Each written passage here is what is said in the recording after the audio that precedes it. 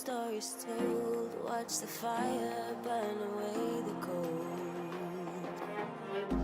I am rising from the dust. Despite how much we lost, you will not take away my strength. You will not take away my strength.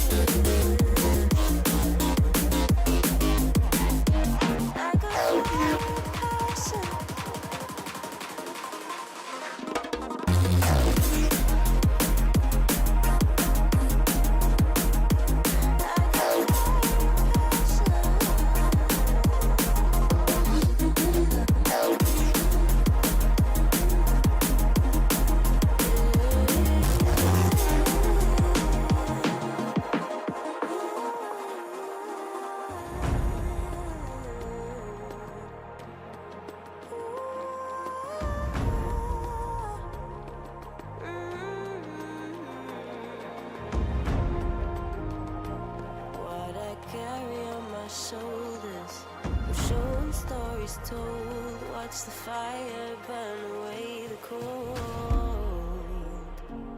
I am rising from the dust. Despite how much we lost, you will not take away my strength. You will not take away my strength.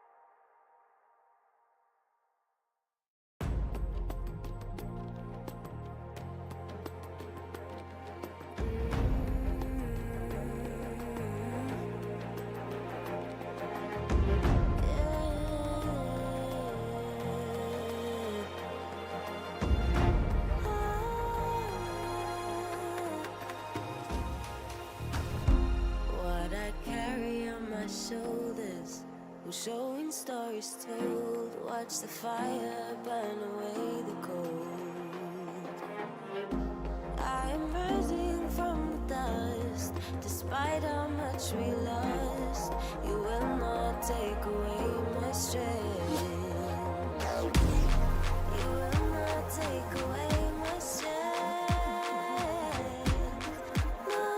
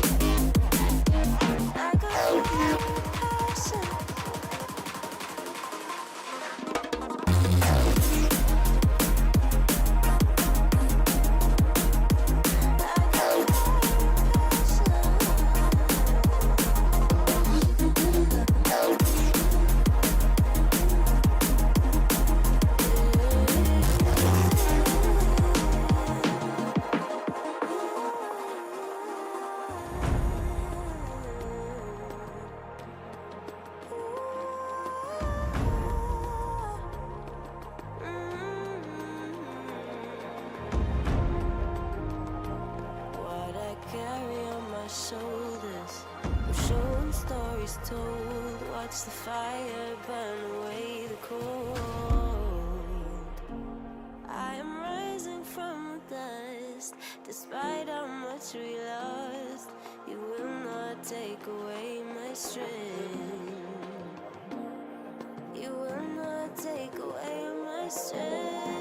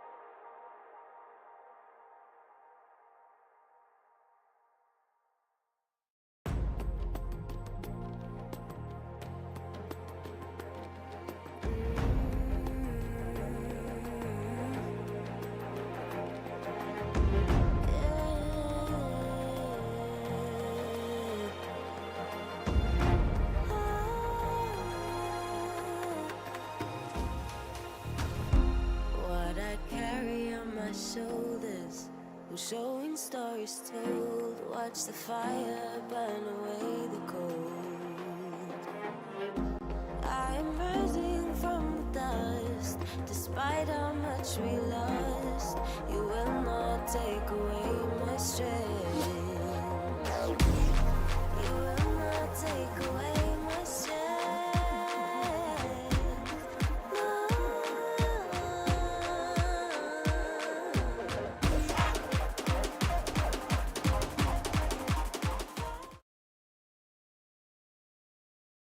Hello, everybody. Welcome back to NLC Division 2 playoffs. I am Luna. I'm joined today by Rev. We're going to be bringing you Rich Gang versus Unique in the lower bracket finals. The winner of today will go on to the grand final up against 42. That is to be focused on Friday. We are here to bring you this series, this best of 5 today between what are essentially two of our best teams coming into the day. And Rev, I'm curious. Have you got any thoughts on these two teams? Well, honestly, I'll be completely honest. I haven't observed them too closely, but I do know a lot of those names. I did had a chance to check some of those games, and they are two teams who, from what I observed, try to play the game completely differently. And usually, when that happens, one of two scenarios prevail. Okay, one is we have complete chaos as both of those teams struggle to impose their playstyle on the enemy team, and there usually is a bloodbath, and that gives us some bangers of games.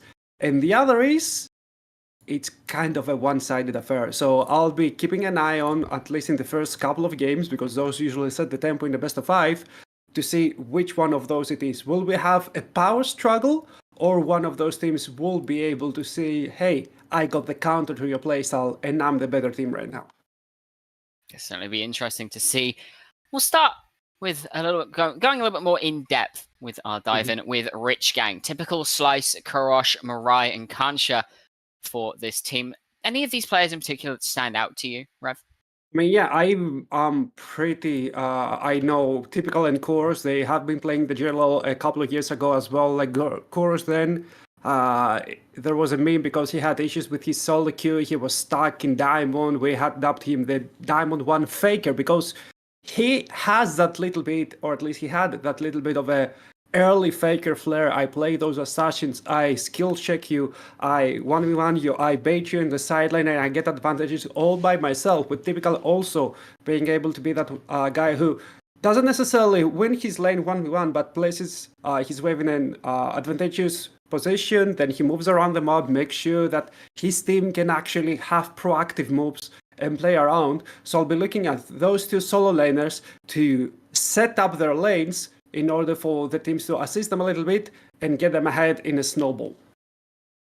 Yep, on the other side with Unique, Arcfiend, Bananyasti, Dusty, Deadhound, and Touch. We can touch on those, pun not intended, as we head straight into draft.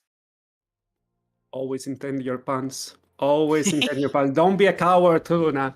But yeah, for the side of Unique, I'll be taking a look at Dusty and Deadhound. Dusty is a player that I expected to see rise up in the ERL 1 divisions, maybe in a non-accredited ERL, because he's been playing for quite a while now, close to 2 years. He had some quite nice showings in Ultra Liga 2, so I expect teams to actually start giving him a little bit more confidence, start giving him tryouts, because I think he's a player who can adapt to any meta, and then he can actually be a great asset for the team, as well as Deadhound, who is kind of a very good 2v2 player in lane. Sometimes they do tend to get a little bit lost in the team fights, but if you get yourself in a state where you're 1-2k ahead, that doesn't matter, because if you get lost, you just fling your wallet and you say, hey, I can pay my way out.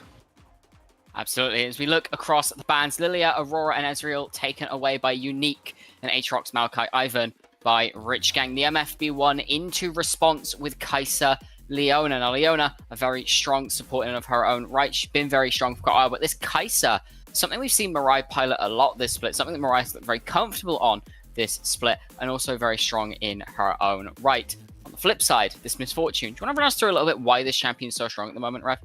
I mean, she's very good in the laning phase, and I think one of the most important factors that brought her back in the meta, but of course, you know, there's so much AoE right now, so much zone control for a lot of champions like the Aurora, Maokai, Sejuani, whatever else you might think of. Bloodthirster. Okay, the reversion of the Bloodthirster, the thing that it gives you, that shield, means that even if you get randomly hit by something, you misplace your positioning, then you can heal up. And also, if only your shield gets hit, you lose that strat passive, and that extra movement speed means that you can just sit on that slightly magical footwear forever. You don't need to spend that 300 gold, and you don't even need to go into that capitalist trap that is upgraded boots right now, because they've all been made so expensive without actually becoming better. So if you need to spend close to 1k gold instead of buying, I don't know, an extra pickaxe for a champion that scales so well with flat AD, you're getting scammed, my friend. Absolutely. As we see the picks rounded out, Rel and Cassante for Unique, and the Gwen response from Rich Gang. Very dangerous to pick Cassante on B3 because you can just be responded to by something like this Gwen. As we get to second round of bans, we see the Poppy taken away, the Renekton taken away, waiting on these last two bans to come through. The Viego will be the next pick away from Bananyasti, which is interesting given what we know of Slice as a player, and the Yone, the take away from Kurosh by Unique. We'll see what Rich Gang decide they want to take on 4 here. I mean, it's those bans, at least the Renekton, do strike me as a little weird because you've already seen the Gwen, but they are aware that the Gwen can be flexed mostly into the jungle. There have been some players picking her there, especially with all those AD players. Gwen jungle could be a thing. She does make sure that she can avoid all the long range, all the huge zone control that other junglers can provide. I'm thinking about Zyra, Brand, Maokai. They can never touch a Gwen because Gwen is immune. So they are aware, they do ban away their Renekton. Now the actual Cassante counter list does thin out a bit.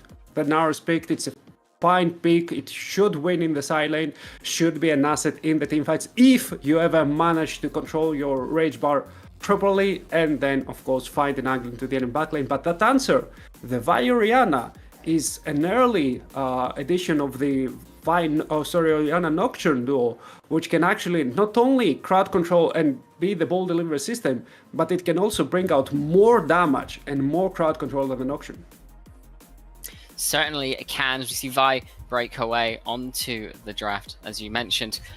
We have the Jace lock in for Korosh into this Orianna, and of course that Gwen going into the jungle, Gwungle, if you will, along with the Nara in the top side. So compositionally, both of these teams have rounded out quite nicely.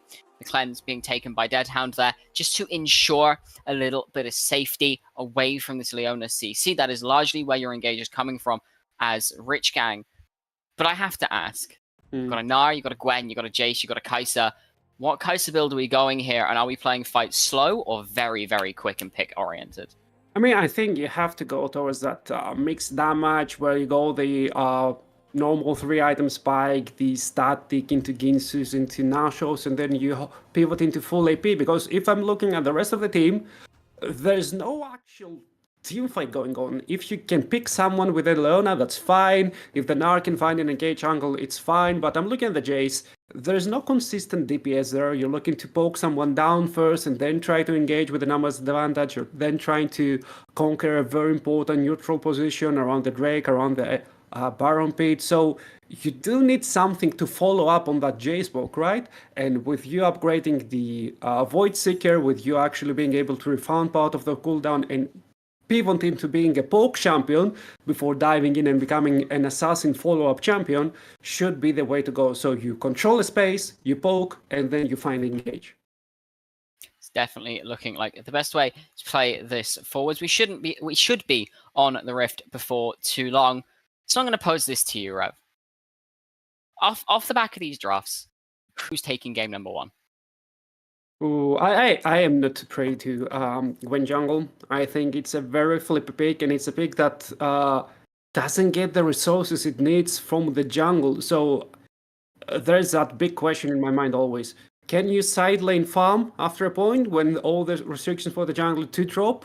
Or will you stay at 2.5 item spike forever and never properly spike as a Gwen? Because if the second one is your option, then I don't really like your draft. And in that vein of thinking, we are onto the Rift, so we will find out very, very soon if this Gwen will in fact get the resources it needs for game number 1. Unique up against Rich Gang, fighting for their spot in the grand finals. We'll see who can pull away with the early lead in this series. We can see Unique looking to 3-man invade in towards this top side, get a bit of information onto Slice, understand a little bit more about the pathing, where they're starting, where they could be looking to go. And jungle pathing wise, I think we'd like to just see pathing towards bot from both of these junglers. I mean, as the Gwen, I think you would like to avoid the Vi earlier in the game. It's not like you can't fight the Vi. I think it's pretty much a skill matchup. Vi is a champion, that's really characterized by one spell. That's the Vault Breaker. If you miss the Vault Breaker, you shouldn't have enough oomph. So the Gwen should be picking easily on top of you, at least dealing a lot of damage, maybe even getting a summoner off you, which will hurt a lot. But otherwise, as the Gwen, I think you'd really love to just power farm, right? You'd want to have the Nashor's Tooth, you'd like to maybe get the Faded Ashes, go towards that Liandry's, or sorry, the Riftmaker maybe, if you don't want the Liandry's because there's not much of an HP early in the enemy team. And then just scale into Oblivion, because when I'm thinking Gwen, I'm thinking again 2-3 item spike into an unkillable side lane demon. Yeah, I can agree with that. I think we are going to see much more coming out of this early game from this Vi compared to this Gwen. And we are going to see a reversed clear. In fact, Slice going to be clearing up towards that top side, towards typical on this Gnar. Try and put Arcfiend behind on this Cassante. Of course, the Gwen, a standard counter to the Cassante and other tank matchups. So that does make a level of sense. Whereas Bananiasti looking towards this bot lane, looking to maybe try and get a lead for Deadhound. And this MF, definitely a pick that can run with a lead. So we'll see how that goes at the earlier stages of the game. And I think it's the first 5 minutes or so going to be a very quiet game. Just going to be playing to clear, looking at lanes, trying to get individual leads. And the two side lanes will go towards a different side. What I am really impressed about is that there were almost no EDC bans, if I remember correctly. You do pick the MF really early into the blue side draft, but there was no answer. And there are some typical answers coming online lately, like the Ashe, like the Jean, anything that can actually play safe from range, then follow up, maybe have some utility. But no, you just go for the Kai'Sa. That's kind of shows that I don't really care if you get a lane advantage. I will let play you later in the game, and I do enjoy this kind of confidence in a second division matchup, especially so close to the finals. Absolutely shows very good confidence coming out from Rich Gang. And I said this a couple of times over the course of the split, and I'll say it again now. Comfort is king, regardless of what level you're at. If you are comfortable on a champion, if you are comfortable in a matchup, it's going to be very interesting to see just how well they can play this out. Mirai, as I said earlier, very comfortable on this Kai'Sa. Has been played a good bit this split. It's been very strong for a good majority of the split as well. Still very strong in its own right. So interesting to see how that plays out in the later stages of the game. But the MF no slouch, as you rightfully mentioned. Bit of trading going on in this mid lane. As we can see, first clears have been completed. First backs have been gotten in. No ganks happening as yet, but touch going quite low in this bot lane. Does land a stun onto Kansha. Flash forward into the Shield of Daybreak. The shield from the crash down may just be enough. Mirai not going to flash forwards. Already flashed forward. In fact, has to blow the barrier as well. Very difficult fight to try and navigate from Rich Gang with everything being blown and fighting in a wave. We've got Slice down here now with Touch very close to dead, and Dead have a lot of mana as the double up. Almost ruining through. Touch running straight into face of Slice. Mirai having to take this reset here. One more auto with that love tap, and you will drop. The early play, the early aggression coming in very nicely from Rich Gang, but it's just not paying off for them. Yeah, it was so close, and I think that Deathhound actually saved his support because that flash W from Mirai would have ended up killing Touch, but then he just was walking forward. He tanked the Void Seeker for his support. Oh, that's straight a flash in the top lane. Typical. He's playing too close to death for comfort. Yeah, it's very close, but with no flash on Arcfiend now, probably a little happier to step back up. Of course, very close to going Mega as well. So should get a little bit of health back from that, as well as this fleet footwork. Should be able to just stay in lane quite happily. See in the jungle, Baniasi has found Slice. Half the health gone already from that initial combo. The Vault Breaker does a lot of damage in the early stages of the game. Slice already forced back away. Arcfiend meanwhile on the top lane. Looking on to Typical, almost getting that solo kill. The hop away will just be enough. We can see Kansha moving into this top side to try and keep Slice and Typical safe. Knowing that Mirai is going to be fine on their own because Touch is on roam, it's just going to try and give safety to the top jungle duo from Rich Gang and allow them the resources they need to play this early game. Yeah, but you need to actually commit to something great, because I see the Leoner already starting to rotate towards the bottom side. You didn't do anything at the top side. Maybe you gave a little bit of a pathway for Slice, but apart from that, you're spending so much time. And I'm looking right now at the bottom side. There's already quite a big CS difference. Deadhound is no slouch as well. You said it yourself. He's a very dominant lane player, and now they can also threaten Mirai with a dive. The Vi is close to there, but they end up not committing to the play, even though they had a wave. Don't commit to the play. Indeed, Kansha showing up, manages to scare them off. Slice opting for these grubs, doing the grub for Dragon Trade. Gets all three, does get knocked into the wall, and all outed by Arcfiend. Slice in that Hollow Mist. Should be fine for now. Able to get back over the wall with the skip and slash, and now Typical is moving down. Arcfiend has lost a good bit of health from the all out, so can't really walk square into face Typical. We'll just go back over into the pit and safely walk back to lane. That was very, very dangerous for Slice, though. Yeah, very nice try over there from the Casante. He managed to get the all out. That didn't allow the Gwen to go towards the other side, but he had blown his flash a little bit earlier to try and solo kill Typical without any avail, and now he couldn't follow up one last time. Now, with his all out being blown, Typical has free reign in poking. Look how free he is to just walk up and use any spell. It's a good gnaw into the wall, but stun just going wide. That wallop landing would spell the end for Arcfiend. Very good knowledge there and decision there by Typical to take such an aggressive trade, knowing Sante flash and ult was down, knowing that under no real threat of being all in or all outed in this case. Yep. He still pressures down, but look, that's the drawback of having a Gwen jungle. Any other meta jungle right now at this point, they would look to dive. Do you want a proper AP jungle, a meta AP jungle like a Brand, like a Zyra? They have already full clear, they have left their passive do the job, and then you're looking to just dive the enemy top lane because there's 2.5 waves stacked. The enemy top lane hasn't got a flash, hasn't got an ultimate. It's really easy pickings, right? But you're picking an out of meta AP jungle. That means that they don't clear as fast as you like. They don't have that much pressure. They can't just int their clears to make sure that their lanes are ahead. And even though Typical right now has a very significant advantage for so early on in the game, that will be close to or over 10 CS after this wave ends up dropping down, you don't end up punishing even harder the enemy team. Absolutely, and I believe both Zyra and Brand, as you mentioned, were not banned in this game. They were up and available pickings side of Rich Gang. We just see a bit of CSing going on across the board as things stand. Nothing too aggressive happening as of right now. No objective is up, no tower, really close to dying. Plates being traded across the board. Do you think anything will happen before this next objective, Rev, or are we sitting in quite a comfortable position now? I mean, usually teams do end up trying to get a second trio, of grabs, right? They don't want to allow any team with the half a proper split pusher get 6 grabs. That would spell disaster, right?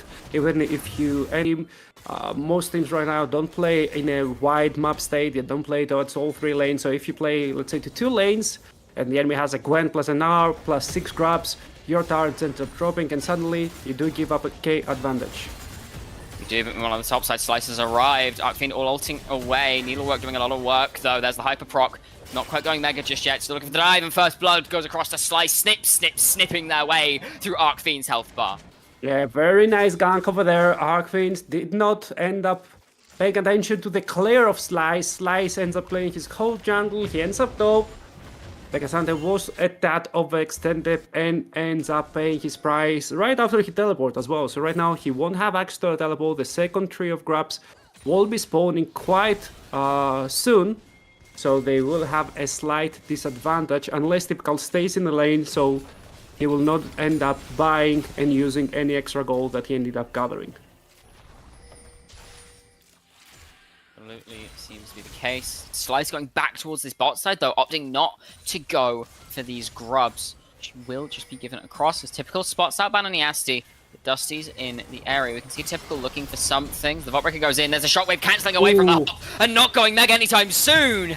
Typical will fall as the grubs are taken away. This dragon up in about a minute. So if you want to look for it, you have to look for it on spawn as Rich Gang to make that worth it. I mean, that's a huge disrespect from the side of Typical, right? You had no prior from the mid lane, the enemy jungle was there, whereas your jungle started clearing up his bot side. You just said it as well. And as you also didn't had set up your wave properly. I looked up, the moment that Typical dive, there was already a wave touching your turret, so he ends up giving away so much, and suddenly, even without him being a part of the kill, Cassandra gets so much just by Typical's mistake. Certainly it does. We can see this gold lead, 100 in favor of Rich Gang. That's what we'd expect off of the back of a first blood. It's all that's left in this game. CS across the board, relatively even. Little bits of difference here and there, but nothing to write home about. Kind of what we expect in the ranged versus melee matchups, or in the case of Orianna Jace, the range versus half melee matchups. The dragon has been started up by Rich Gang's bot lane. Typical, walking into the face of Bananiasti, and touch again caught away. Has to flash away, the ignite has been dropped. No cease and desist available. The dragon will go down. It's a small saving grace, but you still don't have that flash. The Mega has been popped and is now contesting Bananiasti for these Krugs. Will be smited away as the Gnar doesn't land into the wall. The Wallop will go down, but the Rock, it went a mile wide. Yep. Typical, once again getting caught away from his lane, and once again I'm looking at the top side, and the enemy wave is crashing into his turret, so he ends up losing so much more than just some of his spells, some of his HP bar. He's dropping waves upon waves, so much XP, so much gold, and I'm not sure if we can watch, if we can see actually the individual gold differences, but yeah, look, he's 500 gold ahead, whereas I'm pretty sure after the kill on Cassandra, he was very closer to 1.2k gold ahead. absolutely was much, much further ahead earlier in this game. Not in a great position as things stand. We can see Kurosh just catching these mid waves while Mirai coming out of base on that reset. Typical matching Dusty. Mirai potentially moving bot lane here to match onto Arcfiend.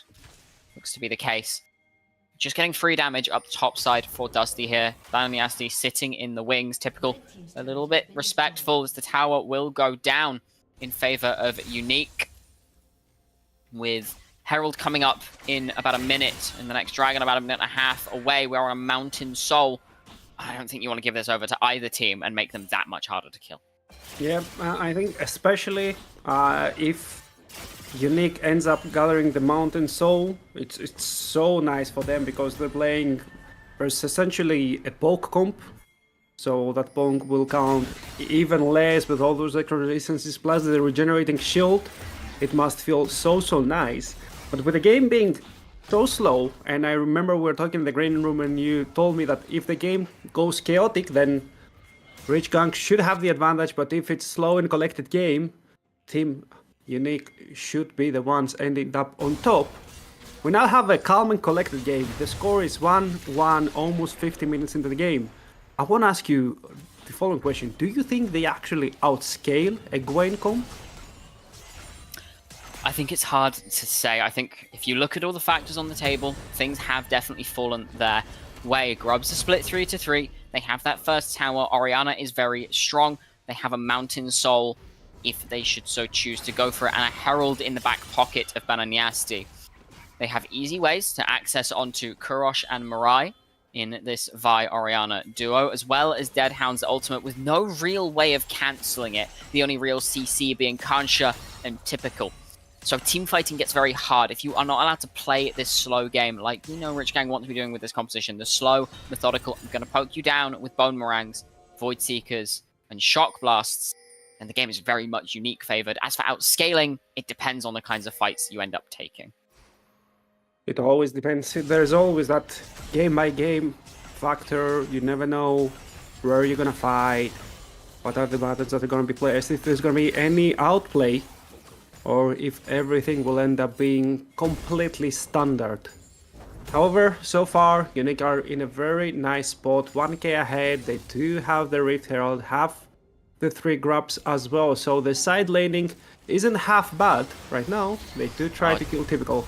Oof, He's dead. He's just dead. The Ludens is so strong at the moment. So we do head into a very quick pause. What the absolute... you know, the last times, I want to say times plural, I saw Orianna, the build was, I don't know, seraphs into whatever other mask item, so you ended up being very safe, but your damage did scale very slowly. I did not expect that Ludens plus Needlessly Large Rod burst over there. Yeah, I mean, of course, with Ludens now being an item that if you proc it on just one person, one entity, it does 6 different charges of damage. It's very strong, very strong indeed. Hard to say that was not a little bit of unfair damage. It was definitely a strong showing. Coming out of this bot lane, Typical just getting absolutely deleted from the game. Yep, and their bot lane tower ended up getting deleted as well, so now with 30 seconds before the third Drake spawns, with a Rift Herald, with a Rift Herald in the pockets of Unique, I don't see any scenario where they don't just drop the Herald mid lane with the next or the wave after that. They get the turret and then they also go for the Drake because they put in a very difficult choice for the side of Rich Gang, but they ended up going for the top side. A lot of teams end up prioritizing the side lane tier 2 towers because, you know, they give more gold than the tier 1, but I think that tier 1 in the mid lane are so important in terms of controlling space around the enemy jungle entrances that you should have prioritized that. Certainly agree, but I think opening up this tower, definitely not the worst thing in the world. We can see already Unique are starting to move down to this dragon, and I don't think Rich Gang kill it particularly fast at this point. Look at Orianna Another tower items. falls. You can see Banayasti going in onto Kancha. Kancha finds a way back onto the backline, but the solar flare goes massively wide and touches in the backline. He's already taken up 3, but will fall. Typical has to flash away. Now Arcfiend looking for a way back in, and Unique, they're just saying, okay, we lost 1. You can have this. We'll come back again stronger. Looking for this mid-tier 1 now with the wave that has crashed. It will fall. And what looked like a winning play for Rich Gang, they got the mid-tier 1, they got the dragon. They have just had it evened out by the top tier 2 and the mid-tier 1 still falling regardless.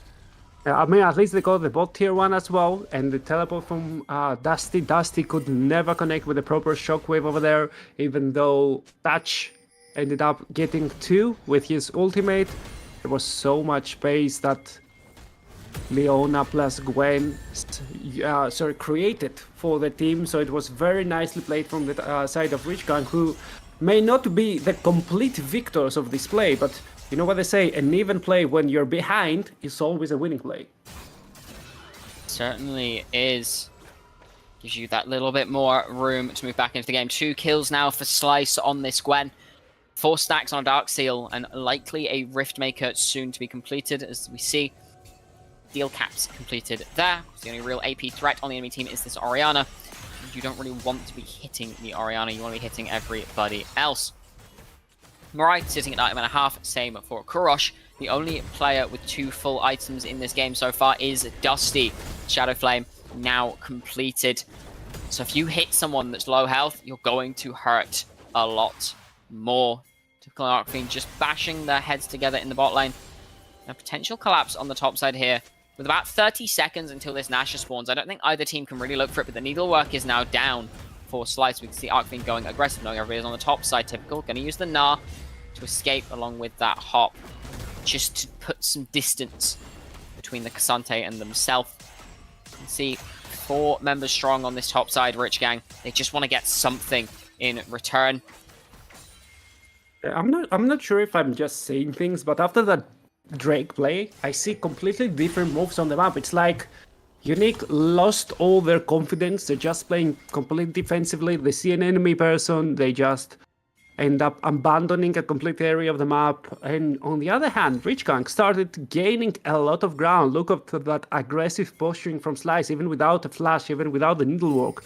He is able to be there, create space, check where the enemy team is, and give out so much information, whereas they're 4v5 in that area of the map. Definitely does seem like there's been a shift. And I think you kind of expect that from teams that play like this, right? Rich Gang, they found their footing again. They're a very chaotic, very fast-paced team. So being able to find your footing again gives you that confidence to step back up. Whereas Unique, testing the waters, they took a fight. It didn't go their way. They're saying, okay, we'll step back. We'll take a little bit longer to scale. We'll come back once we're confident. I don't hate this change from either team, but it does shift it back into Rich Gang's favor. Still currently about a 2,000 gold lead in favor of Unique Esports Club here. With the Baron up and the next Dragon in about a minute 45 seconds, we should see another big fight start sometime soon. And of course, one big fight is all it takes for this Nasher to go down at this point. Of course, 2 items now completed across the board for most every player. This Nasher will go down fast. Yeah, and I'm looking also at the items for the side of Rich Gang. They're almost everyone is at spike right now. The guys already has 2 items, 2 spells upgraded. Well, almost got caught. This area, 2 spells upgraded, 2 very strong items. 4 Courage Jays. Typical should be closing in on either the Sterax or the Cleaver, which are extremely strong on an hour. And if Gwen managed to reset and complete the Rift Maker, that's it. She's full build. Nobody can touch her now, especially in a 1v1 scenario.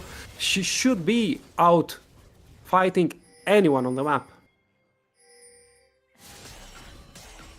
Can really go toe-to-toe with whoever she so pleases at this point. 45 seconds on this next Dragon. We can see Unique posturing aggressively for it. Leona, resetting. Ready for it. Kancha trying to get vision. Has that Warmogs completed now, so it's quite scary. Does not have the passive active on it yet, though. Does not quite have the health. We'll need a Ruby Crystal for that to come into effect. You can see Mirai shifting up towards this top side. Rich Gang potentially willing to take the trade of, okay, you guys have the dragon, we're just going to do Baron. Instead, we can see Typical sitting outside that pit as well and slice it up here too. And they know something's up. You can see the pings coming down onto this Nasher. It's already been started up by Rich Gang, completely in the dark. Unique, they're looking for a way to move up slowly. Surely they're using everything they've got, but this Nasher, it's dying so quickly. Oof. As a pause comes in at what could possibly be the worst time. The suspense. The suspense is killer. That's but a fanatic pose. That's a fanatic pose if I've ever seen that, man. You just saw the enemy being at the Baron. You just saw the Baron HP. That gives so much time to just sit there and think about your next move. Even if it's not allowed for them to communicate any information in this point of time, you can just think and create a plan, trying to mentally align yourself with the rest of your team. And that gives such an advantage to Unique. I dislike this bot so much. It's a very, very unfortunate pause timing coming in.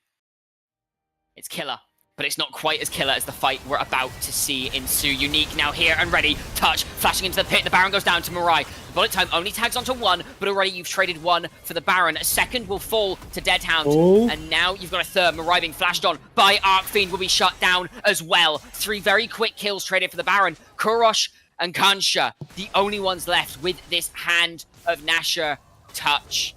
Touch of Nasher. Hand of Nasher? I forget exactly what the buff is called, but that is not important. This mid-tier 2 will fall. This dragon is up for the taking, and Unique, they find their angle, they bite down, and Rich Gang are left scrambling for their base.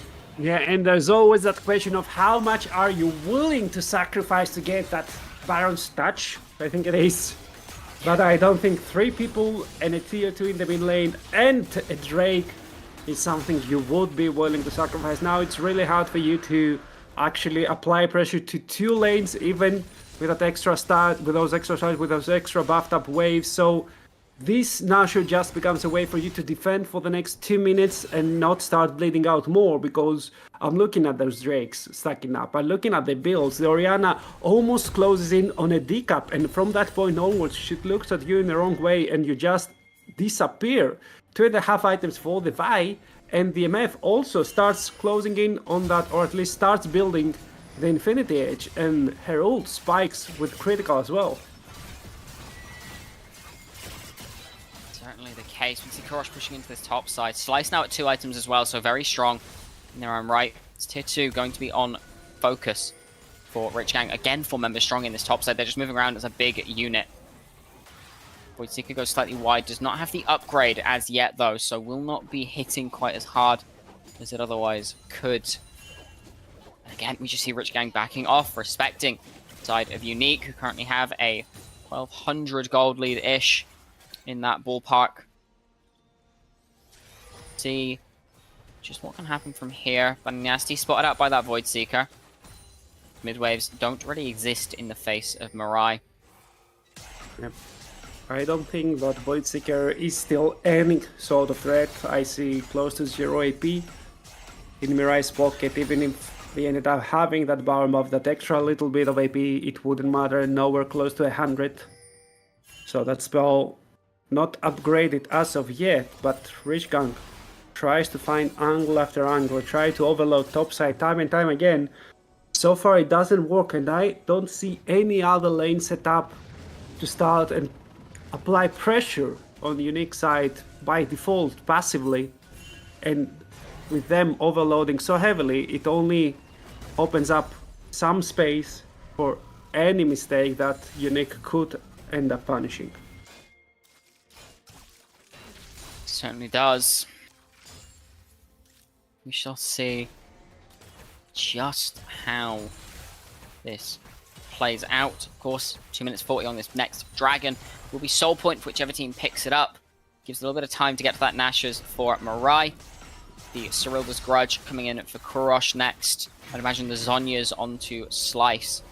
No second item yet to be completed for Typical. Every other member in the game, while the support sitting on that second item. Spike 3, in fact, for Dusty. Now that Rabadon's death cap has been completed, we'll see if it does indeed cap the amount of death it can give out, or if it will cap the amount of death that the team takes in the coming fights. See, Baniasi looking onto Mirai. The supercharge invisibility going to do something to make it rain, slowing them down just enough. There's the Vault Breaker in, the Cease and Desist. Killer Instincts just to get a little bit safer. Doesn't quite land with the Vault Breaker. Double up is there. The barrier is good. It's just not enough. Mirai will fall, but touch is taken on the other side of the fight. Mirai buying a lot of time there, but now we can see Deadhound running at the enemy very confidently. Their damage pretty much entirely melee at this point with Kurosh in that bottom side, so not too afraid. Looking to take away this red buff, but Arcfiend has found them out. Kancha, now the one that's caught. Vaultbreaker will land, goes back in onto Dusty, but there's no damage to be had. And Dusty goes on a killing spree. 3 items and 3 kills for this mid laner. And it starts to get chaotic, but instead of Rich Gang being the tamers of that chaos, it's Unique ended up getting ahead time and time again. They end up getting the extra pick left on the left, extra pick on the right. But the goal lead is still very, very frail, less than 2k. And with your Orianna getting that 3 item spike, I expect them to try and force the 5v5, try and force the face check in a very, very close scenario, maybe around all those neutrals. Well, the equalizer can make, sorry, not the equalizer, the shockwave can make or break the whole fight. I mean, you could definitely call it an equalizer in this game. All it takes is one good placement of the ball and the fight will be decimated. Watch out, this dragon up in 25 seconds. We've already seen Rich Gang around, securing vision. I do believe that the bot side of the map currently is completely dark for Unique. No vision set up at all. Mirai, Kancha, Slice already. Yet the only ward in this mid lane, Brush. Absolutely dark, pretty much everywhere else on the map for the side of Unique. Typical here now, as well as Kurosh. Touch walking in, being the first one to step in, has a ward down, will take out that pink. It will be immediately swept away. Arcfiend is in the pit, having to fight up against every member of the faction group, which catches on a 3 with the Magnet Storm with the bullet time on to 2, but it's not enough, has to flash away. Deadhound now into the wall goes. Dusty and is already dead. The needle work will cut Deadhound down to size, but Anyasti will fall on the flip side, and while typical is the price you pay, you secure Soul Point, 3 more kills, and potentially a Baron to boot. And Kansuke is the unsung hero for the side of the Rich Gang, because when the Rel found that huge engage, there was a solar flare both on Deadhound and on Dusty. Nobody can actually deal any damage. Look at Dusty, no flash, but that huge ultimate is still up. He never found the opportunity to press that R button, and that means that there's not enough damage for the side of Unique, and that also means that right now they are for the first time on the back foot. Touch just being run down by Slice here, good lord. Definitely back Slice on this back foot. The gold swing has taken a 3,000 gold hit. Now 2,000 gold in favor of Rich Gang. Definitely come back into this swinging. One fight turns the tides. This Gwen pick, this Leona pick, paying dividends in this game. Kurosh also having a very quiet but very strong showing on this Jace. While typical maybe 0-4, the amount of space this Gnar is buying in teamfights is monumental. Very precautious situation for the side of Unique to be in. But again, one good shockwave can turn the tides. We'll keep eyes on Dusty, but with both objectives down and 4 members Baroned up and ready to go, you have to imagine at least 1 tower, if not 2, will fall in the near future. Yeah, you need to start stacking up those waves, start playing maybe the 2 ways. You do have teleport on Typical, but Typical is not as strong as he'd like to be there and make sure that he can escape any weird situations. Right now, you don't have any wave stack. Typical start to walk up towards the bottom side. The rage bar on the Gnar is close to 0, and the rest are getting engaged on. This is on the Kurosh, and the shockwave lands onto both of the carries. It's so much damage. Banayasti has to flash away. The TP in from Typical will secure Banayasti. That goes to Mirai. Slice looking onto the backline. Deadhound is already dead. Dusty is running for the hills. Arcfiend will fall. Touch will go as well as the Gnar connects with the wall. And Dusty left running into the enemy jungle with nowhere left to go. Can't go back home right now. has to use the teleportation to their advantage, but he's being run down by Typical as the base is about to blow wide open. Teleport back home from Dusty to try and defend, but no Shockwave, no team, and very little left in your name. Nexus Tower 1 will fall, Nexus Tower 2 will be the next, and in 31 minutes, Rich Gang flip the game on its head and take game number 1. They only needed 3 fights to win the whole game. Once again, you see the engage from the Vi and the Orianna, but Kansuke finds the Solar Flare on 3 people this time who couldn't move, and that gives also the angle to slice them down. It was, I think that this Leona was an absolute monster in the game. Certainly was. Kansha, a proven Leona prodigy in every game they play it in, doing a very good job of finding those key targets at every single moment and breaking a fight wide open. Unique, it looked good. It looked cool, calm, and collected, controlled for quite a while. But Rich Gang, they don't take control. They give chaos and they run with it. Very well done. That is game number 1. Done, wrapped up nice and tightly, presented to you. We're back with game 2 very shortly, and we'll see if Unique can equalize or if Rich Gang will take us to a very swift game point. Don't go anywhere. We're back very soon.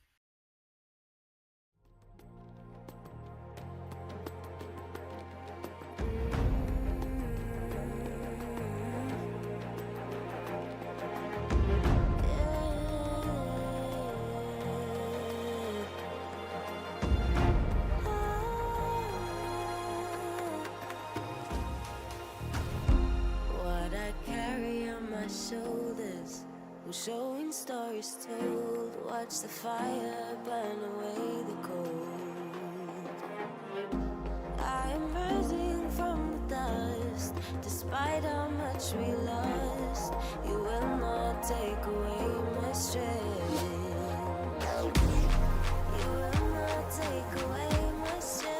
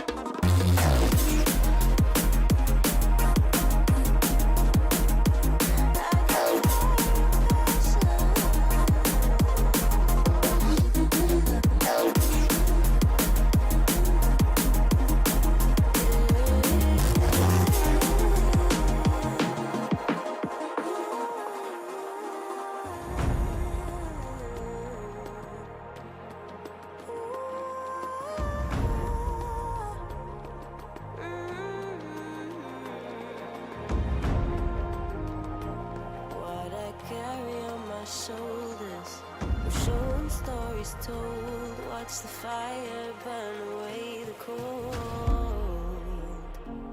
I am rising from the dust. Despite how much we lost, you will not take away my strength. You will not take away my strength.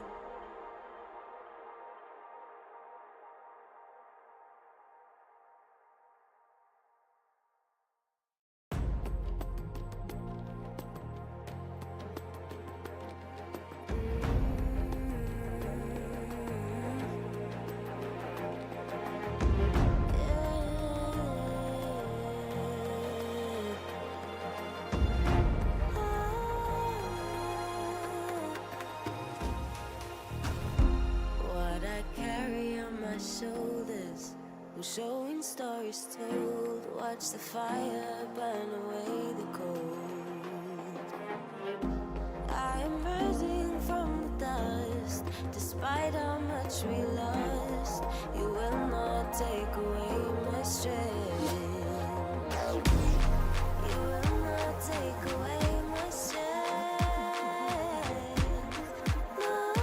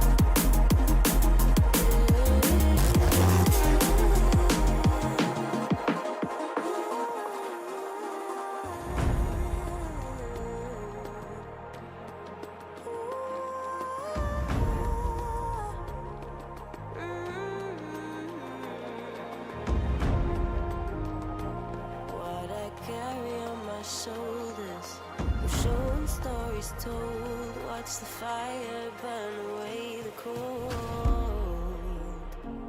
I am rising from the dust, despite how much we lost. You will not take away my strength. You will not take away my strength.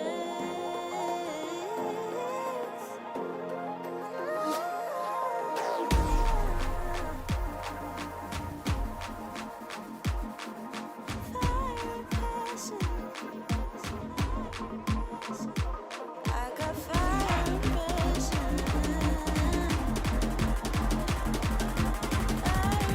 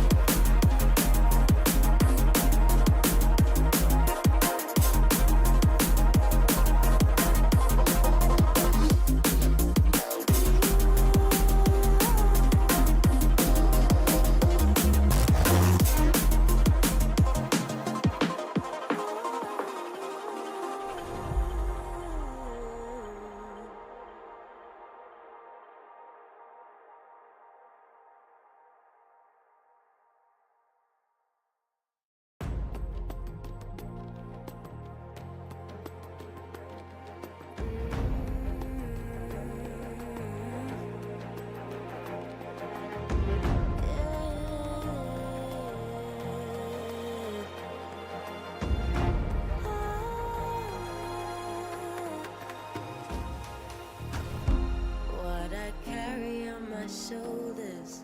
I'm showing stories told. Watch the fire burn away the cold.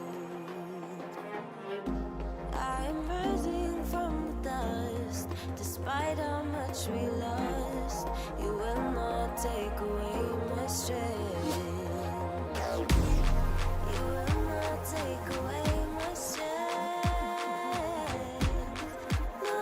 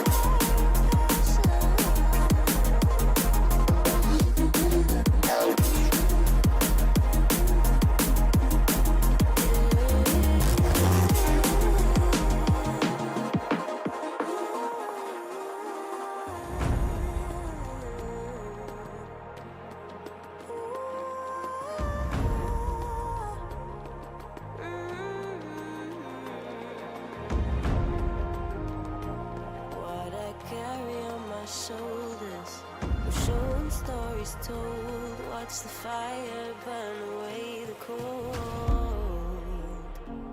I am rising from the dust. Despite how much we lost, you will not take away my strength.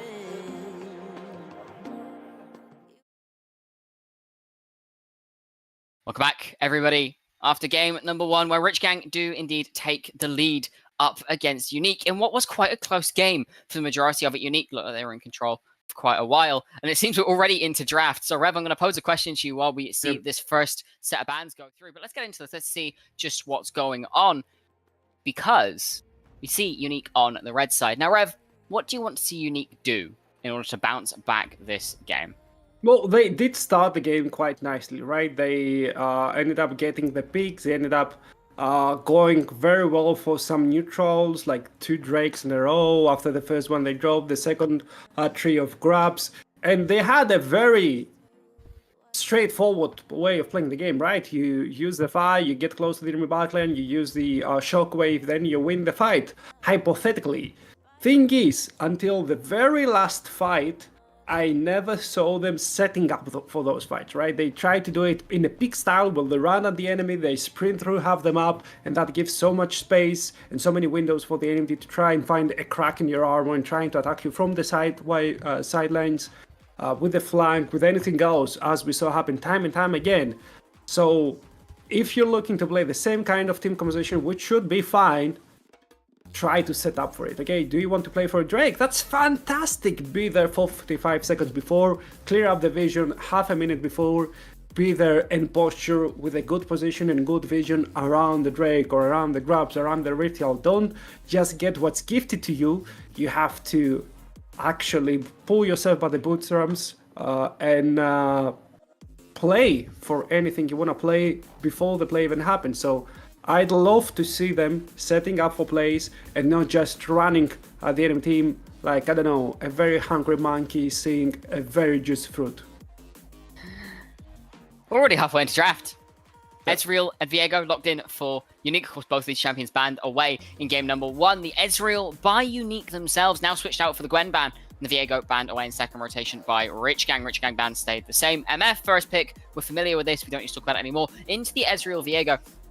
The Zed has come through for one of Slice and Kurosh. Kansha back on this Leona, responded by Braum.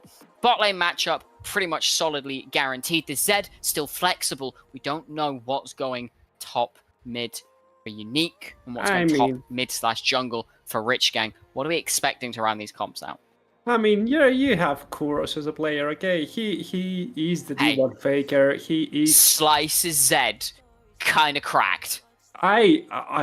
He could be the second best Zed in Neo West, but it's Kurosh. It's Kurosh. I would never accept. Like a word.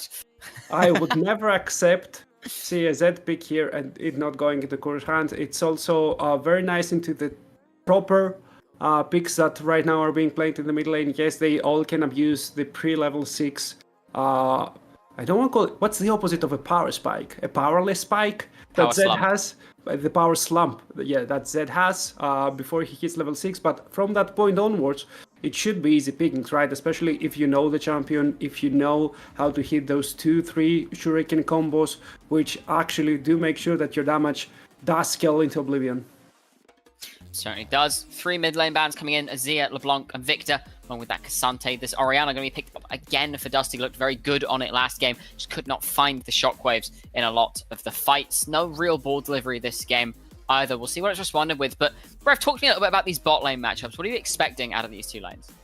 I mean, if Leola engages, Braum beats her up. If they just, I don't know, poke around the lane, the one with the Mystic Shot, the other with the double ups, I think that the Miss Fortune has a slight advantage early in the game. Through her wave, whereas Ezreal likes to play around the waves because, you know, all the minions can tack up the Mystic Shot, plus a little bit of extra auto attack range for the Miss Fortune should give her a slight edge, but that's only for the laning phase, right? Because after that, the Ezreal is so much more versatile. You can shift your way around, you have so much damage towards the enemy team, and you never have to commit to a singular place, whereas the MF, for her to deal all the damage, she has to stay still, and then a singular unbreakable from the Braum can make everything turn into a nightmare because your damage doesn't go through, the Braum tanks everything, you don't deal any damage into the Braum, and you're just a standing ward waiting to be slayed by the enemy team. Absolutely, and it is Kurosh's Zed coming in. The brand taken up by Slice Brand. Zyra both left up and available almost criminally on current patch. We'll see what Kurosh can do with this champion. It almost, very nearly went to Slice. The Ahri was in fact hovered for Kurosh. He's going to be responded to with Renekton Gnar for this top lane matchup. So a matchup we've seen time and time again. Now I have to ask, Rev, who's taking game number 2? Are we going to match point, or are we going to see equalized? I mean, on the one hand, you have the answers, right? Braum into Misfortune, Leona, excellent. The Ezreal, very good into the meta. Orianna, we saw that Dusty can actually do wonderful things with it if he's not just perma-crowd controlled. But it's Kurosh said, baby. It's Kurosh said. They will take it to finals point, and then we'll see from that point onwards. Well, we've got Rev's prediction in. Be interesting to see just how this game plays out. Any predictions you guys have in chat, be sure to drop those and discuss those as the game goes on. Personally, I'm a little bit on the fence. I think I'd quite like to see this go either way. On one hand, Unique gives us more games. On the other, Rich Gang's draft looks very, very solid. Got everything that we know this team is good at. Unique, a lot more skill. It's a lot more high ceiling execution. No ball delivery. Playing with Ezreal Viego means you're looking at getting resets and allowing Ezreal to play very, very effectively around these fights. And this Gnar has to find good flank angles. Whereas for the side of Rich Gang, you see someone, you conjure them with the Leona, and they're dead. Yeah, I mean, if you can catch them out with the Leona, if the Braum is not there with the Unbreakable, if they don't play with cleansers, so many questions there that I'm not sure if it's enough, you know. We will see as we'll get onto the Rift for game number 2 between Rich Gang and Unique Esports Club. Unique on the red side this game. We'll see if they can even up the score, take us to more than just 3 games, or if Rich Gang are going to quite comfortably sit and ready and waiting for that final spot that is rightfully theirs. A very dominant regular season. Rich Gang finishing first. Now down in the lower bracket. Last chance for both of these teams to make it to finals. You can see Unique aggressing into the bot side jungle. Concha just stepping back, being respectful. But Rich Gang taking 3 towards this top side. Not going to step in just yet. The resets coming in. Well, I'll be keeping my eyes on Viego. Honestly, he's a champion that works very well. If you do have crowd control to set up things for you, then you can follow up with the Spectral Maul, and you usually look to pick out one singular member and play for the reset. But that's not what the rest of the team comp says. There's no singular member easy crowd control to set up. There's no, I don't know, follow-up. An easy follow-up to say that, hey, we do have the Ahri, we do have, I know, the Nocturne, the Leona, the Nautilus, anything that can make sure that we can keep an enemy down until you pick them up and play with that reset comp. So you're looking at a little bit of a split identity between the Viego and the rest of his team. But that's if they're not ahead, because if you manage to get any resets, then the Viego becomes such a versatile champion with him being able to pick up any of the enemy's champions that it doesn't really matter what your original form does. It just matters that your team is ahead, that you're eliminating an enemy champion, and that you get an extra ultimate to spend in the fight. Yeah, absolutely. Just gives you that little extra time, a little extra resource to be able to play these fights out. Kurosh being bullied in the mid lane as to be expected. Rich Gang getting the early push again as to be expected in the bot side. See, again, we've got junglers reversing clears as typical. Just gonna flash it onto Arcfiend and get the solo kill in the top lane at level 2. I mean, that's the Renekton for you. It's hypothetically he plays into a counter matchup, and still you can never disrespect the Croc. Now typically has a huge advantage because even if his wave is extremely bad, he can reset, he can teleport with a much better item than Archfiend, right? Because that refillable potion makes sure that your buy is kind of ruined early on the game. You will not have the teleport. Maybe even the Rentok just walks back into the lane, puts himself in a slight XP disadvantage, but that won't matter because he can then trade, hopefully teleport back into the lane and start snowballing himself out of proportions. So he is going to opt to TP back into lane. We see a bit of poke coming down from Unique's bot lane onto Mirai and Kansha. Kurosh still being bullied. It's exactly what we expect from Orianna Z. Poor melee, does not really get to play the game. See, as I was saying, both junglers doing reversed clears to each other. Bananiasti ending up on this bot side with Slice towards this top lane. Which, honestly, has already solo killed, is a solid place to be. You can see pings coming down from Bananiasti onto this mid lane, looking to punish Kurosh, deciding to stay at half health, but Slice is here looking for the chickens. Good shadow away. Will force gank to stop. Is warded on. Slice has been caught out though by touch. Will get Spectral Maud and should just fall here. Bananiasti picking up their first kill of the game and getting onto the board. Typical again, just trading Archfiend into the ground. Yeah, Slice over there did not expect the Braum showing his face. Dead. That's a solo kill. Bye-bye. Yeah, that honestly, that looked so easy, right? Why don't everyone pick Renekton into Gnar? But yeah, the matchup isn't really supposed to go that way, especially early on in the game where the Gnar has all that range advantage, all that extra mobility and sustain as well with the Fleet Footwork, but that spell nerfed. And on the other hand, the PTA gives so much more damage when you're a melee playing with that rune. That's, I think, a 12% damage amplification, and it's excellent. But at least you ended up punishing Slice, right? Because Slice never expected the Braum to show his face in that side of the jungle. He started off with the wrong spell to stun Bananiasti, so he ended up dropping there, giving a kill to the Viego and allowing the Viego an entrance into the game for him to get that recurve bow early in the game that gives him so much more speed in his clear, and that means that he'll be available way longer in the map to try and make any play. Certainly will be. Both mids TPing back to lane there. Mirage being kept under tower by touch here. See, Deadhound opting to go a little bit more aggressive, knowing they're not really under any threat. Didn't manage to get the Sheen tier back, but does get the tier at the very least, start stacking that. The Dragon being started up by Bananiasti here will be taken down before Grubs have even spawned, which does mean there could be contest on those. Of course, Brand, one of these champions that does do them extremely quickly, and with your top lane having this big of a lead, kind of happy to just contest them. Arcfiend about to go Mega. Slice is here. Not stepping in just yet, and there is the stun. The hop away is good. The Dominus has been popped. Flash in from Slice. The stun will land, and there's the passive.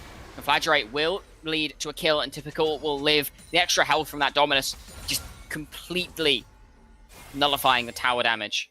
Yeah, now Archfiend isn't having a nice time over there. Already 10 CS behind, the plates are dropping. He's giving 3 kills towards the enemy side. Even the Brand got his name on the board, and those 3 little rabbits will fall without any difficulty for the side of Rich Gang. And now we see their chaotic gameplay, right? Now we see them actually pressuring all lanes, at least the lanes that matter, the lanes that snowball. And the only place where they actually have a disadvantage is this mid lane, where you expect to lose the early game, especially in a competitive game, as Zed is a very hard champion to pilot into all those oppressive mid laners. See so many pings coming down onto the map here. Chickens being taken away by Slice, but we've been in this position before. Touch not on the backside now though. Kansha and Kurosh here and ready. Arcfiend moving down. There's Bananiasti going over the wall onto Kansha. The damage is good, but the ult has come down from Kurosh. Slice will take Bananiasti. Kansha is running for the hills. Touch now has that passive on from the Brand. Slice getting some decent damage down over the wall. Comes Typical, the flash away from Touch. The W back across from Touch. Dancing around this fight and still somehow alive. There's the ultimate coming through from Deadhound, but Dusty takes a lot of damage. Kurosh dashing forward, and Slice is now on a killing spree. Archfiend will take Kurosh in return, but already we're seeing a massive fight between these teams, which we never expect in a controlled game. And Rich Gang, they come out well on top. I mean, they should have, right? That Renekton is an absolute beast, but after that fight, the brand will be an absolute beast as well. Look, 3-1 and 0. He was the one being dropped earlier, and now he finds so much gold for his pockets. He's going to be completing the Leandris Torment way too fast for Unique's taste, and then from that point onwards, it's going to be easy pivot into that. Realize that 2-item spike is huge for a brand. Oh, the flash. Good lord, the flash in from Typical. Archfiend hopping away. The slice and dice not quite getting into range. There is no flash now after that, so we'll just have to walk away. Good lord, the damage. It's coming out in droves with only a Phage. It's only going to get worse from here.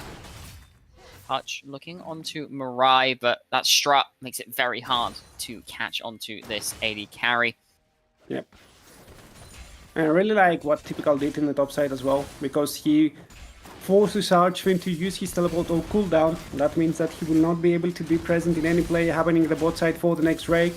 Wait, there's procs. Never mind. I don't think a death goes down here. Winter's Bite lands again. Mirai playing body block. It's just going to be a bit of trading. No summoners used. Did drop the ultimate out of Deadhand, but now Bananiasti is here. No Solar Flare available. The bullet time is still there. Could be used to clear a wave, but Unbreakable still up and available, so very difficult to do. Bananiasti just going to walk away.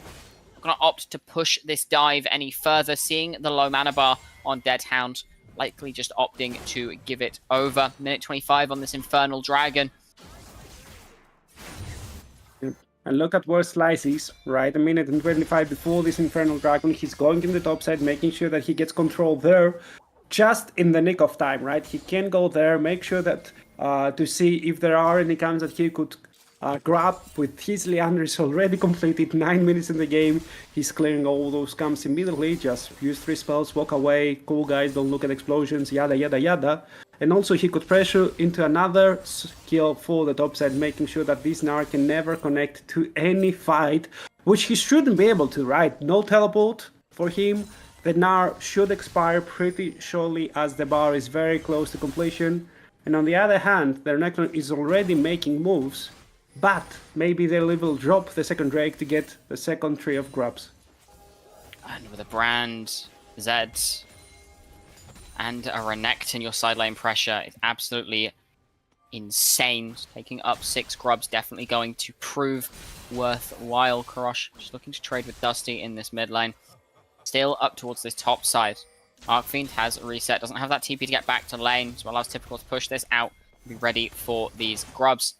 Bananiasti stealing away the chickens in the bot side, now looking onto this Dragon. Deadhand taking a little bit of damage in the bot side, but is getting this wave shoved in, so there shouldn't be any contest onto this Dragon. We can see the trade is coming in. 2 dragons for 6 grubs. This is a standard trade we see quite a lot in teams who don't really mind too much at giving the others over. See the ultimate come in.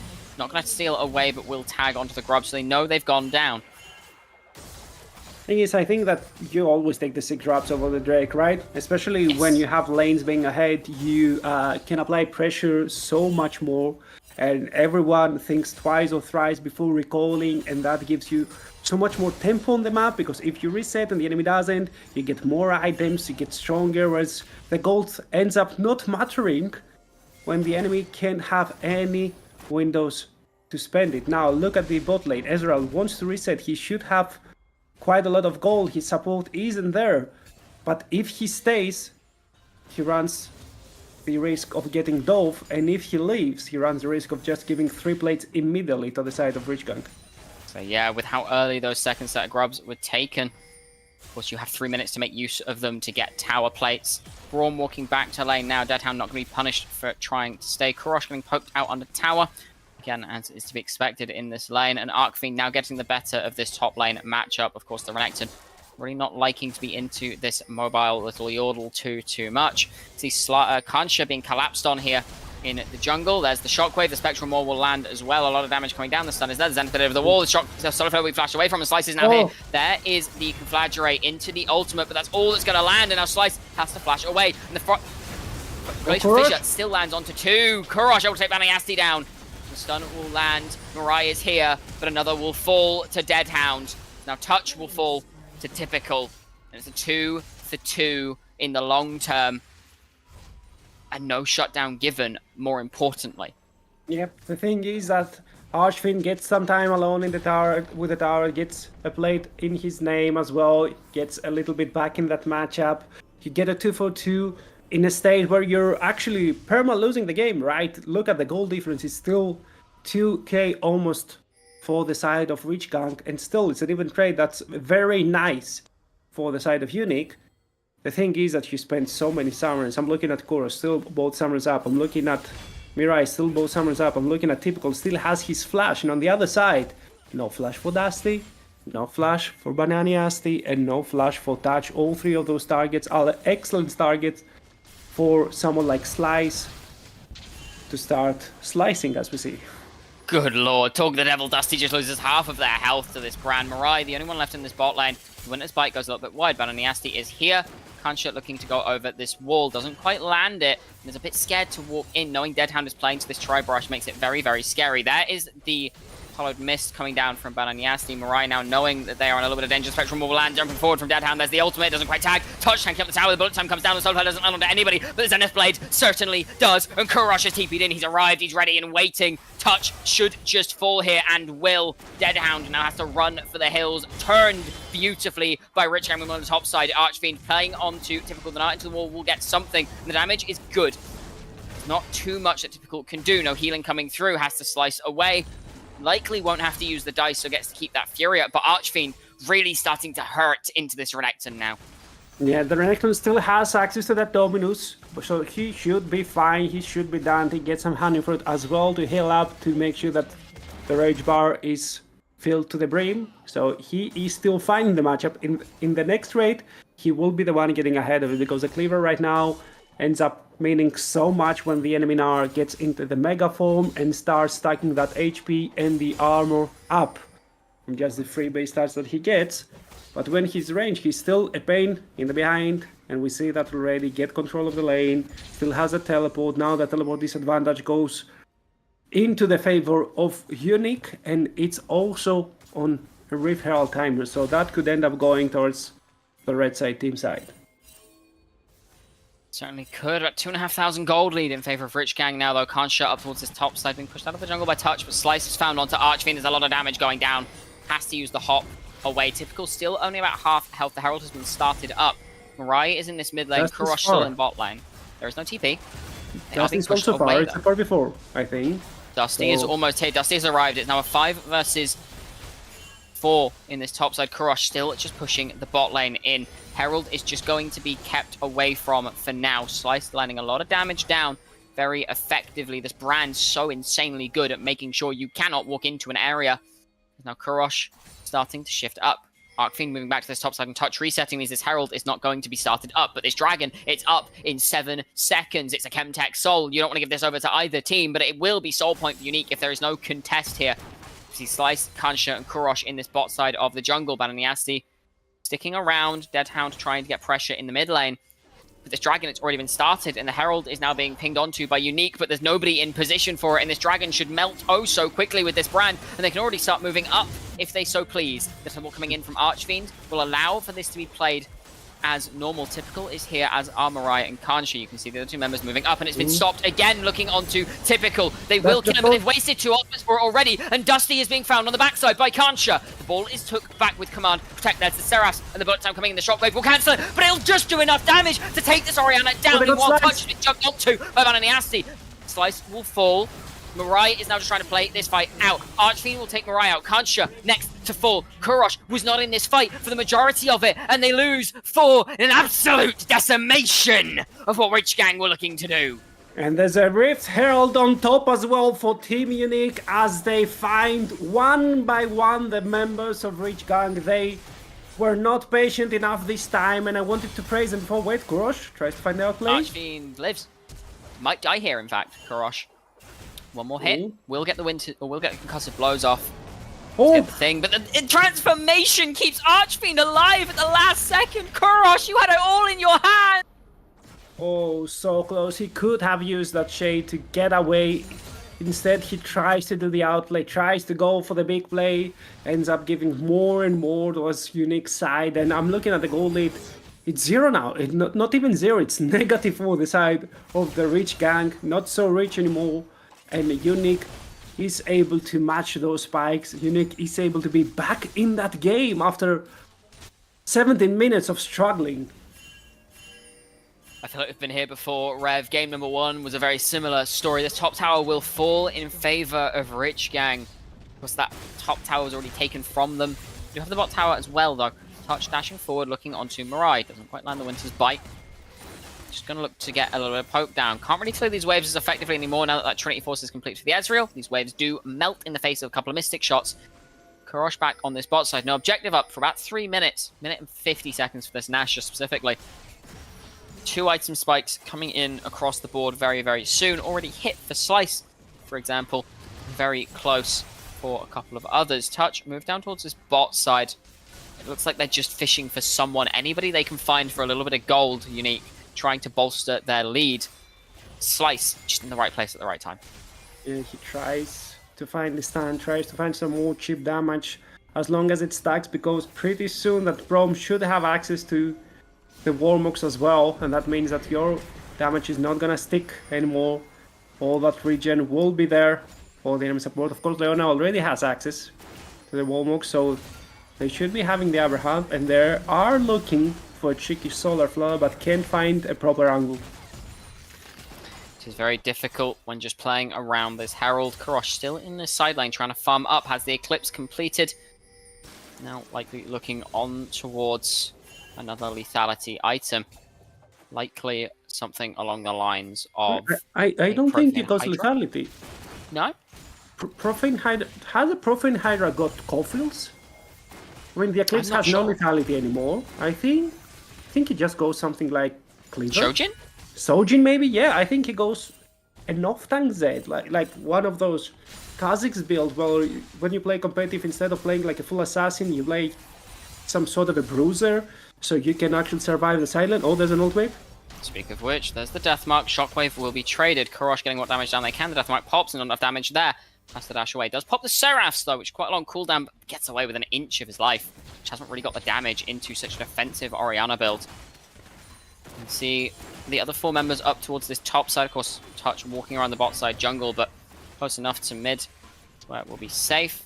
Slice and Kansha walking in aggressively, looking for a bit of vision ahead of this dragon. 56 seconds until this spawns.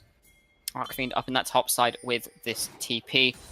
But all other members of Rich Gang down towards this bottom side. Korosh looking to run top, also has that teleport available, but again, that Death Mark still on cooldown. Of course, the Shockwave is as well. Should be back up, both be back up by the time this dragon spawns, however. Yep, arguably the Shockwave way more important for all that signifies Death Mark. Is a spell best used in isolation, where there's nobody to bother you while you try to make sure that the enemy carry executes immediately.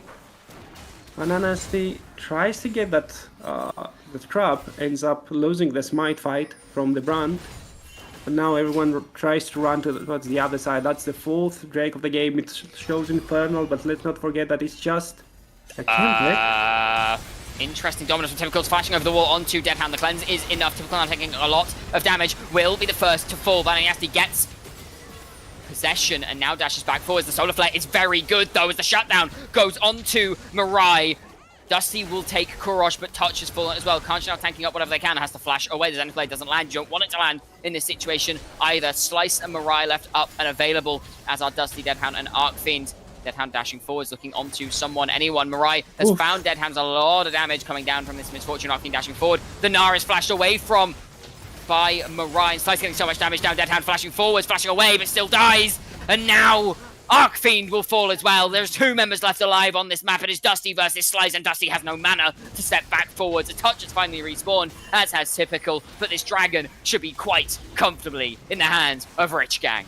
What's going on? I was sure that Unique was winning that fight in the way that Typical engaged immediately and got devoured, but it ends up going as a 4-4-4, and the Drake goes into the favor of Rich Gang. A Slice survives, and even though the Leona had no passive from the Warmooks, the extra HP is not enough for it to kick in.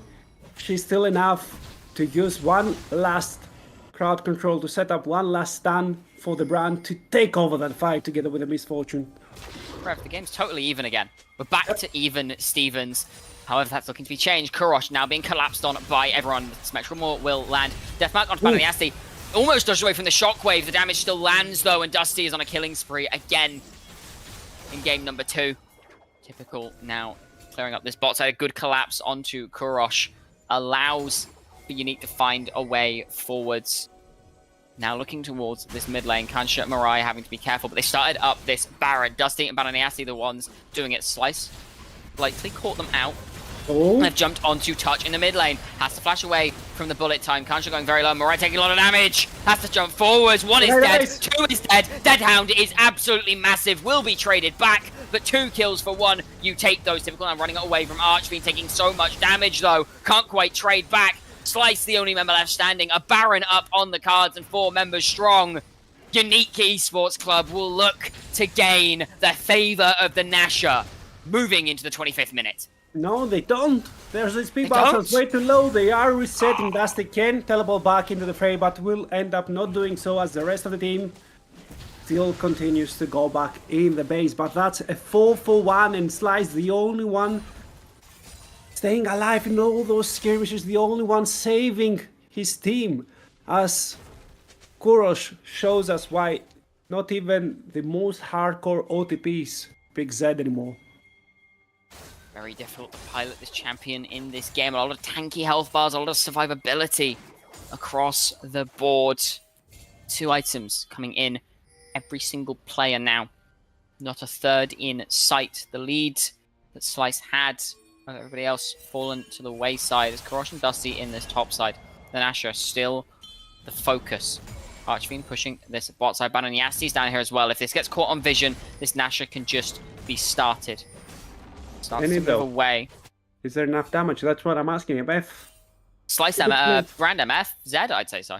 I mean, Zed maybe from the moment it gets below 50% HP. MF, I don't really like MF damage on Nasher or on Drake. The loft up ends up being so much of your damage, and you can't effectively proc it. You proc it once and then it's over. Brand damage more than makes up for that, of course. Burn items being so incredibly strong at the moment definitely helps that fact. Everybody's just going to reset though, looking to get a little bit more to their name. Warmogs completed for both of our supports now, so if they can get out of a fight, they can heal back up to full. Third items starting to look on the cards, almost completed there for Slice, as well as for Deadhound there, and 10-stack Dark Seal on Dusty suggests some Medjai's coming in very soon as well. See pings coming down onto the top side from both teams, suggesting they know what the plan is. Touch on this bot side though, looking to just try and catch vision of someone. Teleport? Back into this mid lane. Teleport coming in from Dusty, and Rich Gang have to start their run. Flash forward onto Mirai, the Solar Flare. It lands, but it's not enough. Mirai has to flash away and will fall to Deadhound. Bananiasti has their first reset. The stun into the wall from Archfiend onto Kansha is beautiful. Kurosh and Slice left running for the hills, trying to find a way out. Typical still on this bot side. And with that, Unique, they take the hand of Baron and say, thank you very much, Barry. We'll blow it open from here. Typical TPing in behind the pit, and it's enough to stop them on the Nasher. Bananiasti going quite low here off the back of that fight. And they just can't find the angle to do these objectives. They are so afraid at this moment. They just can't make themselves, even in a 5v2, 5v3 scenario, to just start the barrel, maybe turn on the enemy team. But the start was excellent. You end up getting both Mirai Summoners. That stun was insane from Bananiasti. Gets that reset, ends up not dropping, 2 more kills, and a slight gold lead for the side of Unique, who starts scaling up. 3 items now for the Ezreal. The Misfortune can still answer. She's still missing a BF sword and will not having for that Drake. Kansha taking so much damage. The one downside to rushing a health item, which means you don't have the resistances once some of this bigger damage comes in. Pickle stuck in the pit of this dragon. This is soul point for both teams. See a bit of a fight potentially starting in the mid lane. It's just poke wars. Deadhound throwing mystic shots left, right, and center. Touch taking a lot of damage to Kurosh. And there's Arcfiend finds the way onto one with the good Zhonya's from Slice, but there's a shockwave into the glacial fissure, and Slice is removed from the rift as Arcfiend is traded back as Deadhound finds Mirai. Touch will fall as well as Bananyasti. Deadhound is stunned up, able to cleanse it away. Dusty now the only one left standing, and 3 members already fallen to the side of Unique. The fight looked so good for them, but it just wasn't enough. True Shot Barrage tags onto Typical. Dusty looking for whatever damage they can. Conscious found a way forward. Typical trying to get that Stride Breaker to land. Doesn't quite get it. Gets the stun onto Dusty. Blocked up by Kansha. The Zhonya's is good. Should just fall here. It's a shutdown going across to Kurosh. Deadhound jumping forward. Looking for anything. The stun from the Shield of Daybreak will land. And it's shut down again by Kurosh. This Zed is back in the game. And it's an ace as well for the side of Rich Gang, as they might even get that mid lane tier 1 tower, that very, very important tower for them to open up the map. That Leona play was excellent. Yes, you're only rushing an HP item, but from the moment you complete an extra Ruby Crystal, the Warmox passive is activated and is so strong. He just removes himself from a fight for 10 seconds, comes back full HP, make sure that he can pressure everyone. Talking about HP, anyone facing Brand loses half of their HP immediately. Yep. So much damage coming in. The TP back in from Kurosh means this dragon pretty much uncontestable with a member still dead for Unique. Yep, now Unique looks towards that Baron. They try to take control there. Kurosh completes the 3rd Hexagreg, and now all that extra tenacity will start kicking in.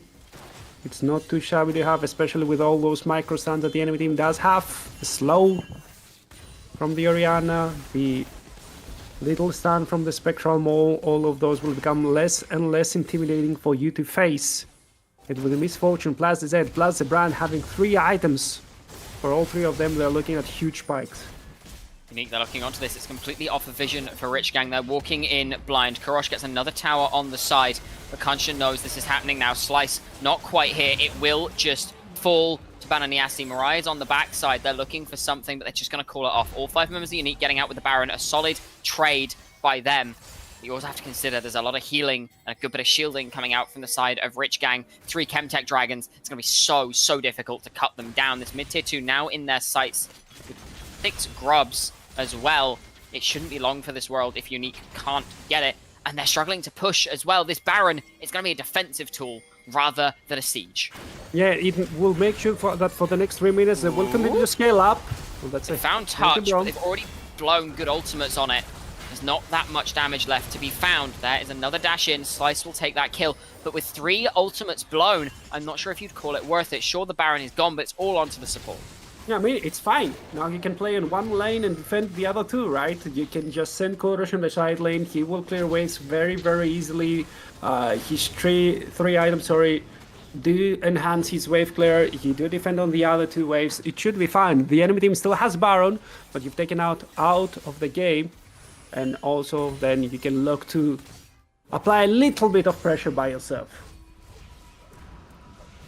See reset starting to come down. Soul Point in Soul Drake fight in 3 minutes in favor of Rich Gang. Baron should only last another minute and a half or so, give or take. You can see Bananyasti stepping up in the bot side, trying to clear out some vision. Should be a bit of a lull state for now, nothing really to fight over. This bot lane tier 1 will finally fall in favor of Unique.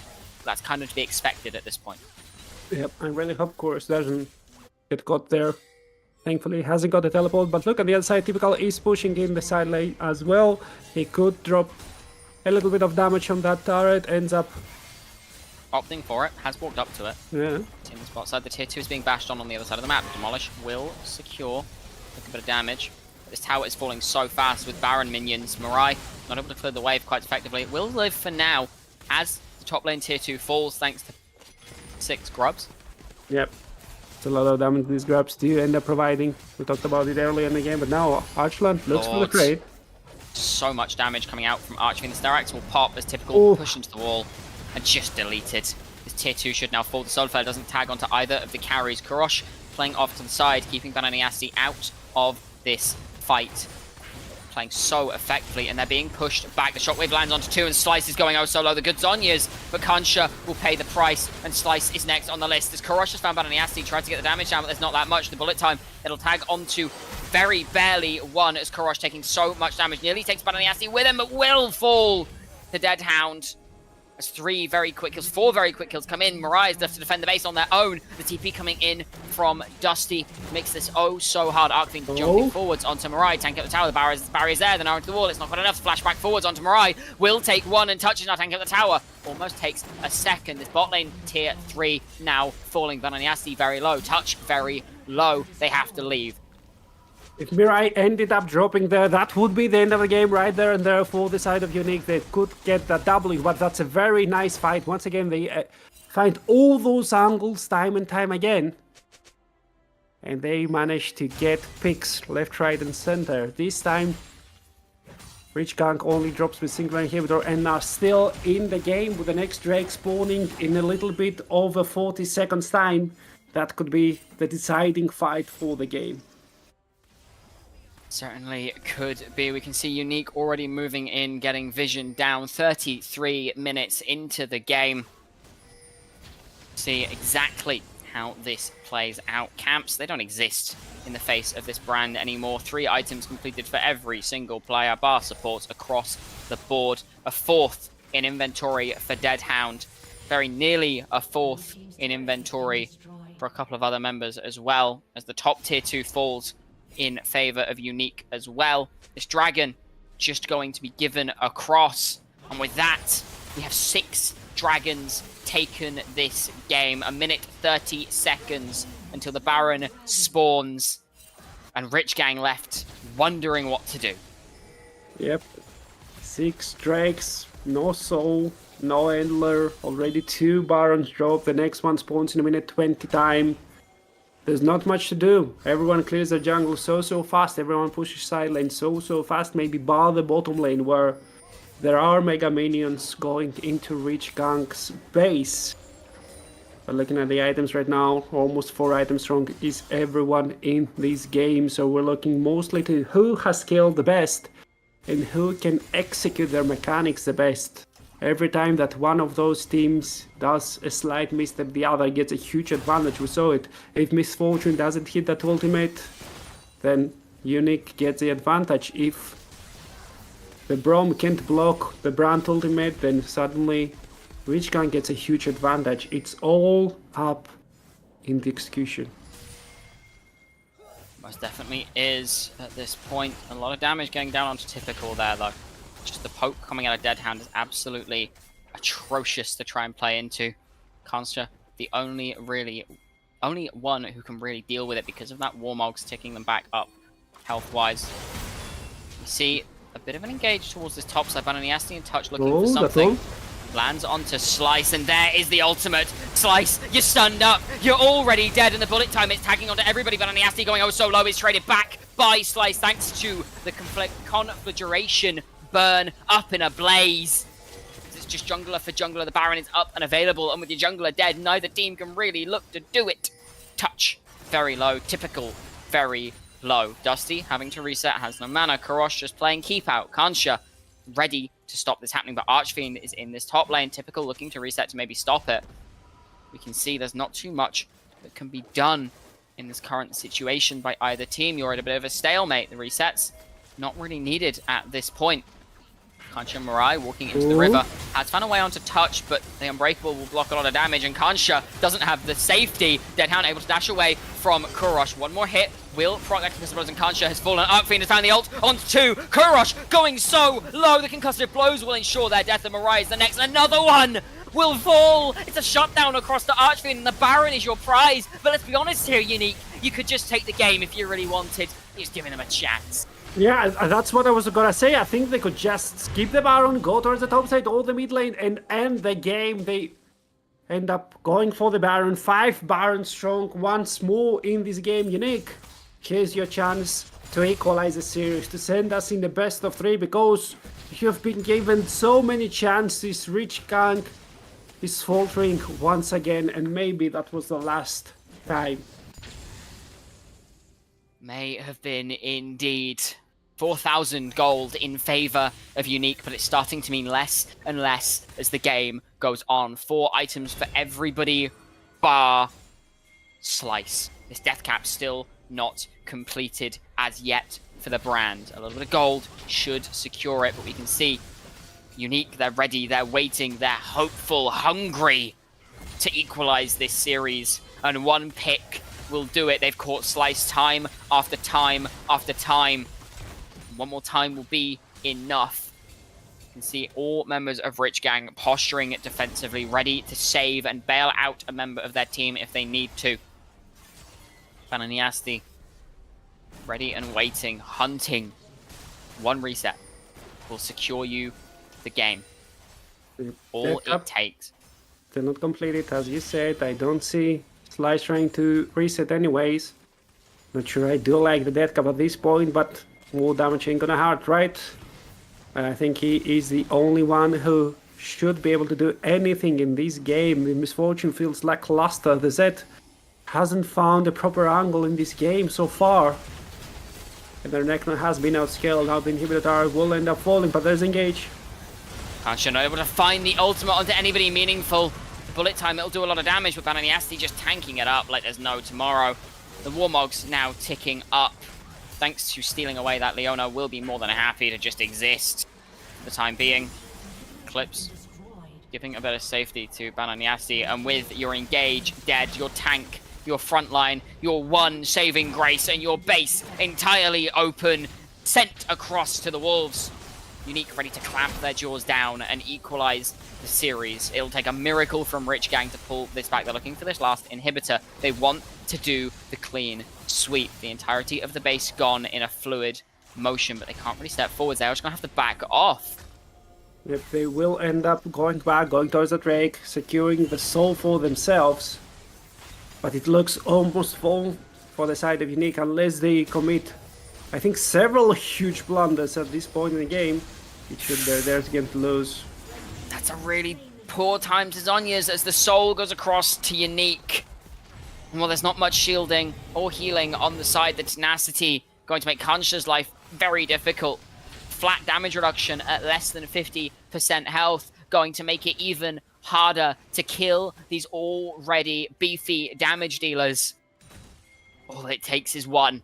All it takes is one. Deadhound 10, 3, and 9 having an absolute cracker of a game on the Ezreal. Yep, once again, he showcases why we highlighted him in the pre-game. He is one very, very strong Ezreal over there. Bananiasti also finding all those angles, and that's the look, 5-3 and 17, 10 stacks in the Duxel. Once again, he had dropped them, now he's back on top, 4 items strong. Apart from that, and with a wave, Unique just go in, get the last inhibitor. The Pyroclast was blocked by the Unbreakable. So much utility coming out of this Brawl MF. It's starting to hurt, but it's just not quite enough. You can see some damage trying to get laid down by the side of Rich Gang, but it's just not really sticking. Just not sticking. 2 Guardian Angels on the side of Unique as a mid-wave starts to barrel in. These True Shot Barrages, they're not quite tagging, but they are buying time and space.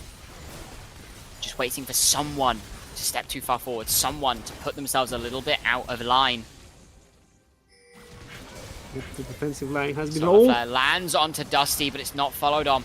And now that that is down, Unique have no reason to fear. Mirai taking so much poke damage, so much chip damage, and with a top wave ready and waiting, Deadhound happy to step forwards, and a shockwave lands on a slice, and Mirai takes them out of the fight. And now, Unique, they can blow it all open. The bullet time, it tags onto 3, but the damage doesn't do much. Typical into the backline does do a lot of healing, but there's not enough damage to follow. Still alive is Touch, as the Deathmark will claim its second victim of this fight. Dusty fallen as well. Mirai doing what damage they can, will proc Deadhounds. GA, but it's not enough. Bananiasti will take Slice. Kurosh, you have to pull off a miracle here, my friend. You proc 1 GA, but you've got no Deathmark, you've got no damage, and you've got no Nexus. Unique, tie it up 1-1.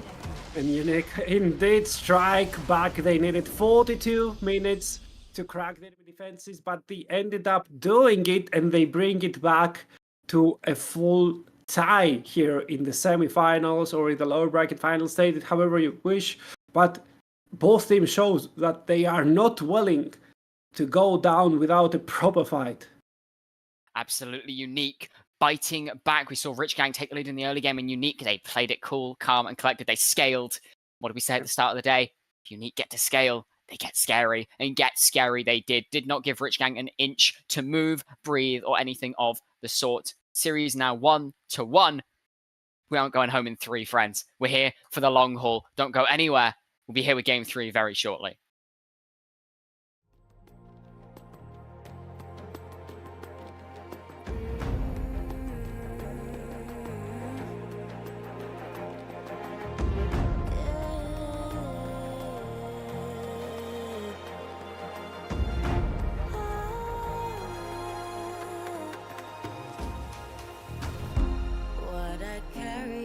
Shoulders, we're showing stories told. Watch the fire burn away the cold.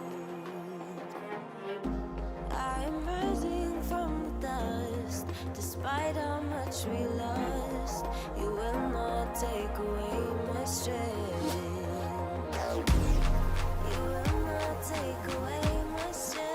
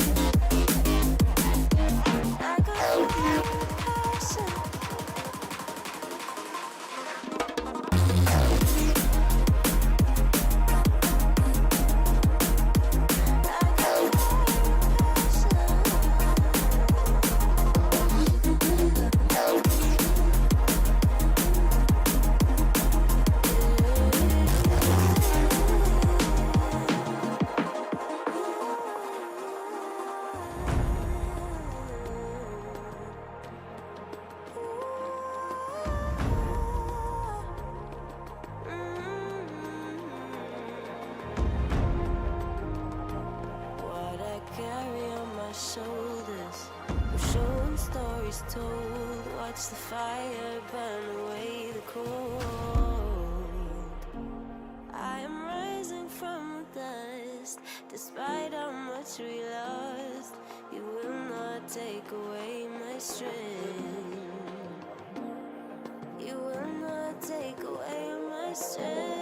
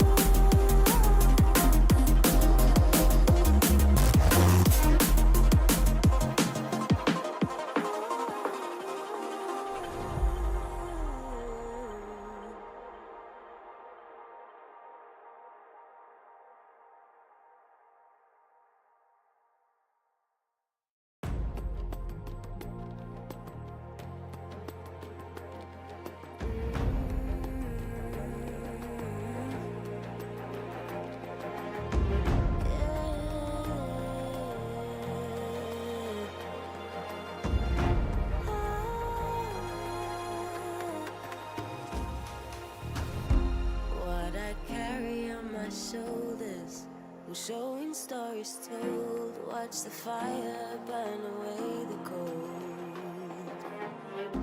I am rising from the dust. Despite how much we lost, you will not take away my strength. You will not take away my strength.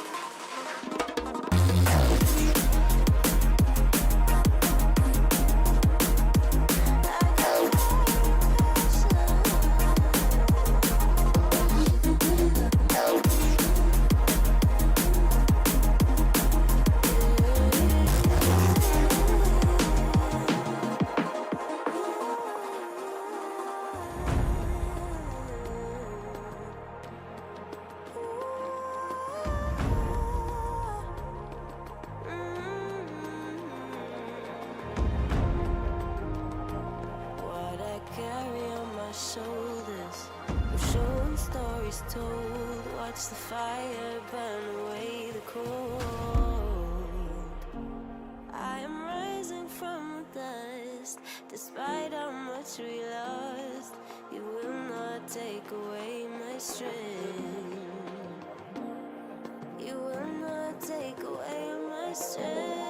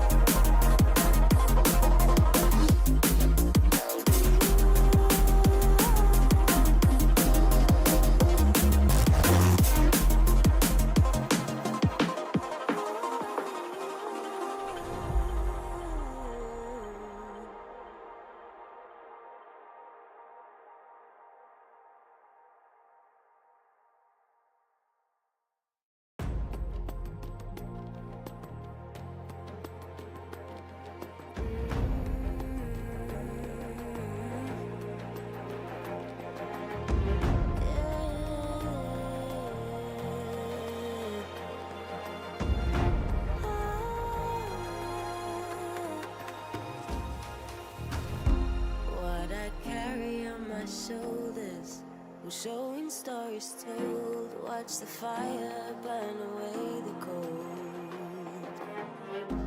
I am rising from the dust. Despite how much we lost, you will not take away my strength.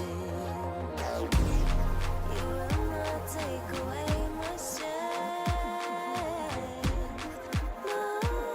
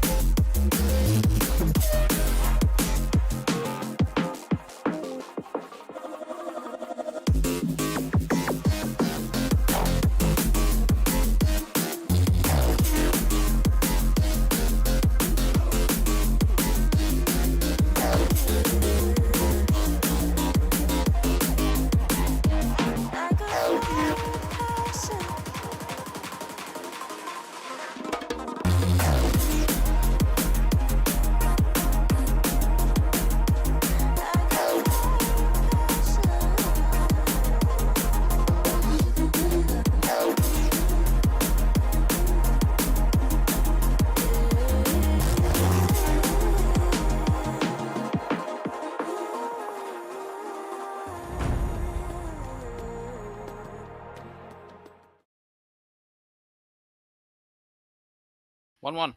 That's where the series stands for now. But it'll be 2-1 after this game. We'll see who's going to take it. It was a very interesting second game, we'll say. Unique, able to bounce back from a rough early game and really put the boot in to Rich Gang. Rich Gang have selected red side for game number 3, so we'll see if that has any changes, any similarities to game number 1 coming in this time round. But Rev, is there anything that you're expecting out of this third game? Anything you want to see? I mean, for sure, I'll see because I have the script here. Okay, red side wins. That's I what think this it's saying. was. Yeah. I see. mean, didn't you read it? There was a memo.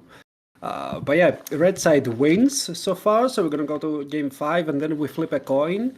And also, both teams are afraid to push their lead. I'm not sure if I'm reading this correctly, but that's what I saw so far in both of those 2 games. Teams were ahead, they were afraid to push the lead, afraid to set up and try to punish the enemy team. They were just getting a hefty lead and then be like, guess I'll exist, guess I'll die then, and giving up the game. So what I'd like to see from any team that would like to go head-to-head versus 42 and have an actual chance at winning the whole of Div 2 is getting elite and stabilizing themselves and making sure that, hey, we can push this and we know how to snowball. We'll see which team is most likely to do that as we head into draft for game number 3. The band's already underway.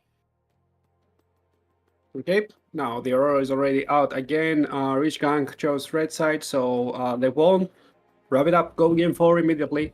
By Jog's side, I don't think they're going to see a lot of difference from game 1, especially from Rich Gang. I think they would like to copy what they did then, even though I feel like most of their leads were coming from just missteps from Unique instead of them being proactive and actually punishing. You can still go for the same way, right? You can go for the cheesy AP carry jungle, give the slice his comfort so he can carry, and then have some setup from anywhere else. Typical, just take a pusher in the lane, make sure that even if you win the lane, or even if you lose, the lane, you can still be a pressure and a throw in the side, in any side lane. Kensuke, I think if you manage to secure that Leona, it is huge.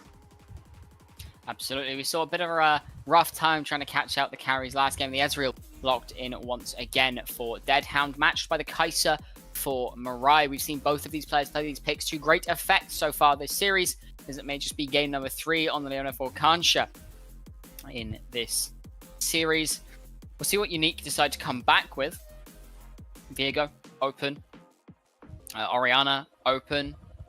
The Vi, another thing that they have played once this series already, will just be that Viego. Worked very well for Bananiasti in the last game, and it could just be a salty run back with the Braum getting locked in there as well. It worked very well for Unique in the last game. Be interested to see if it works quite as well in this game. We'll see what Rich Gang decides to match up with in the jungle here on pick number 3. Be the Gwen again. We're going to see the Brand again, the Zyra. A lot of things on the table. I think it can just secure top lane and then get to top lane bans so that they can then get a power pick, or sorry, counter pick on mid lane. But no, they'll secure the Kha'Zix in the jungle, which is very, very interesting because it also forces Courage to play an AP pick right now. You don't have AP from anywhere else. The Gwen is banned. I'm not really aware of a lot of top lane AP picks, maybe bar the Rumble, which can easily be banned right now for on the side of Unique. But yeah, we have one more Luna draft reaction. There's a bug in my game, man. There's a bug. Why is there a bug? Wait, I'll be back. Okay, give me just a moment. Oh. Okay. The Orianna, Azir, and Cassante all banned away. The Ahri still up and available for Kurosh, something that we've seen them very confident on. I'm here. This for you, okay? Thank you. And there you go. No more bags for you. I'm hiding the brand as well. It's non-sponsored, but we have the solution here. Thing is, what's that champion, which is that bug repellent, the bug extinguisher in League of Legends? Rengar. Is it? No, I feel not like really. Kazik has an advantage over there, a slight man, but yeah. And speaking of advantages, they Rich Gang is trying to give Courage an advantage, blinding the Gnar once again. Yeah, I didn't hate it from typical in the first game because the Orianna and the Ahri are both banned away. You could make Kai'Sa solo AP here and pick up another AD carry, potentially for Kurosh or descending to that bottom lane. Not a big fan of it. Of course, Kurosh, Ahri, very, very good at it. Way being hovered for Dusty. He's going to be locked in. The first game of this series off of that Orianna. Kennen being hovered for Arcfiend there. Ornn. See what they decide to lock in into this Gnar. I think there's very little you can take that has a good lane into it. You can just take one that isn't going to die a huge amount and play it from there. The Ornn, solid choice there. See what they pick for Kurosh here in the mid lane. AP pick wise. Not a huge fan of the Ornn. Not a big fan of the Victor as well, because then you're giving both Hui and the Ornn something to play into. They do love those immobile, even if long-range immobile carries where you can just arcane barrage from far away, call the force god from far away, and make sure that you have the priority target. Because I'm looking at the rest, Leona, yeah, don't really care about targeting Leona, right? Kai'Sa can always slip away. The Kazakhs can always slip away. Gnar can always slip away. Oh, there's Victor. He will not get to leave until the premiere of Arcane 2. Not only that, but I mean, you're relatively short range in the face of a Hui. You are outranged quite heavily by this champion. You take a while to come online, as you mentioned, very, very immobile. I mean, with something like Syndra up and available, I appreciate that's not amazing into the Braum, but arguably a much better pick in this situation, as well as the Victor just not really being the best pick in the current meta. We'll see how Kurosh can pilot it. I know it is something that the player is relatively comfortable on, and like I was saying earlier, comfort definitely is king in this level of play. But we'll see. Yep. We'll have a look. I mean, so far, team comps didn't really matter, right? Only mechanics That's matter, true. because both of those teams have come together, like they met in a pub or something before the game, and they're like, okay, guys, shake hands. Macro, never heard of her, so we're gonna just go find each other, slap each other around, and whoever has the best fingers, the best mechanics, this is the guy who will send to face 42 in the next game. Of course, 42. Very, very good team in their own right. Didn't make it the finals on fluke. We'll see which of these teams seems best equipped to go up against them. We're in game number 3 at the minute. The winner of this game will take this series to match point and be that step closer to going to finals, facing up against 42 for the Division 2 title. But with these two drafts in, it's an interesting game, an interesting draft from both sides. I'm already waiting and eager to get onto the Rift for game number 3. Let's go. One of those two teams will be at finals point after this game. If they manage to capitalize on that, it's a completely different story, but one of those will have a huge mental boost. They will not be backs against the wall, and the other will be sweating. 30 seconds until minions Certainly will. We will see if any shenanigans happen on the level game. The Kazakhs, really the Kazakhs Victor, No, really the only wait. picks that we don't really see at this I mean, point. How will any shenanigans happen? We're not on 14.16, so Senna is not updated. No shenanigans. You know what? I'll give you that one. It's pretty good. I mean, I was thinking about it before the cast today. I was like, has nobody ever like coined that? Will I be the first one to coin that so many years after the champion's release? What are you guys doing? Come on. Well, I can't say that you're the first to coin it, but you're the first that I've heard use it. So you've got that going for you at the very least. Yay! The typical, just being annoying to Archfiend in the top lane here. But generally speaking, just going to be a standard start for both sides, as we have seen for the last 2 games. Arch just kind of wailing on typical here. Good sidestep onto the pillar means the damage is nullified a little bit. But yeah, this Victor and Kazakhs duo, not something that we really see ever in this, especially in this level of play, but just in general. but whereas the rest of the picks are kind of more standard across the board. I mean, I'm thinking what you want to do with the Kazakhs, right? And the answer is create space and steal cooldowns from the enemy team. I'm looking at the keystone runes over there. It's Conqueror. That means that most probably we will not see the typical solo Q-esque assassin Kha'Zix, double jump, do whatever Alex is cosplay. No, we're gonna see the W max. We're gonna see possibly a Sundered Sky, a Cleaver sounds very good, especially into an Ornn, into a Braum. And you're gonna be spamming your W's, being an annoying little bug, like cosplaying an IRL bug, right? You will not allow the enemy team to position freely, you will not allow the enemy team to face check any brushes freely, but you will not ever 100-0 anyone.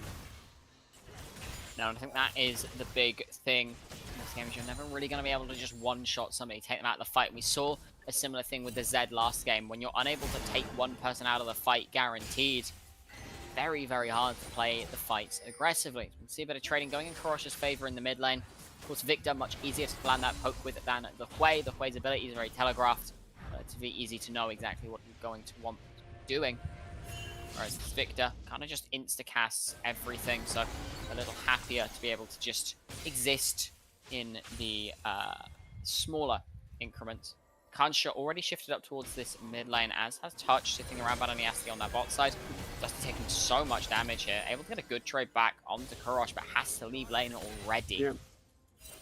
And Victor's Siphoning Strike is so unfair, right? You get an insta extra auto attack, you get the spell damage, you get the seal, you get the movement speed. Is a very nice trading tool early on the game. On the other hand, we see already 2 cheater recalls from the side of Rich Gang. They have doubled up on the cows, they want to be scaling up, they want to be helping themselves reach the first and the second items way faster than they usually would have. And on the one hand, I don't see the Ornn resetting, so that's a very nice wave management there from Typical. Slice also show himself, make sure that the Ornn will lose a little bit more of HP and maybe even blows his teleport. Yeah, good use to just buy some space there. Coming through Bananiasti and Touch moved into the enemy bot side jungle, just get a bit of vision down. So we'll be able to track this bug a little easier as Karosh taking a good chunk of health here. Of course, Dusty did get that reset off, was able to teleport back into the lane. Karosh yet to leave, and already poking Dusty back down to about half HP. Taking all the damage for trouble. Yeah, Karosh looks fine, right? He's not pressured from a jungle, which he isn't. He can reset. Yes, the wave right now does suck for him, but he will not lose a lot because he will teleport back, and his reset is way better. Engage in the bot side, not enough of damage into unstoppable, unbreakable. Yeah, just a bit of a trade coming down in the bot lane there. The word had left my brain apparently. The word trade does not exist. We only fight. Indeed, no more trade. We don't live in a capital society. Yep, we just fight for every single resource. Only imperialism. Talking about imperialism, this Drake, I hear he has some riches to give, and especially being a Hextech Drake, yes, it's kind of unfortunate that you will not only ever secure one of it, especially with picks like the Kai'Sa, like the Ezreal, like the Victor. All of those picks get a lot of value from both attacks with and ability haste, but it's still a very nice pickup early on in the game.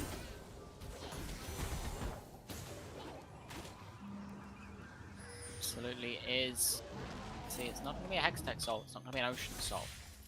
Grubs yet to spawn, so we could see contests coming up around those first grubs. And I think the Kha'Zix wins out in the earlier trades against the Diego, right? I mean, the isolation is pretty nice, but I will never look at those skirmishes as a 1v1, right? I'm looking at the Gnar, at the Old, and although I think that Victor gives way more for his team than the Hui, I do prefer having the Old. The Call of the Force Gold, especially so early on the game, deals so much damage, plus the knock-up with the Brittle is so effective in those skirmishes. Certainly is. You can see the Grubs just given across there to the side of Unique. A bit of poking coming down in the mid lane from both sides once again. Not entirely sure what Bananiasti is up to here. Opting to leave that last Grub, saying we don't want 6 Grubs this game. We don't want you to have it either. It's kind of weird. he did end up smiting the crab, I think. So maybe he was afraid that it will get stolen away. But it was completely free. Slice has abandoned the area, so I'm not really sure why wouldn't they press for it. Maybe because they don't really care about sideline pushing. If you look at their team comp, they don't really have any good split pusher. Oh! They don't, as the ult goes wide, but the first blood does indeed still go down. Have you ever read or seen Lemony Snicket? I have not. I think that top lane trade was a series of unfortunate events, though. It certainly was. We don't normally expect to see an Ornn solo kill enough, but it did indeed happen in this timeline, which is the timeline we live in. Yeah. Thing is, not just the solo kill. I saw an unbiased W miss, an unbiased Ornn missing, having a missed call from the Forge God. No, never answered.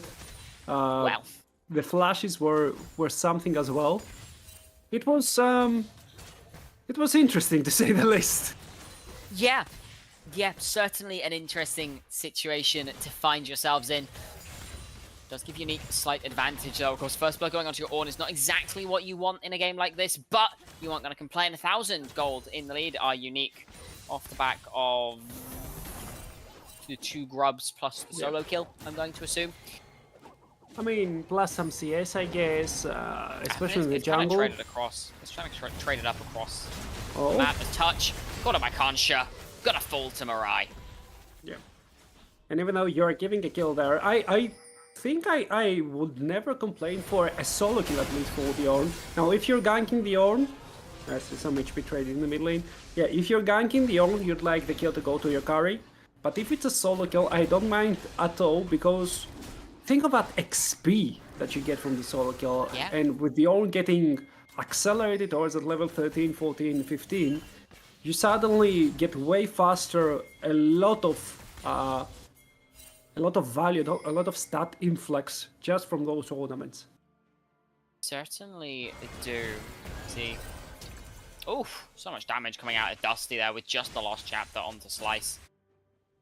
Hwei is a champion of all time indeed. Typical stepping up a bit aggressively. I think that anything in particular, but Nasty are invading into the top side here. Looking onto Slice's chickens. Karosh very, very low as well. Is taken away by Bananiasti, putting more of a gap between junglers.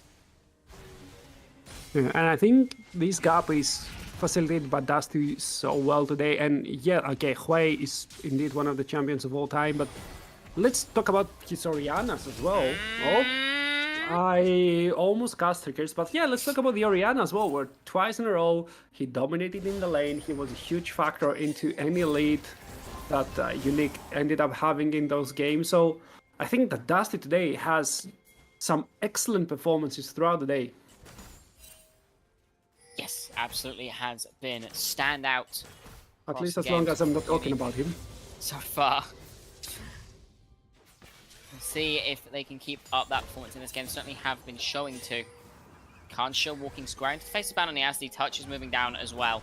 Spectral Morgue is going to be used away. Dragon up in 3 seconds. This will be the second dragon of the game for Unique. With Rich Gang not really in position to contest it. Mid-wave crashed under the tower. Slice just moving back into the jungle. Bot wave even. Typical does have pressure in this top side, but that's to be expected at this point. Gnar has the Phage, so able to push waves out very effectively. Slice potentially looking to go for a steal here, but being pinged back, maybe? Looking for the blast cone. It's stolen away as Kansha finds the way onto Deadhound. Arcane shift away from that solo flame. Bananiasti going to use that Heartbreaker out. Kansha now taking a lot of damage. Is tagged now. Archfiend has teeth eat in. Knock up, it doesn't land, and sniped by the piercing strike from Dusty as the Call of the Forge God lands on a Kurosh, and yet another kill is yet to be found. Never mind, Dusty takes the double. Yep, Dusty ends up getting so far ahead in this skirmish, and his team gets the Drake as well, and that only costed a couple of plates and a teleport. That's free for the side of Unique, who have gotten themselves in a very, very nice stage in this state of the game. Now, Archfiend runs towards the top side, will connect the second wave, so no more free gold for the side of Typical, but Slice in the mid lane. He's looking on to Dusty, but I don't think there's much to be found. It will just be the kill. Got a kill for Slice there. Yeah, that's shutdown as well. So that's Yeah. pretty nice. 150 extra goldie. So the play is kind of equalized in the end of the game. I'm not sure how useful it will be in the Kazakhs. I'm not really familiar with how does nowadays the Bruiser Kazakh spikes. It's not the days of, you know, the Eclipse plus the Divine Thunder. Now it's only the Thunder Sky. And the Eclipse is different. No lethality there. No lifesteal there. No nothing. Still, Dusty in a very nice spot right now. Has the Luden's Companion plus an extra Soxus. That extra 1100 gold over Kurosh will end up mattering a lot in the laning phase, I feel. Especially when you will be able to dodge out some of Victor's spells, whereas Victor will have a way harder time to dodge all your Arcane Barrage. Certainly will. As you can see, towards the spot side, the Kraken Slayer already completed it for Mirai, as you mentioned. Ludens for both the mid laners, Kraken and Eclipse for both junglers, and a Black Cleaver for typical. Still waiting for first item to come through from Archfiend and Deadhound. As Zenith Blade, Shield of Daybreak does tag onto Deadhound. No mana for the Arcane Shield. Mirai is being kept away beautifully. Concussive blows onto Kansha. Will keep the fight for a little bit longer. But now Mirai step forward. But the Solar Flare, it goes wide. And the Killer Instinct is stopped by the Glacial Fissure. Kansha will fall to Dusty. Mirai has to flash away and Touch will pick up that kill. Dusty is everywhere and is making Rich Gang's life a living hellfire. Yeah, somehow and somewhere they did end up catching Bananiasti and killing him, but apart from that, Yoni has been dominating, and what a play from Touch. That pickup there, that Glacial Fissure was excellent, stopping the Killer's Instinct in its tracks, not allowing the Kai'Sa to ever be an actual threat to the Ezreal, who played the half of this fight without any mana, ends up not collecting any kills, but still 2 assists plus the wave, plus a lot of XP, plus quite a lot of gold for this marksman. Certainly not going to complain about this situation. Unique now taking up the Herald. Of course, 3 grubs went across to this team. There was none left to be traded. They are 1 Drake apiece on the Chemtech Rift once again. Again, a good bit of shielding, a good bit of healing coming in from both sides of the coin, especially as we get later into item builds. So we will see just how this is used throughout the course of the game. Bot lanes shifted into mid. Arcfiend now matching up against Korosh in the bot lane. Typical and Dusty top lane. Slice getting an invade off into the enemy jungle. Bananiasti looking on towards Typical. Yeah, they're looking to at least secure the tower. I don't think they want to go for a full-on dive, especially with Typical being so close to the Mega Gnar. But that tower should be as good as theirs, plus they still keep the Herald's Eye safe in their pockets to be used on another lane. But wait, Touch is between 2 towers, getting the Gnar away. Not between 2 towers anymore, but that first one dead. Just running Typical down. Just being annoying more than anything, I would say. Slice looking into their red buff. Their presence enough to push the enemy away. Damage coming out of Dusty at this point is absolutely insane. Herald is dropped in the mid lane. I'm not sure if that's entirely intentional, but it will get the crash off onto the tower. I think the tower is as good as theirs. They do have the 3 grabs as well, right? So that dot will stack. They could collect that Herald, maybe drifted somewhere else, but they did not. And I'll be honest with you, if Archfiend ever feels himself a little bit adventurous, I think he can at least get Kursh flash out. If he snipes him with the Call of the Forgewood, the damage end up stacking there. Kursh has no healing mechanics in his items or his build. Oh, but missed. Agree. Good bit of damage coming out of Dusty. Touch, tank, everything. There is the Zenith Blade in. The Gravity Field stuns up 1. Call of Forge got tagged onto 2. And it's a double kill for Dusty of a beautiful crushing maw. And now Rich Gang having to force to retreat 5-3 with nothing left to find. Slice taking so much damage. This Hui is absolutely monumental in this game. Dusty, you beautiful piece of a person. I don't know. Oh, Slice is dead as well! Oh my god, Dusty, that's an appearance. That's a statement from him. I asked something good from him. He's been playing for the last 2 years competitive, still hasn't made his debut in any tier 1 competition, but now that these games could be an excellent advertisement for him for the next lead. 2.4k gold lead individually for Dusty. There's only a 3,000 gold lead in this game as it stands. Beautiful play out of this mid laner from start to finish. Dusty really, really proving why Unique puts so much trust into this player. Crushing more of the ages, a piercing strike to cause a bug splat to show. Yep, that's our trusty Dusty, I'd say. So yeah, he is very, very strong. He's an item ahead over the Victor. Let's not forget that was a blind pick as well. Yeah. Typical might be dead. Does get 2 under the tower. Will fall, but Touch tanking this up quite happily. Takes an extra tower shot. Doesn't need to. Slice not looking for it. Bananiasti now sitting quite low, but Deadhound has arrived, and it is just gonna be another very quick kill for the side of Unique. 9-3. Thinking about 3,500 gold in the lead at this point, very comfortably. Kansha potentially looking for something sort of flare tags onto Deadhound, and Deadhound alone forces the flash out of Dusty in the cleanse. Ooh. Deadhound, but Mirai pulled back in by the gaping maw. So much damage coming down. One more hit will do it. Oh, The barrier, guys, it's not enough. Will burn out. Dusty does not miss. I mean, someone check him PC. Dusty is a good player, but this is not like him. Usually, whatever the rest of the copy pasta is, I don't remember in my heart.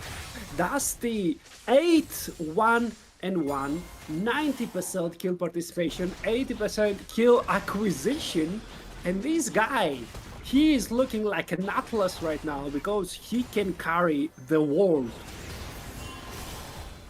Certainly is and can and will. The game carries on this way.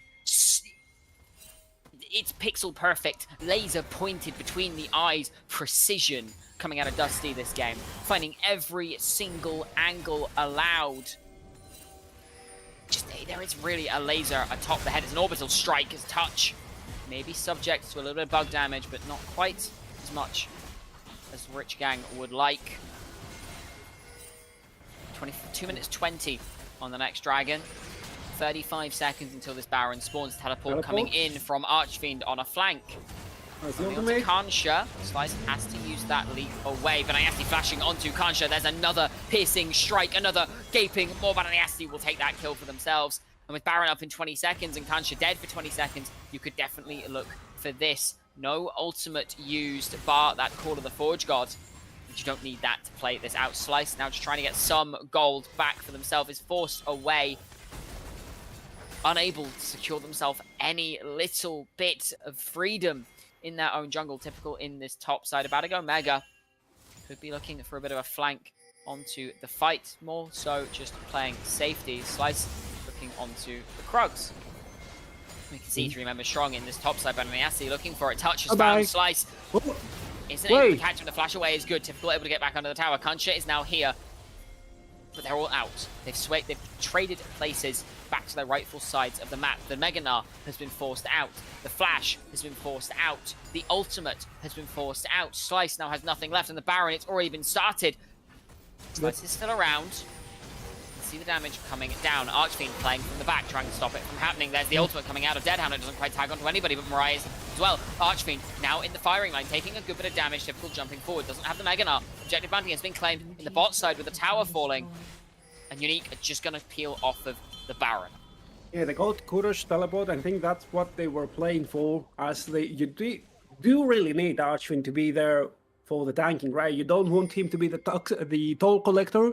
For the toll collector, you either leave the Braum or try to snipe with the Ezreal in the way. Now you get the teleport, you do end up trading your bot lane tier 1 turret for that, and that was an objective bounty as well for the side of the Rich Gang. So they do get something back in this little trade, but I'm afraid it's still too little and slightly too late, or at least if Dusty ends up securing that Death Cup, bye-bye. Oh, Dusty has been found. The stun doesn't quite land, but there is no flash up and available. A lot of that enough, and Pickle will take the shutdown of the Painter. No canvas for you today. The Rift may be your canvas normally, but in death, your paintings will go unannounced.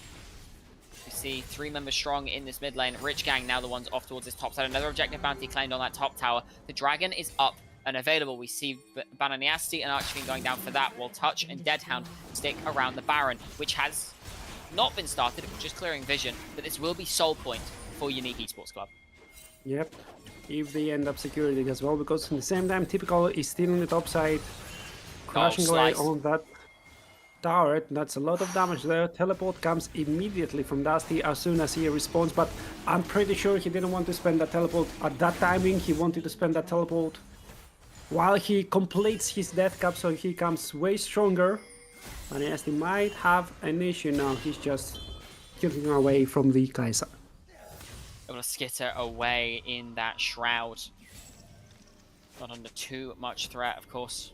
2 items on this Kai'Sa now, very strong. 1.5 on everybody else. To the side of Rich Gang, 2 items completed for almost every member of Unique. The only member still waiting outside of the support is Bananiasti, sitting at 1-1 and 3 on this Viego. So 007, we got Bond in the bot lane, Deadhound proving to be quite effective. Ulting for the wave, takes some of the chickens, fair enough. Sitting very comfortably in this game. Was 8-2-2, Dusty having a very good game as well. Yep, Dusty has that good game, but in the last 5 minutes or so, I'm starting to become afraid from Unique.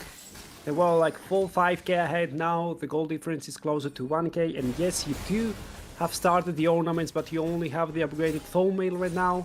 Not enough power for the rest of the team, and the moment they lose a singular skirmish, the moment they get caught out once, you see that Unique start to lose confidence. They start to look very afraid. They start to posture defensively. Their vision becomes way more defensive, and they stop pressuring their leads.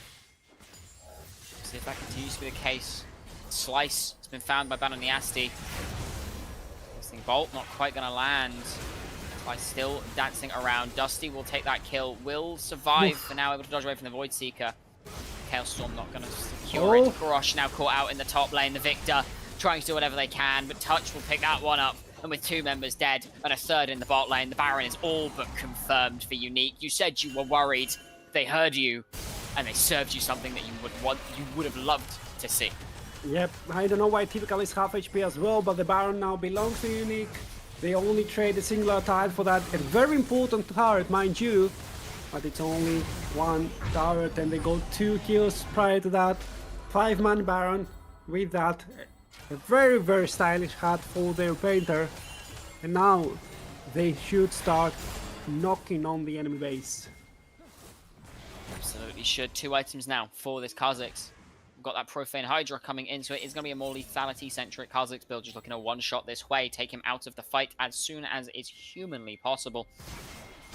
Should be looking at 3rd items coming in very soon for the rest of the game. Of course, as you mentioned, that death cap now completed for Dusty. This Hui, incredibly, incredibly strong. Pushing waves out with this Baron buff. You're not under any real threat in the immediate future. If you can start to find ways to get these towers down, you're going to be much, much better off for it. Yep. Thing is, right now, no lanes are synced. You are giving up on waves and allow them to be cleared very, very easily. And if you're looking to start knocking on the silent turrets first, you're still way too far ahead. Look, the wave that Dust is bringing still needs 10 to 15 seconds to connect to the tower, and then the next one needs 5 more. And those seconds stack, and your Baron buff is not infinite, it's already halfway over. So you need to be very, very fast if you want to start at least threatening an inhibitor action. Now just looking. He's going to get spotted out in their jungle by that Void Seeker. 4 members strong, moving in towards this mid lane, with Archfiend just defending against Korosh down bot side. With 1 tier 2 down, they're looking to push for yet another, the only other lane they have control, and of course Korosh happily sat in that bot side. You can see the confidence coming out of Unique to just push these leads forwards. Now that they are back in the driver's seat, another tower falls, 2 towers taken with this Baron. very effective use so far. 40 seconds on their Soul Dragon, and that'll make it so much harder to kill them. We saw it last game. Yep, they should be having their terminal velocity spikes soon. The what you call the something mass spike soon. Critical mass. Yeah, critical mass spike soon. Not there yet, and there's still angles for the side of Rich Guns though. We look at the gold diff, it's not that big, right? But you always need to consider the own factor as well. Already level 15, already has upgraded 2 items, can upgrade 1 more whenever he pleases at B. I think the Muramana for the Ezreal, or maybe something like a Sundered Sky for the Viego. But I see typical, I see Chorus, they're hammering on side lanes time and time again. They're not allowing Unique to just barrel through the mid lane, death bolt their game, and win through an era. Certainly aren't, but with that Soul now completed, trying to find a way to win a fight gets so much harder. You're on a timer, 5 minutes and 45 seconds until this Elder Dragon spawns. And when this Elder Dragon spawns, things become extremely dangerous. 28 minutes deep into this game. Unique sitting at a 2,500-ish gold lead. It's not a lot, but they definitely run with it. Yep, 4 items upgrade as well. So let's give a 3 to 4k blue gold lead, so we can kind of picture the extra battle stats that all those items provide right now. I would like to point out that despite only being about 2,000 gold down, Rich Gang still have objective bounties. Yeah, I think that's the Drakes, right? Drakes being down, maybe even the Baron being collected. That should count. And maybe, you know, the 13 to 4 kills. Yeah, but usually that's... Let me... Yeah, okay, you know what's weird? There is no shutdowns on Unique. No, this is true. So maybe that's being factored in. It definitely could be, because the shutdown's much harder to get now that Chemtech Soul is in effect. You can see a lot of pings coming down onto this bot lane. Unique, they want to collapse onto Kurosh, onto Akansha. Kurosh going to be looking to TP out. Oh, the Flash from Bananiasi, they don't find him, they guess the wrong bush. Oh, and look at Typical. Typical is still in the top lane. He's hammering down those waves. He's making sure to be enthroned on Unique's side. In this game, it looked to be so over, but in reality, it's so far from over if you take those gambles and lose. Rich Gang now barreling down the mid lane. They're about to take another tier 2. They even up the turret score this game. The bot lane tier 2 is the only tier 2 standing for both teams. Inhib Tower has been knocked on in that top lane for the side of Unique. Look at the gold as well, right? It's close to 0. If we don't count the extra stats, it's even. The game is dead even. Now the Owen can upgrade the last item as well. I suspect that it's going to be the Womox 4 touch, but after that, that's it. That's your scaling, buddy. You don't get to scale much further. And if you can still start knocking onto the enemy base, you might be in some deep trouble. Certainly could be. We're seeing now Rich Gang still have those objective bounties up, still only about 1,700 gold behind. Absolutely insane that they are still indeed standing. Mirai, 3 items now. These Void Seekers going to start to hurt if they can proc that Plasma on such a low cooldown. The Baron has just respawned now. Deadhound looking for... They found onto Dusty, but it's not enough to push away from the Solar Fire. Is good. Kansha now way too deep to find anything else for themselves. Will go down. It's a double kill for Deadhound, and the rest of the fight is going through typical in a 1v4. Kurosh next on the list. Deadhound will take it for a triple kill. Mirai running for the hills already. And one fight. That's all it took. There was no damage to be found. There was nothing else to be found. And the Baron will be their prize. Teleport back into the bot lane from Archfiend to ensure that this tower doesn't fall as well. Yeah, and to get the bigger fish, you need to get the best bait. Dusty used himself. He knew he had the fear. He knew he had the slow from the Spiraling Despair. And he knew that he could also flash away. He used all of that he baited in the Rich Gang. Now the second Baron of the game is collected. 2 more minutes remaining until the Elder Drake spawns. So you should have steal the Baron up the moment the Elder spawns. And also, you do have a cannon minion in every single wave that late into the game. So it should be way easier to siege into the enemy turrets. Certainly should be. We see Unique just completely ballooned their gold lead again. Now about a 3.5, 4,000 gold lead in their favor. Looking for a way to break into the base. Archfiend left in that bot lane, trying to defend it with their best abilities.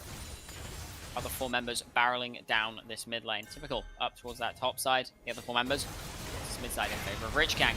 We see Kansha has found a way into the back line. Solar Flare lands onto Dusty. Dusty taking so much damage, but is able to take one with him. Kansha and Mirai already fallen dead. Hound is taken back to Slice, but now have fun in the Asti to think about. Touch falls as well. Slice takes all of the Forge God. Ult from Banayasti is cancelled out by Typical. No safety to be found. Jump forwards onto Banayasti. One more hit will do it. One more hit will take it. One more hit. The Wallop will stop Archfiend dead in his tracks. Banayasti able to get away now. Archfiend stuck on the wrong side of the rift. It is a 3 for 2 so far in favor of Rich Gang. Kurosh is still alive and will start to melt through this tank. Banayasti going for the reset. Slices here now as well. And Archfiend all but dead. You may be a god, my friend, but you are simply a tanky god at this point in the game.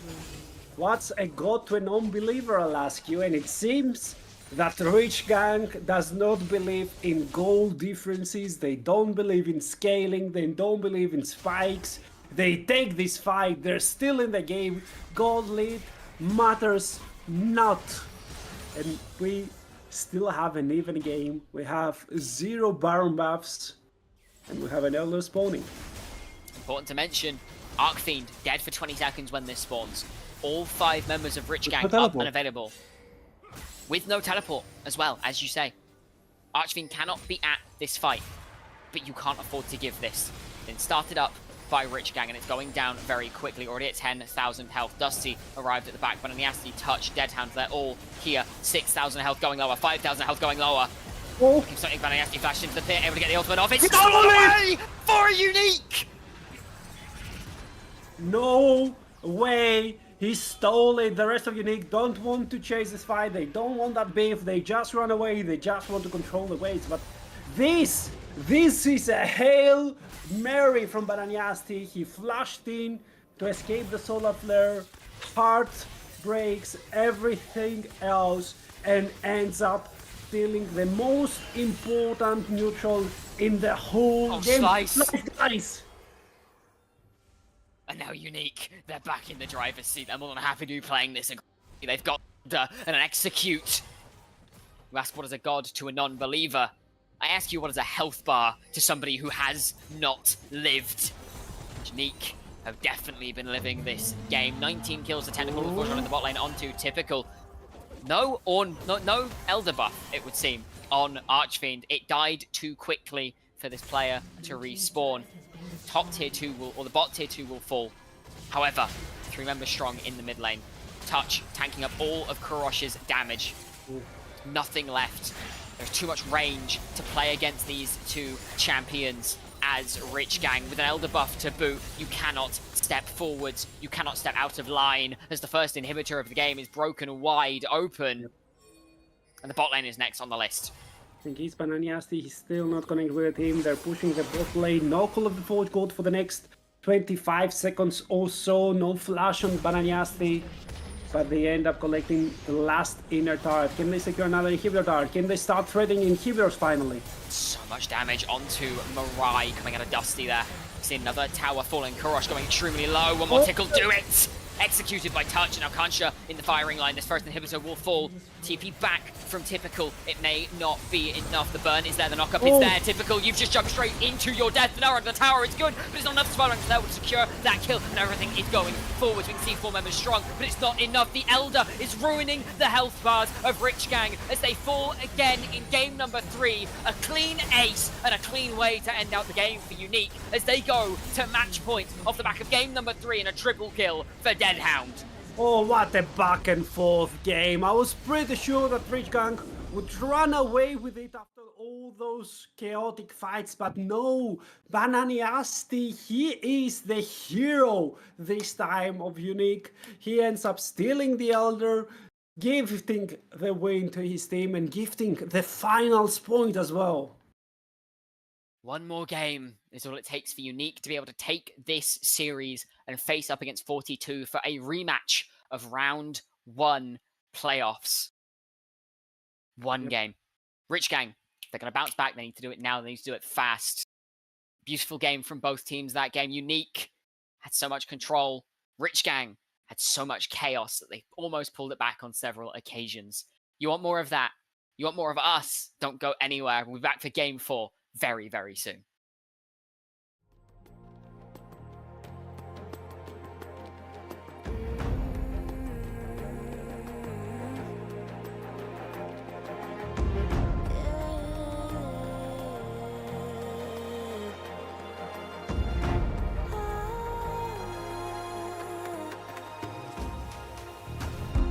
What I carry on my shoulders, showing stories told. Watch the fire burn away the cold. I am rising from the dust. Despite how much we lost, you will not take away my strength.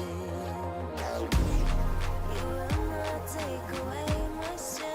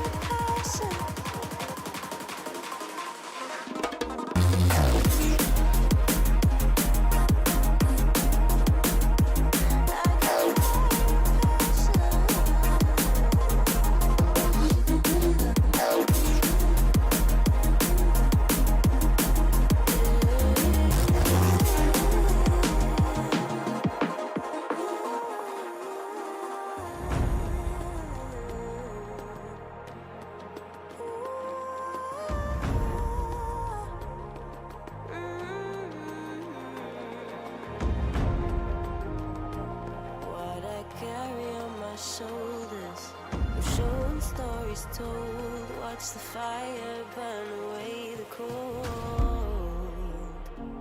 I am rising from the dust. Despite how much we lost, you will not take away my strength. You will not take away my strength.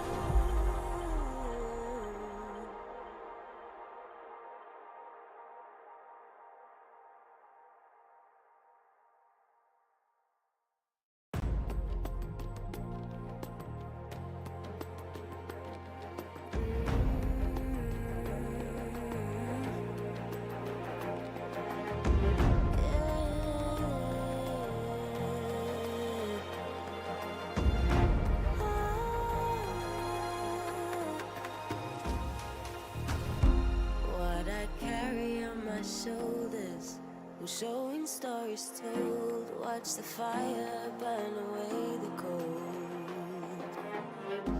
I am rising from the dust. Despite how much we lost, you will not take away my strength.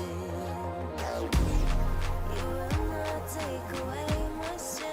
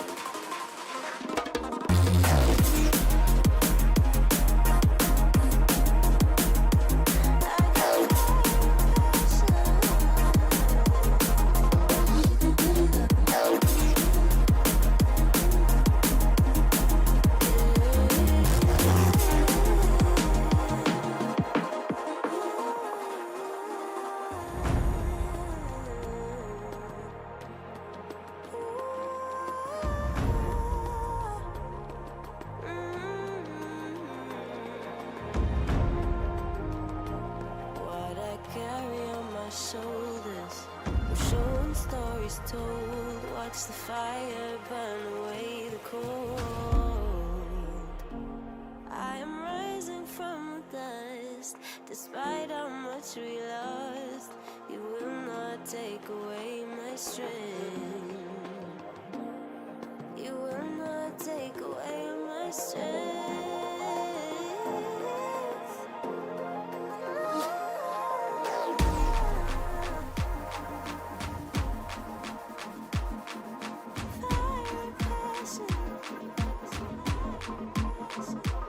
I got fire and passion. Fire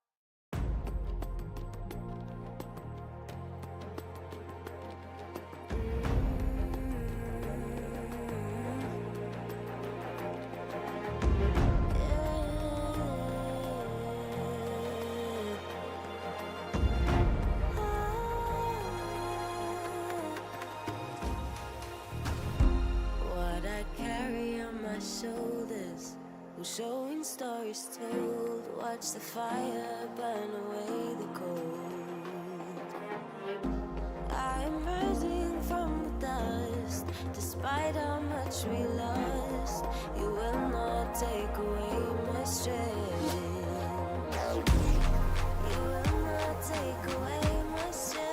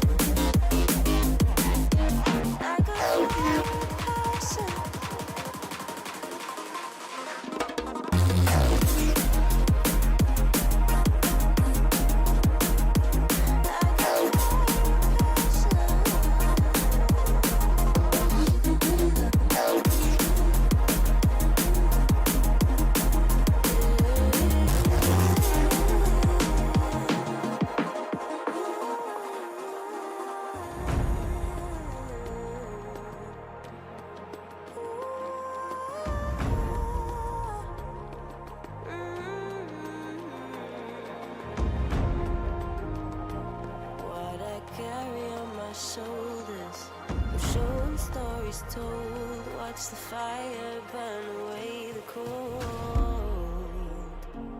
I am rising from the dust, despite how much we lost. You will not take away my strength. You will not take away my strength.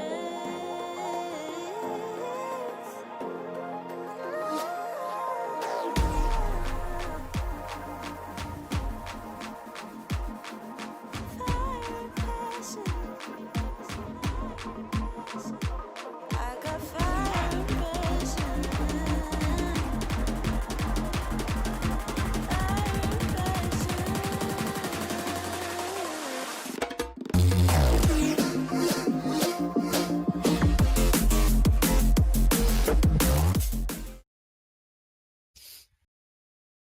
Now, Rev, Yep. you told me that the script said red side wins. Yeah, yeah. It seems that Unique, they've taken that script, hmm they've chucked it out the window. I mean, yeah, now everything makes sense. Right? Now I can see it clear as day.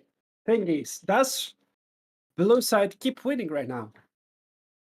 We will see. Rich Gang have selected red side again for game number 4. This is, of course, match point for Mhm. Unique. If they win this game, they will go on to finals to face up against 42. If Rich Gang win, ladies and gentlemen, we are going to a game 5. But we will only find out how that happens in this game. Now, Rev, what do you want to see from Rich Gang this game? How do you want to see them improve on what they've already got? I mean, I think they need to play through some lane, right? Because so far they've been playing through almost none, maybe through typical, and the other lanes just scale up, so they end up doing nothing half the game long and just waiting for Unique to give up something. We are into draft, so we'll see if Rich Gang can adapt their draft at all to make this game go more in their favor. Bans the same so far. Mhm. I am definitely curious, though, to see if anything changes. If we are just going to see an Ezreal B1 again for Unique. The Aatrox, normally this third ban for Rich Gang here.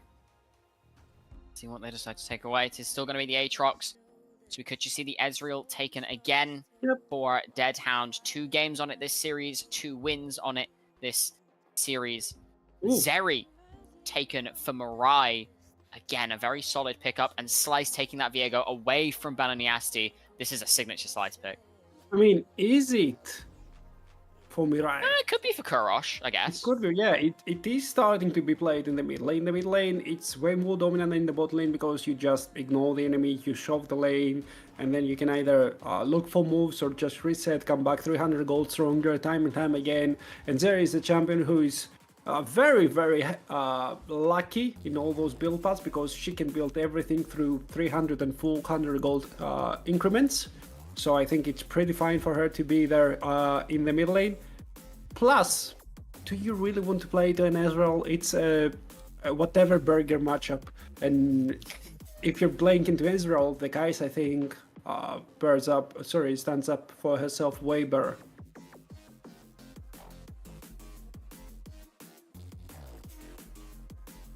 Poppy, blind in that. Is it jungle or is it top lane? That's my question here. Because why are you blinding Poppy just to try and punish the Zeri? Oh, we're losing Luna. Yeah, I think it's too early to pick out the Poppy. To be honest with you, I think that you need to see something more. You need to be a counter. Not sure if it's going to be jungle, although you have seen the enemy jungler right now. Slice has picked up the Viego, and although the Viego was buffed in the start of the season to be a solo lane, almost nobody ever picks him up to be a solo lane. So I see the Poppy being there, just being a low eco jungler, still very strong in the early game, and then be there for your initial engage to try and counter any time that Slice tries to engage with the Spectral Maul. But after that, it's still weird. You need to find the angle. It's not easy to get on top of the Zeri just for you to pop your steadfast presence and be able to make sure that she can never leave a place unless she kills all of the opposition. Now the next phase of the bans has gone through Azir, Huey, Renekton, and one last ban which remains to be seen in the list. Next 7 seconds will pop through, and that's going to be the Nautilus. Locked away, the Leona is still an option, not very good into the Braum as well, but the Rel, I think it's a little bit better, but it gets blocked by the Poppy, so it's going to be quite hard for that Metal Rider to find a proper angle. But we're flipping the script, the whole way. Lulu locked together with the Zeri. You are betting everything on that bot lane. It can get ahead. It's really hard for a Braum to play into a Lolo as well, so you get having scaling for yourself. But now you're keeping your R5 pick for just the front line. It's not necessarily what you wanna see. And there's a very, very easy Cassante blind for Archfiend, which he will lock. Welcome back. Thank you. My internet decided it did not like me for a second there, unfortunately. It's fine. Interesting how the draft has played out. I saw the Cassante hover on 3 initially. Yeah, I mean, I'm not quite sure about the Poppy, honestly, but Rich Gang, right now has locked themselves in a position where they don't really have any engage at all.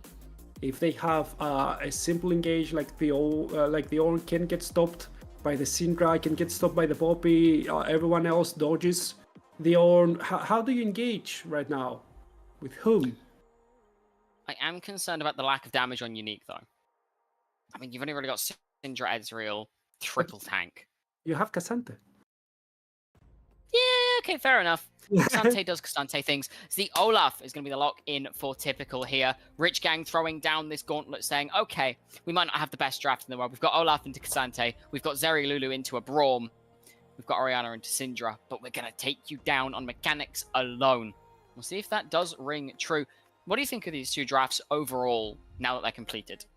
I think it's a huge bet from Rich Gang, right? They are trying to pull a Hail Mary, they're trying to counter the bot lane, and the counter is good, but there is a reason that no enchanter is ever picked up. Their items are kind of whatever right now, and they don't really offer up that much in terms of how you control the map. You can't face check, you can't start roaming alone, because if somebody sees you, you just die, or you need to spend too much of your spells and energy to survive that, and you are getting all of your chips on top of a Zeri. If that Zeri managed to keep a correct position, managed to deal shot a lot of damage, then you're fine. You're more than fine. You can make that Zeri even stronger. But if that Zeri isn't there, if the reset never comes for the Viego, what are you playing for? And how are you playing for it? It's also to be said that Kansha has been largely playing this Leona throughout the course of the split, throughout playoffs, throughout this series.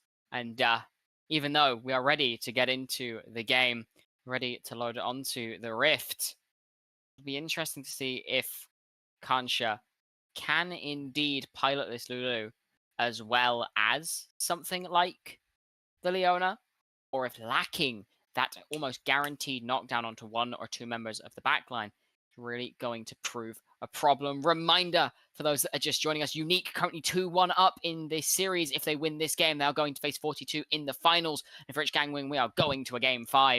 It's everything to play for here in the losers final. One goes home, one ascends to meet an old foe. Yep. Time will tell. When we're very close, it's a complete. We asked for a flip of the script. They did flip the script completely upside down, and you know what they say, that fortune favors the bold. Thing is, not always. That's a saying that only the survivors say, and if you don't, then you're just forgotten, then you're just flamed. But they are trying right now to flip everything upside down. They're trying to go the old school way, to invoke the old magic. Thing is, do you believe that they can actually succeed? Time will tell. As they say, history is written by the victors. The losers are written into obscurity. We'll see if Unique can indeed claim victory today as we head on to the Rift for game number 4. Almost there. Oh, was I sorry? I took a wrong turn. There we And go. we're here. Finally, game number 4, and Rage Gang tries to pull out some shenanigans from the first minutes of the game. They do stuck behind that little mid lane wall. And if anyone tries to engage, they'll be greeted with a very, very nasty surprise. Oh, there they are. Never mind, the surprise wasn't as walking nasty. on to Bananiasti. Not as nasty as Bananiasti. Oh, is he matching their nasty? He might be. He might be indeed. See, just now standard cover coming in. Now, Rev, what are you expecting out of this early game coming across from these teams? Anything interesting? Any big shenanigans? Or are you quite happy and content to just say, all right, we'll see how this goes? I mean, you should not have a lot of shenanigans if you are a rich gank, at least in the bot side, right? Because Oriana is a very scaling pick, especially if she goes for something like a tier start, then she should be there just waiting for the tier to stack, waiting for the Service Embrace to stack, and that shield to proc, so that you'll be safer and safer, but you're scaling into oblivion. On the other hand, the Olaf is a very interesting pick. It's very strong into all those heavy crowd control teams, and one might ask, okay, then why isn't picked all the times? It's because it's flippy AF, honestly. And if you don't get ahead, if you're just even, sometimes it's not enough. All those newer champions like Ekasante, all those straight up champions like that have a very clear identity, like the Own, like the I don't know, the Gnar, all of those give you so much more of an easy way to know what you're gonna do. The Olaf just wants to run towards the enemy line. He's technically a melee carry with no mobility, that tries to threaten a lot of mobility carries right now, a lot of high range carries, and it's very hard for him to do. He needs to run through the enemy front line, he needs to, I don't know, be able to survive through everything, and if you're not ahead, sometimes that's plain impossible, right? No? Definitely can be. Oh, there's a dive. They managed to get on top. There is a dive coming in. First blood to Deadhound. That's rough. Pretty quick. They never realized. No, actually, they did realize that they got invaded, because I see Diego invading on the enemy side of the jungle, but you can't really dive Exante, especially early on in the game, right? And the Poppy just flashes in. Bananiasti knows he's nasty, and just make sure that the Zeri starts from behind in the curve. Look, it's already an 11 CS difference, plus the first blood onto the Ezreal. He's gonna be skipping the awkward curve of the tier by pretty fast. Yeah, able to get past that with a longsword to boot already. Getting back out onto the map now. We can see typical, potentially looking for something onto Arcfiend. The Undertow going a bit wide. Slice is now here. Oh. See if anything happens. Ghost has been, and there's the dash away. Arcfiend should still die here, I believe. Yeah, and very awkward wave as well. The Olaf has already recalled, and Archfiend thought he found an angle, but it was just a plain bait for the enemy side. Very nice gank from Slice. He found a disrespect from Archfiend. He's still fine. He recalls, a better recall from Typical, and now they're looking for mid lane, trying to get a flash at least. They are. Korosh does indeed have to flash away. Can't shut here now through a strong. Slice has arrived as well, still stepping up quite aggressively. Does not land. Keeping more of the Asti fall here to Slice. Yeah, and if you manage to answer all those aggressive moves, if you do expect them, then it's excellent for you as rich gank. You just lose a singular summoner, then you're fully fine, and you can start actually getting glitz everywhere, maybe bar the bottom lane. Oh, the Olaf wins this. Somehow he almost won this. All the extra sustain from this champion, the extra attack speed when he gets low, plus the stacking shred from the Undertows end up counting for so much. Over here, Mirai, very nice shield, touch. It's very hard for him to play the game. Gets polymorph over there, cannot really stack up the enemy, the concussive blows onto the enemy. And he's really reliant on the rest of his team to be super useful. That's why you actually lock in Braum onto engage supports. That's what the champion does. When you run into him, he's excellent. But when you want to keep your distance, it's very hard for him to play That's why they pick usually Rakan and all those range supports into the Braum. Certainly is very difficult to play the ball into this kind of longer range style. As we see the dragon go across to Unique there. Grubs still not up. We'll see if there is contest for that or if it should be taken up by one of the teams for free. Flies on his bot side, potentially looking for another invade, but there's no bot side camps up to be taken.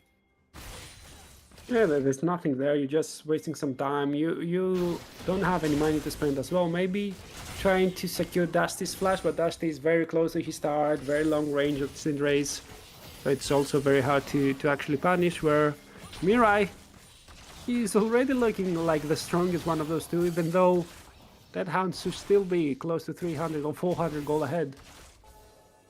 Of course, that tier start does stunt your power a little bit. 300 gold lead for Deadhound, as you mentioned. Slice being the one to pick up these grubs up towards that top side. No mana for either of the bot laners, so a fight is a little bit off the cards.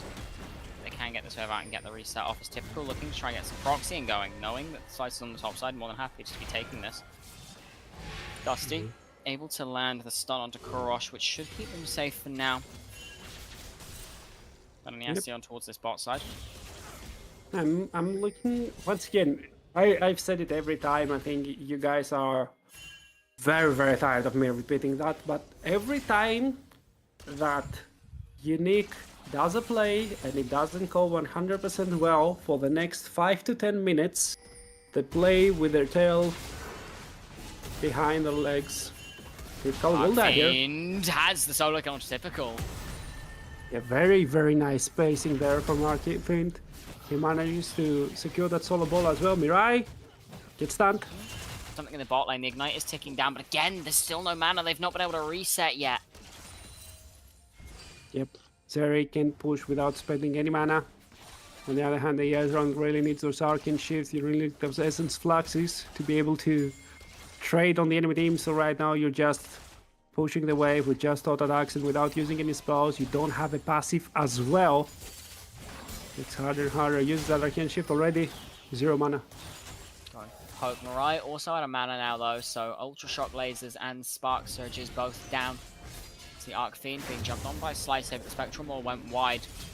Footwork going to keep this Cassante safe for now. But bot lane's resetting to the side of Rich Gang Unique, just trying to get this to crash, not able to cancel the recalls, not able to stagger them at all, which would have been perfect for this bot lane, but Deadhound literally sitting on like 10 mana. I mean, it's closer to 0, yeah, I think, but they do end up crashing the wave. They could go for the extra auto attack to just secure that one play. The blade will end up dropping to nothingness, and nobody will get access to that extra gold, but you're coming back with the Hardbound Axe, a very nice buy early in the game. Could also go for the Phage. Ends up going for the extra attacks, but just to try and secure the extra stacks from the Braum passive. That's a very nice trade. Stack check, sitting at 49, I think it was. I think what the breakpoints are. It's 40, 60, 80, 100, 120, right? Exactly. So now, right now, he has access to a double Dark Sphere. He can stack them up, use them more. Soon enough, his W will do more true damage, then his Z will be wider, will be going for more slow as well, but still not there. Very quick to the 40 stacks as well. Usually the beginning is quite slow. It really has been very good as we see a fight on the top side again, all out used by Arc Fiend and the Ragnarok by... Oh, the flash. Typical. Flash forward will secure that kill. We are just seeing a back and forth in this top side. Not able to get that CC off of the all-out. Does make it that little bit harder. You can see Mirai almost out of mana again. Not been back in lane too long. Dusty. Just trying to shove or stop this wave from crashing onto the tower. Kind. Says Korosh. Keeping back into the lane. Able to dodge away from the damage because of that little bit of speed up you get post 10 minutes from the teleport. Home guard as well. Pretty nice to have there. +1 stack. And then yes, he's being shown by that ward, and one recurring fact is that every time that Bridge Gang is playing from the red side, the plays are way less. If they're playing from the blue side, they're looking to be way more calm, way more collected, and wait for Unique to actually pull the trigger, but that doesn't always bode well for them. So that so far, the score is 2-3, they are slightly ahead in gold, and I think that most of that is in the top side, where Typical has collected 2 kills, 1 solo and 1 with a gank. For the rest of the map should be pretty even. Oh, that's a lot of damage! It is a lot of damage. Has to use the Heartbreaker to safety. There's the ultimate coming out of Mariah, but damage is not really there. Kansha will be first to fall. Touch now tanking up a lot of damage from Mariah, and Slice is here again as well. Deadhound stepping forward, trying to get the damage down as Dusty has arrived. Scatter will go wide, but this will be a secured second dragon for Unique. Yeah, Not plus a able kill, to right? trade it back. Yeah, plus the kill for onto Kansha there. The heal was blown. Grubs are up as well. They can head straight towards as we are heading onto yet another Chemtech Rift for the third time this series. Oh, come on, that's the most boring Rift. Give us a Hextech, give us an Infernal, something we can play with, but no, that's a Chemtech again. But the silver lining for the side of the Rich Gang is the fact that they will be securing the second trio of grabs uncontested as well. So that's a lot of extra pushing power for them, and they do have that pushing power. They do have the Olaf, who can be a menace in the silent touch. Oh, that missed! Ooh, Kurosh, really low. One more hit would proc the concussive blows, but with not much more damage left for Dusty, not going to opt for it.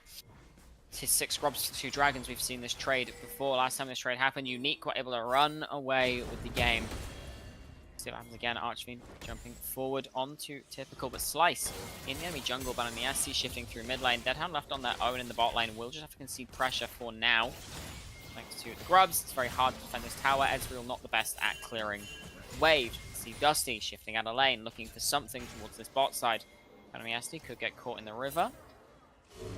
You know, he has a Hex Flash, he's just fine. The Poppy is a very slippery champion, especially when slightly ahead, and he does carry a lot of armor, a lot of HP right now in his pockets. Touch will end up losing half of his HP, even though, if I'm not mistaken, in 14.15, static is already nerfed. Oh, wait! Deadhound stepping a bit too far without the support of Touch. There's a jump forward into the Unbreakable Flash from Mirai. Will reposition. The Heartbreaker will secure the kill for Slice. Now Touch should be next on the list, and Mirai will take that one for himself. 2 very quick kills in the bottom side. I swear to God, Deadhound just got bought. There's no reason to jump in a 1v2 when your support is not there. Yeah, mind control. You just see the enemy there. You finally hit an Essence Flux after missing 3 or 4 in a row, and you're like, hey, it's now or never, baby. I must go in. I am prime death, but no, you're not HIM, buddy. First tower will fall thanks to those grubs. Now Arcfiend is here. The teleport being forced out of Typical here as well. Means that Mariah and Kansha can just back. Herald is up, started up by Bananiasti. Slice moving towards this top side to defend against Dusty, with Kurosh looking to reset. This Herald should be a pretty free pickup for the side of Unique, and being the third objective they're picking up this game, it gives them so much room to look to break open a tower. Of course, first tower already down. Slice now being collapsed between Touch and Dusty. I think that Touch is a little bit out of contact from the rest of his team. He's been trying to find those angles time and time again, and nobody seems to follow. This time, it ends up not mattering. That doesn't cost anything to his team. He clears some vision, creates some space. They end up collecting the Rift Herald indeed without any sort of contest from the side of the Rich Gang. Thing is, what do you use that Herald for? Do you try and tear up a turret immediately? And yep, I'm not even giving the second option. This is what you try. Typical is in trouble. Typical may just be dead. Will die. The Ragnarok popped a little bit too late. Arcfiend with the second solo kill of this matchup. Mariah taking a lot of damage. This tower should fall. Scatter does not stun. Herald will go down. No, health bar's too low. The stun lands onto Touch, but the Unbreakable is up and available. The Glacier Fissure only lands onto Kansha. The heal is popped, and Mariah is still putting damage down. Teleport into the mid lane as the Ultra Shock Blades attacked onto Deadhound. Slice looking for another Spectral more as the ultimate from Banayasti goes wide. The fight may be over, but this mid tower now under fire. With Verdict being gone, there's no way to stop this push. Mid lane dropping is huge for the side of Unique. It doesn't even matter that the side behind in gold right now. They can start to collect and control all that area way better, especially the entrances for the enemy jungle. That gives them so much information where they can play and where they should play. Actually, especially in the next 40 seconds, I did criticize them a lot in the first game that they were the ones being ahead, they were the ones having the tempo, and they never set up any vision and any control around neutrals. And so far this game is a little bit more of the same. Certainly is. And they're behind this time as well.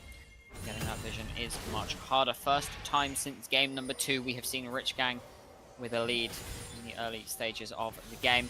4 members strong in the mid lane, not wasting any TPs. Archfiend towards that bot side. No vision really in thing as there is an engage onto Typical. Ragnarok already popped and he can't keep hitting, which means this is a wasted cooldown.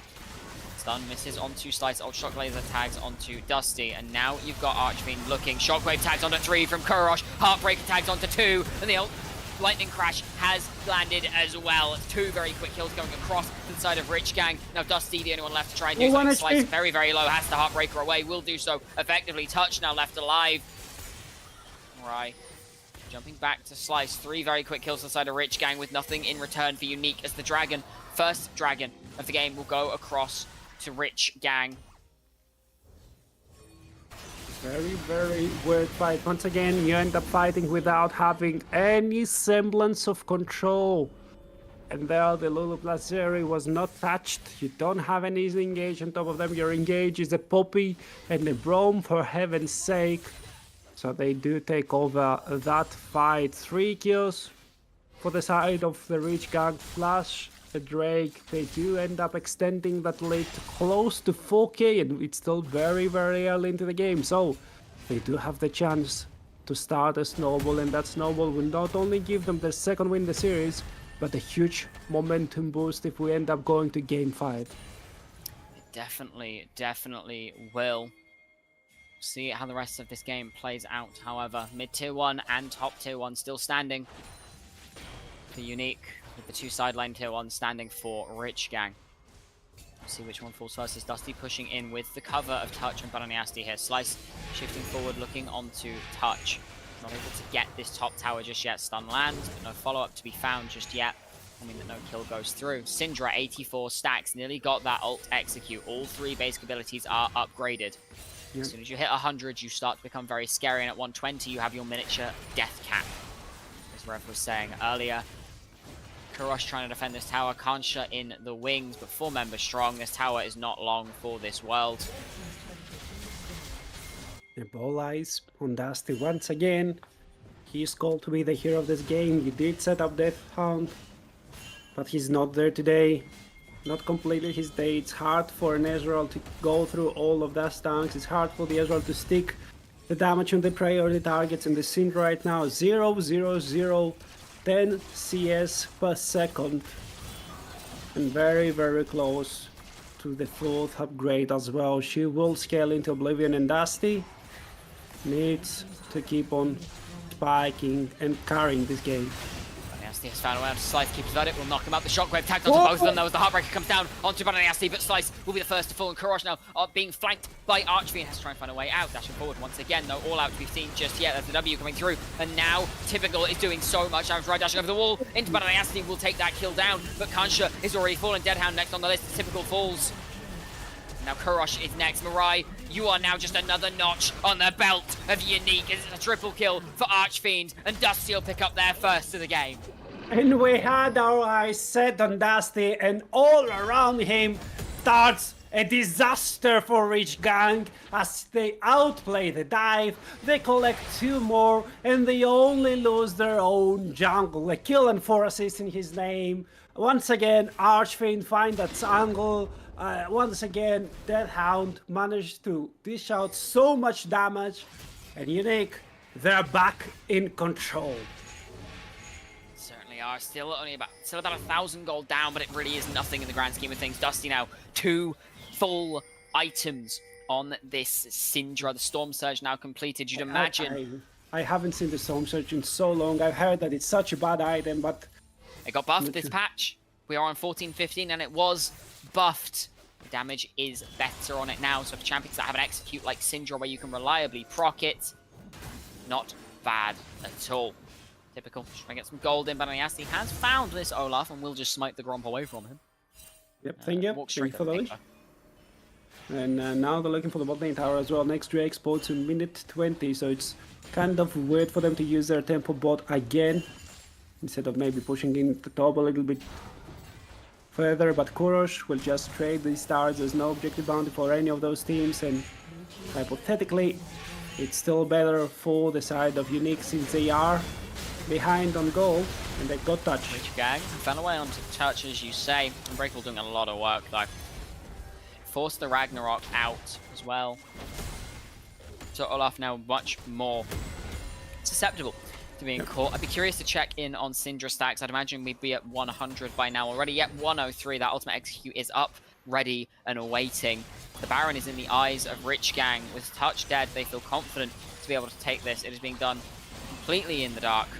The ultimate will tag, they now know they're on it. Dusty, Aniasti stepping up, stepping forward. Archfiend finds the knock on Kansha and then finds the knockback onto typical Slice, now stepping forward. But the Keeper's Verdict has already knocked Mirai and Kurosh away. There's no damage left.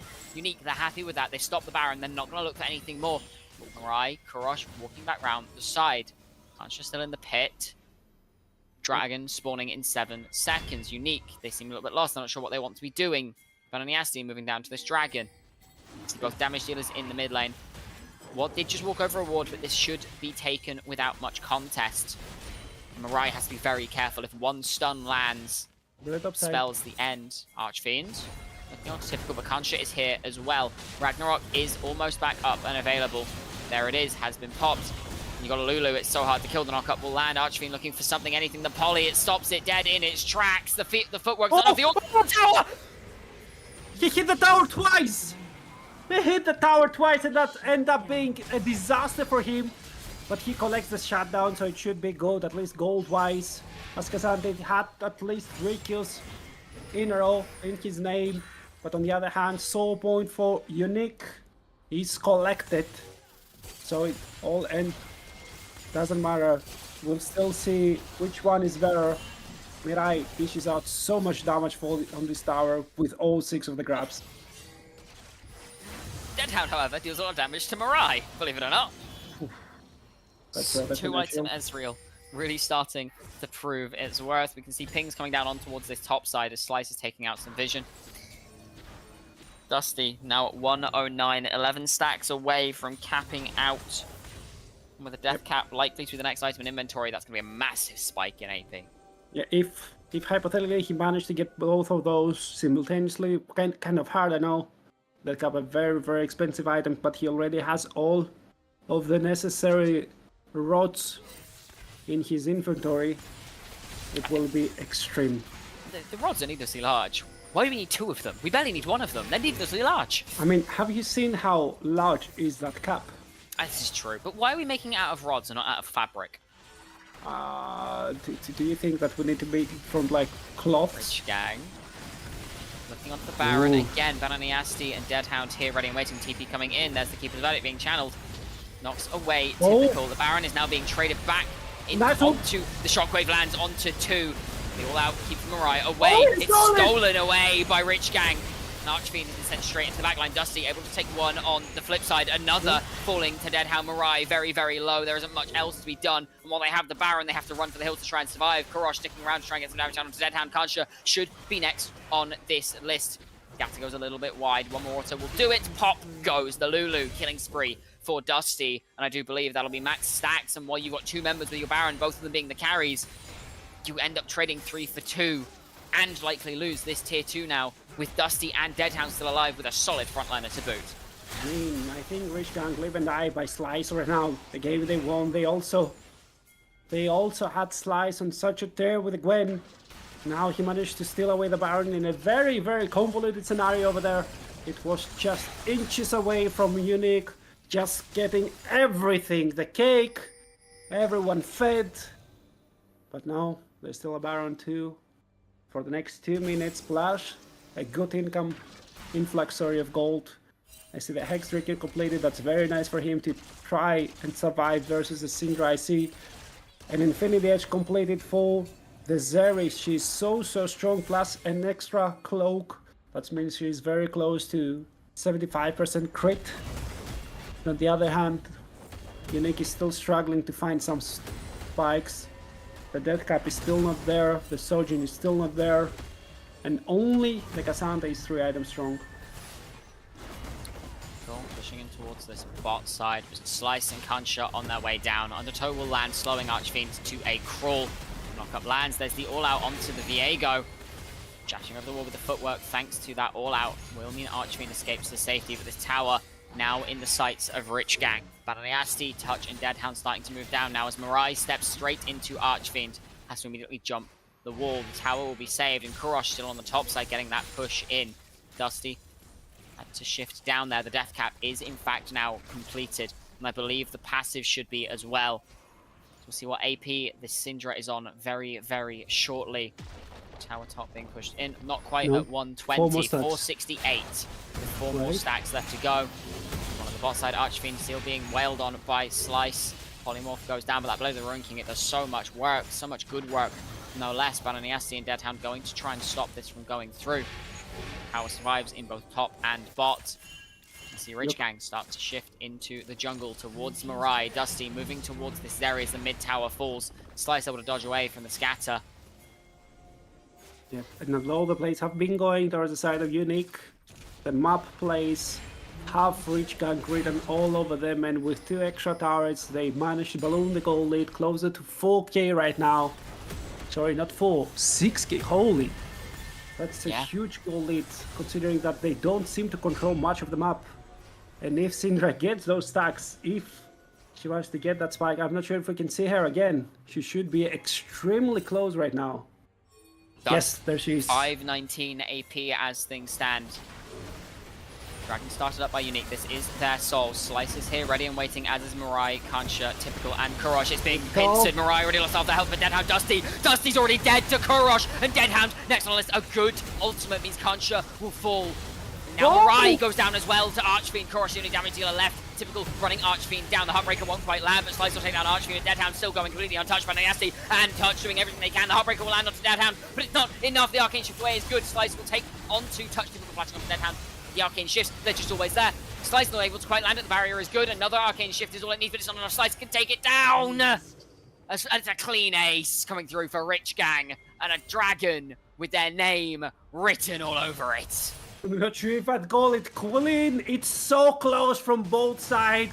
Singular, minuscule, different decision could have changed everything, but Rich Gang get everything they want. They push in the sides, they get the Drake, they stop the streak, they don't give away the soul, and they get so much more gold in their pockets as well. The gold lead now rides more than 7k, and that teleport goes to Not as well. Typical will not allow it.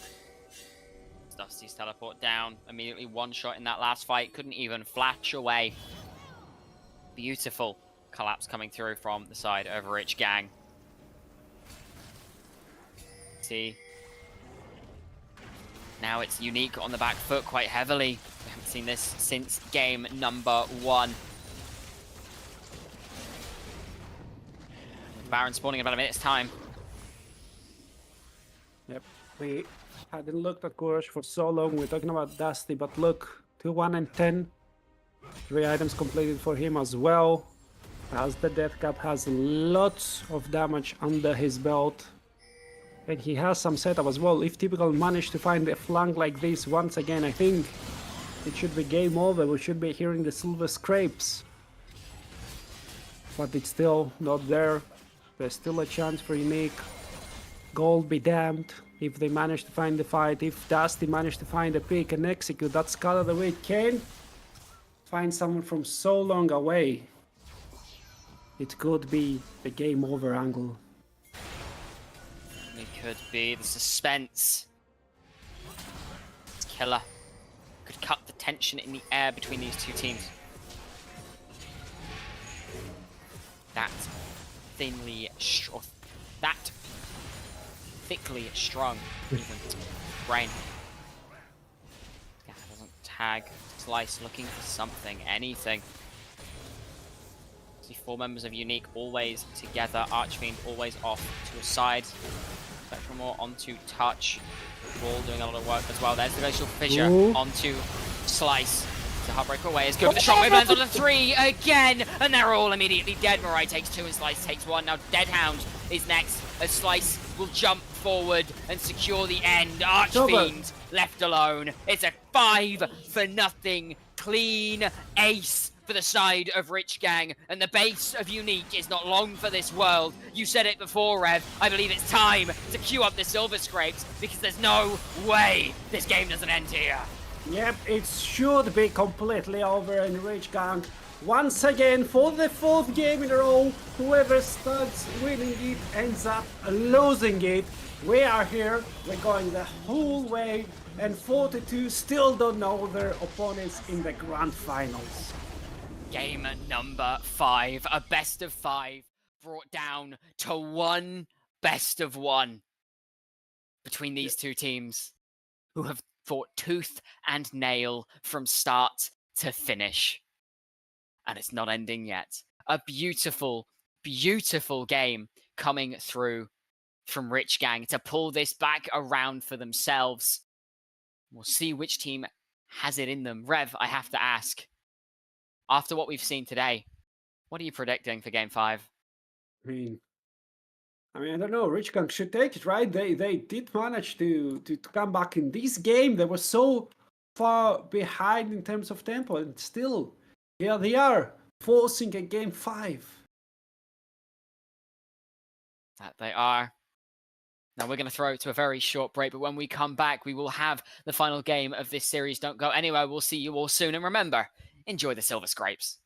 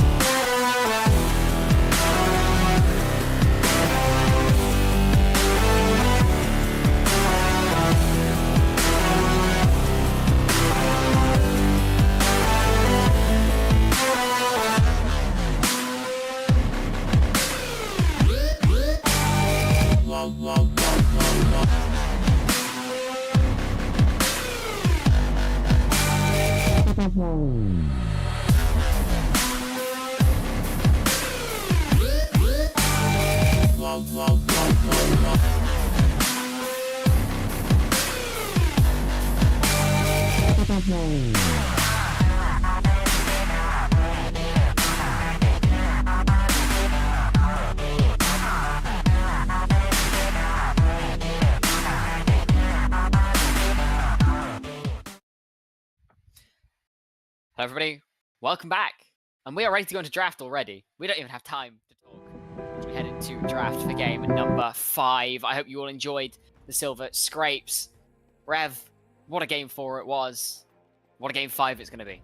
I mean, Unique opting to go into the blue side again? That's a surprise for me, for sure.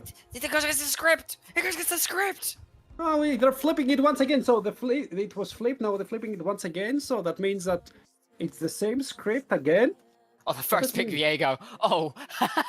Oh, okay. So it looks to Immediately be. into Oriana Zinzao. I mean, Xin Zhao is a very great pick right now. I mean, he can actually be very, very strong, but you are relied on your early game. Still extremely strong into the vehicle. Oriana, I think it's just a comfort pick right now. Very free laning into most of the mages, and it looks like we are skipping, slashing, and I don't know, whatever, going away from any marksman in the mid lane. Once again, the Hui locked for Dusty, and Deadhound, he's just in one trick pony on the Ezreal, it seems. Apparently so. 3 of the same champions from game number 3. The game that looked so incredibly dominant by Dusty on this Hui. See what the response is coming out of Rich Gang. Likely to be an AD carry. I'm not going to talk about it. It's just going to be Zeri again. Why aren't you gonna talk about? Are you a Zeri hater? No, I wasn't going to talk about the Draven hover. Don't you want to be? I am lightning pentakill. I was not talking about the Draven hover because that would have been hype for a game 5. And I didn't want to like excite myself. Do we ban the Lulu, Rev? I think. Yes, of course. That's what I gotta say. I would say completely and certainly yes. But the Braum is banned away as well, so now you will have the second pick and support. I don't think you do have enough Leona's options still to ban. Leona is open, and I think it's gonna be picked by the side of the real gamers, aka Rich Gang. But you're banning away the Nautilus just because he can check the Hui or the Ezreal way easier with just a press of a button. Will it be game number 4 of this series on Leona for Kansha? You had your 1-game break. Will you get put on this champion again? Of course, only won the 1 game on it this series so far. Yep. Is there going to be the Rakan? Speedy Burb. Wait, now you can actually go for the Leona. Lately, you do pick Rakan into Leona, but it is a very nice counter matchup. You can just boop, stand the Rakan forever. He's not a tank. There is not enough tenacity in the game, especially not in Rarun, so you can actually punish him heavily, especially with an Ezreal, right? It's a very strong 2v2 duo early on in the game with the Leona passive, with the Ezreal passive ramping up, and all your damage being blown out of proportion. I saw that Lissandra hover touch. I know you want it. No, This is going to be the Leona though, with the You're not- Renekton up in that top lane. you're not making, mate. Just go for the Leona. It's easy. It's there. It's very fun to play. You go forward. Just when you're ahead, keep going forward. I think that's the secret. Now, typical could go for the Gnar. Again, it's a fine counter pick. You could even blind it. There's not a lot of answers unless you play something like the Nidalee or the Irelia right now on the top side, which I don't think they will go for a game 5 in an elimination game. So it's just a boring R5 pick. Makes sense though. We've seen this work out, and these comps are much more standard. This isn't any shocking picks. There's nothing coming out of nowhere, nothing crawling out of the woodwork, no bugs landing on our screens in the hot summer heat. Just good League of Legends, solid compositions. Now, Rev, the question you've been dreading, the question you knew I was going to ask. Looking at these drafts, looking at how the series has gone, who is heading to finals? I mean, I don't know. Just ask me about my future better. I think it's what are you doing to me? I don't know. It's really hard. I do like the all-in composition for the side of the rich gamers, but they haven't been very active in the early games to say that, hey, that Rakan could find angles. Yes, you can leave alone the Zeri, and then you can flank in with him and be very useful. Or the grabs. All of those neutral objectives have been just handshook so far in the game. So I'm not sure if you're gonna play into it. On the other hand, you do have so much comfort. The Hui, the Renekton, the Ezreal, Leona. You're looking at those picks and they scream unique. So I think I'm gonna go with unique this time. We'll see if that comes to pass. Of course, Bananiasti back on this Viego again, brought them to 2 wins on it once already. And as we head on to the Rift for game number 5, let's see who's facing 42 in the finals.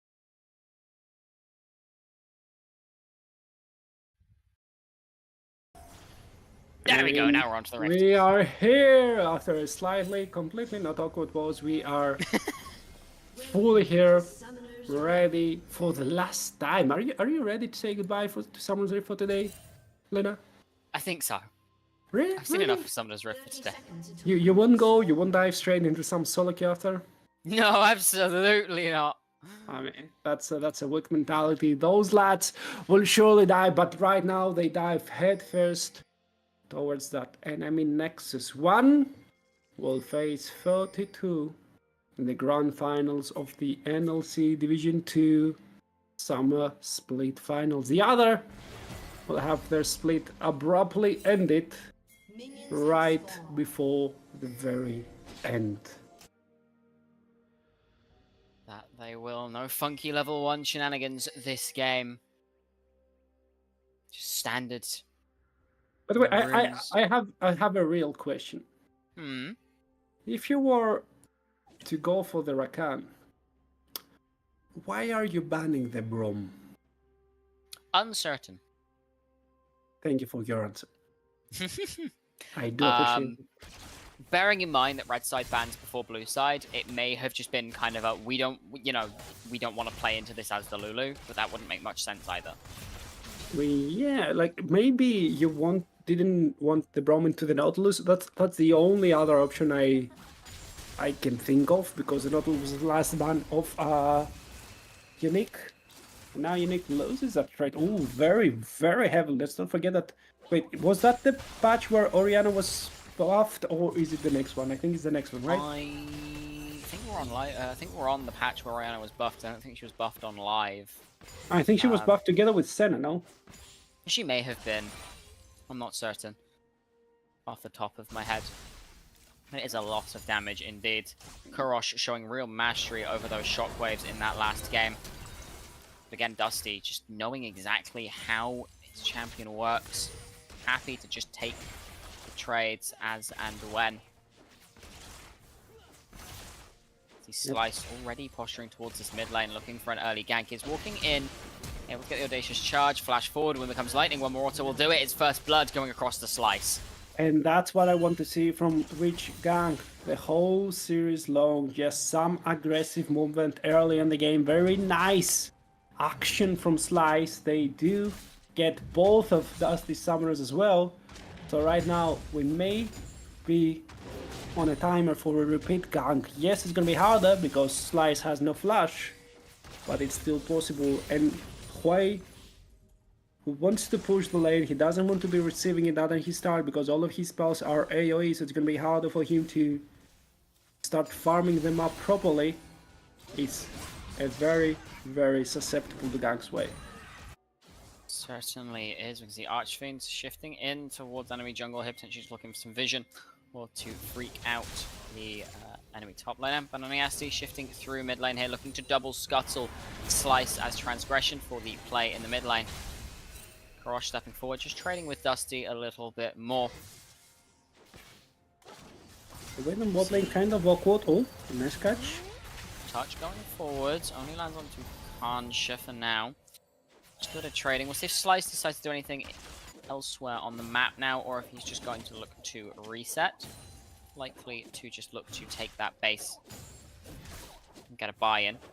Yeah, I mean, he has been double scuttled for that first blood, right? So he wants to go back, start collecting more and more XP. But we're gonna have a pause just to, it's specifically done for you guys in the chat. And I know you're saying, what? We don't want any pause. No, you have to build some anticipation and some patience. It's a very good life lesson. And I'm coping, yeah. Coping just a little bit. Tis early in the game, though. First blood, the only thing to really go across. Objectives yet to spawn. Are we going to get a fourth Chemtech Rift, Rev?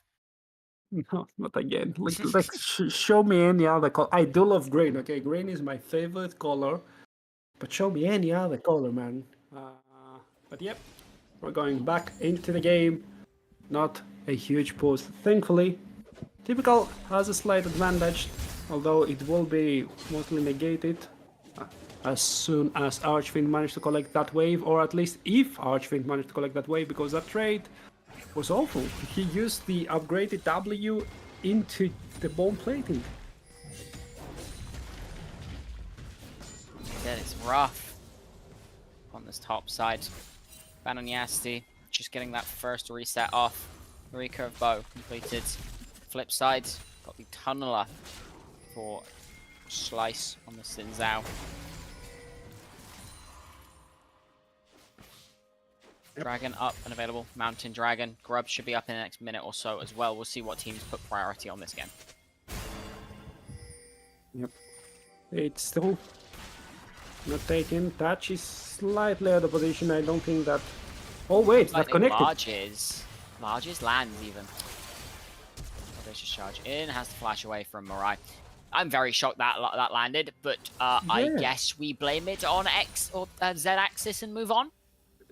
Yeah, I mean, what you'd call it? Not the height difference, something like that. There in the river, it's very. Let's call it funky. Difference in plane. Yeah. One is slightly higher up than the other. Thing is, I didn't even see, the mark that pops up. No, nor did I.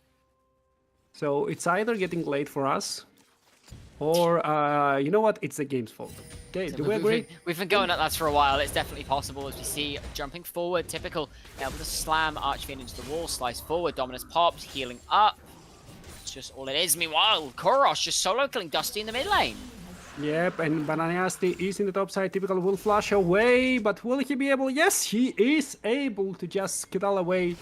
That's some excellent news for the side of Rich Gang, as they're getting richer and richer with that solo kill, with the call in the bot side, and the plate that their bot lane managed to collect as soon as they see Ananiasti on the top side.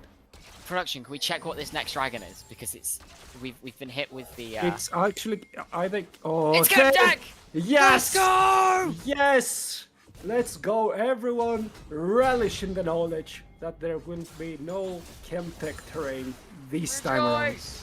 But is it going to be the second Ocean Soul of the game? So I think our second game had an Ocean I'll Soul. say it's going to be either a Hextech or an Inferno.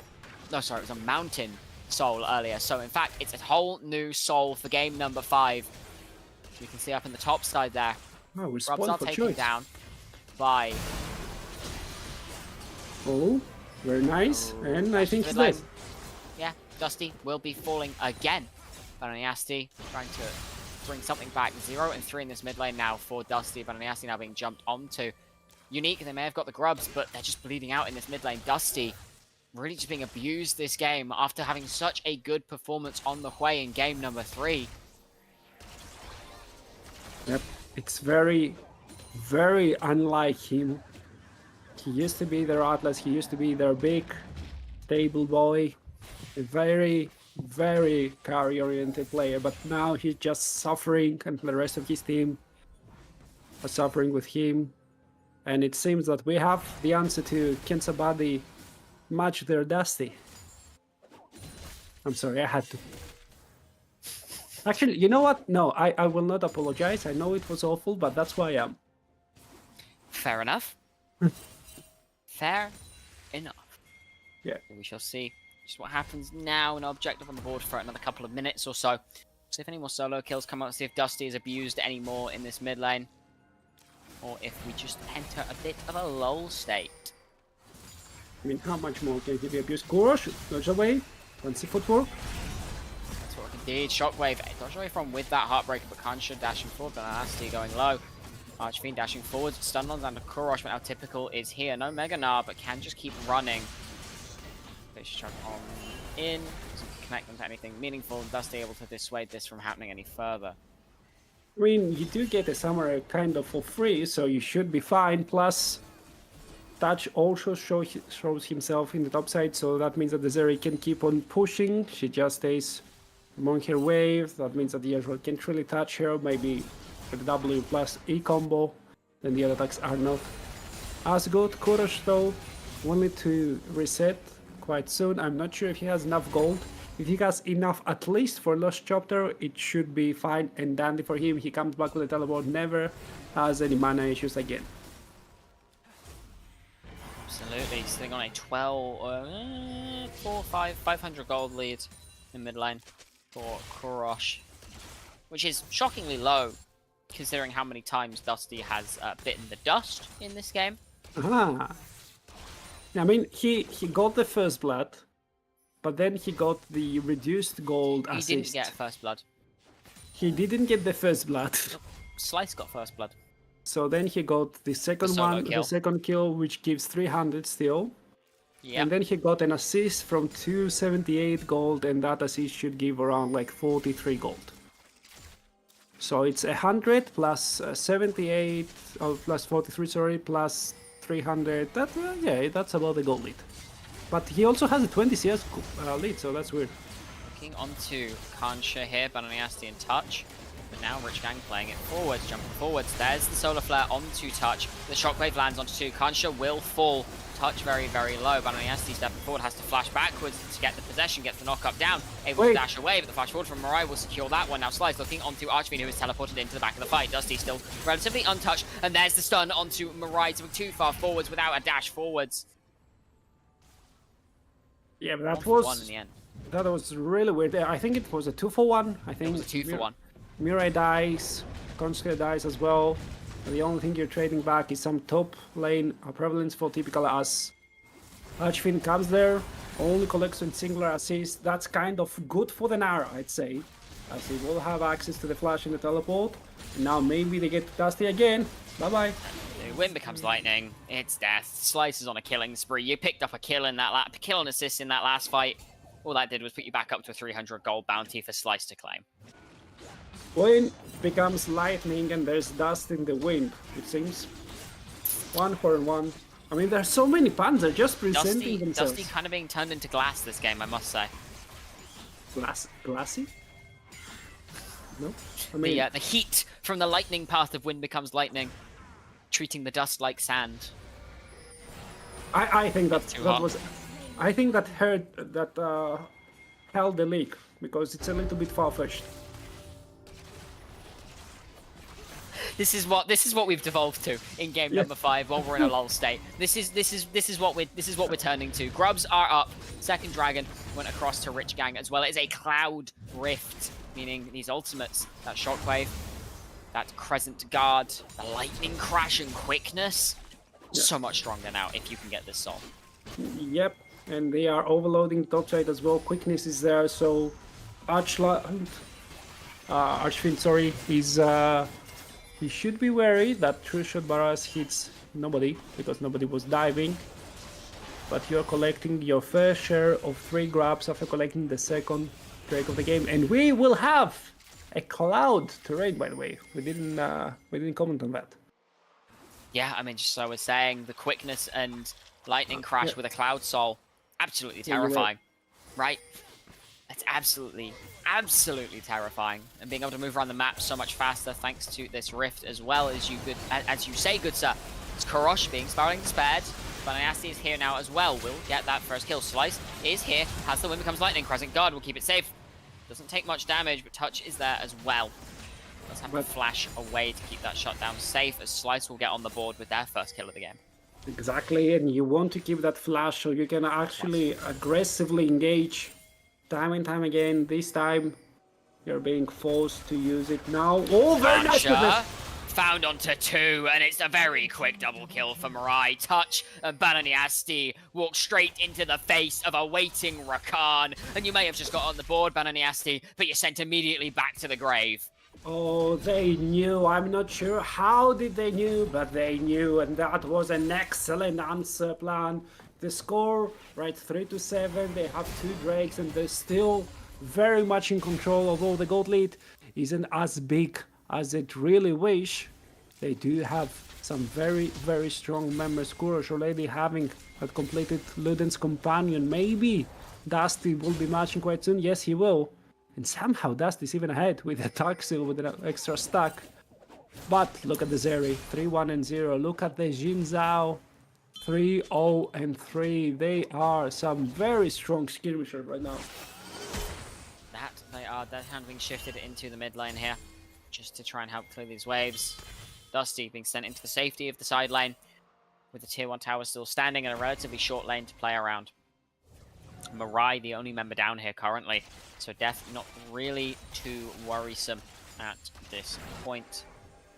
You can see Herald being started up by Unique, all 4 members, far typical of Rich Gang, moving towards Dusty on this on this bottom side.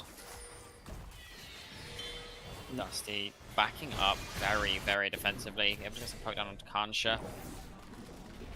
I'm not sure what's the matter with people using the ritual immediately. Of course, they will not be able to take the first tower anyway, as it is collected in the bot side. Crazy, I wonder if you know how they did it in Tokyo, but they just end up skedaddling away. That they do. Bananiasti, Deathhound, Touch, all in this mid lane. As there we see Celestial Opposition completed for Kansha on this Rakan. Bananiasti moving into the top side jungle of the enemy, smiting away the chickens. Archfiend waiting by the red buff as well. He's going to be spotted out. When comes Lightning will not tag. Now you've got 4 members strong in this top side. Be a little bit careful. This red buff will just reset where it stands at Unique, now shifting away. Dragon up in 55 seconds. It will be Soul Point if Rich Gang can claim it. The top tower going to be the focus of Unique. Yeah, they're trying to overload the other side. Typical is already there, and there's an answer. Good catch. Solar Flare lands onto Kansha. Kansha gets a good knock-up, and Mirai is so incredibly strong. Flashes forward, it's on a killing spree as they take down Bananiasti. It's a double kill, and the shockwave goes wide from Kurosh, meaning Archfiend and Deathhound get to run for the hills. But Mirai, now 5-1 on this Zeri, is so incredibly strong as we head into a pause. Yeah, twice in a row that I can manage to catch up multiple opponents in a brush, giving the kills to the Zeri. So the Zeri should start scaling out of proportions pretty soon. Maybe she's already there. It just remains to be seen. The thing is, why were they fighting topside? What's going on there? There's no neutral objective over there. There's nothing to win, maybe bar a tower if you overload and the enemy doesn't answer, but there is an answer. And Unique, they do end up on top once again. So I'd like to see them, how they control them up in these extra minutes that they get to be the one controlling the tempo. Absolutely. I mean, Lightning Crash down for this upcoming Dragon fight. Mirai going to have a hard time dishing that damage out. Now, I do believe we're just dealing with some player lag issues at present, which is why the pauses are coming relatively consistently. We're back with the game shortly, I am sure, but for now, Rich Gang, they're in a very commanding position, right? As you say, they've just given over a little bit of tempo by punishing that play on the top side and only really taking 2 members for it. But with this Dragon coming up and a couple of key ultimates being down, do we think that's going to impact this coming fight, or do we think that Unique are just going to give it across? Oh, not sure. I mean, you should be collecting everything that's given to you, right? You are in total control of the game. So what's stopping you? Even if the enemy team is there, you should be stronger. You should have gotten so many spells from them. You should have gotten so much gold. You just reset, you spend the gold, and then you're stronger in any head-to-head scenario if you don't end up heavily misplaying any mechanic. Kurosh's back got cancelled there by Dusty. Everyone else able to get back without much trouble, bar Typical, who is opting to stick around. Dragon in 15 seconds, as I say, will not have the Shockwave, will not have the Lightning Crash, will not have the Quickness. On the other side, you will not have the Heartbreaker, nor the Solar Flare. But you do have Dominus, you do have Spiraling Despair, and you'll likely have True Shot Barrage because of the Ezreal Q passive, where every time you land a Q, you reduce the remaining cooldown of your other abilities by a second. You also have the Nara and the Rising Guard on the other side. Yeah, it's a very broken ability if you manage to keep on hitting targets. Sometimes it's very easy when those waves are present to you. The Drake is getting started up by Uncontested. Rich Gang. It is completely uncontested. There's nothing for Unique to do. And look at Typical. He gives so much respect towards the enemy team. It's not still there to punish him. So he will end up giving that turret out of fear of giving his own life. Deadhound stepping up a little bit too far forward in the mid lane, has to Arcane Shift. Now touch the one under fire, knocked up by the 3 Talon Strike. From Slice, Typical has started to move down, not able to get in range for the Gnar before going mini. He's able to get a good bit of poke down. Now shifting up towards this top side. Dusty is a bit too far up, but is able to get that reset off in time. And now we've got another 4.5 minutes until the Dragon, 2 minutes until the Baron spawns. Is this going to be a lull state, or are we actually going to see some fighting, right? I mean, if it's up to Unique, I think it's going to be... Actually, if it's up to the team that's ahead, I think this time Rich Gang is not actually doing anything first. After the first couple of minutes, they stop. Dusty, he just checks a while Jin's out, turns his back, and runs away. But can we actually check the gold difference between those two teams? Can you look at the mid lane? Can you explain how that's possible? 7,000 to... Huh? Yep.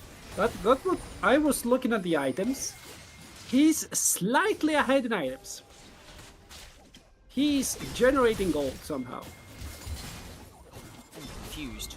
You see Typical and Archfiend duking out the bot lane. Banniasti is here. Typical goes mega, able to get the Nara into the wall. That's the Heartbreaker flashed away from by Typical. The Smite will slow them down for now, but no special more to be seen. One lands onto both. Should die here though, Deadhand moving down just to help secure it.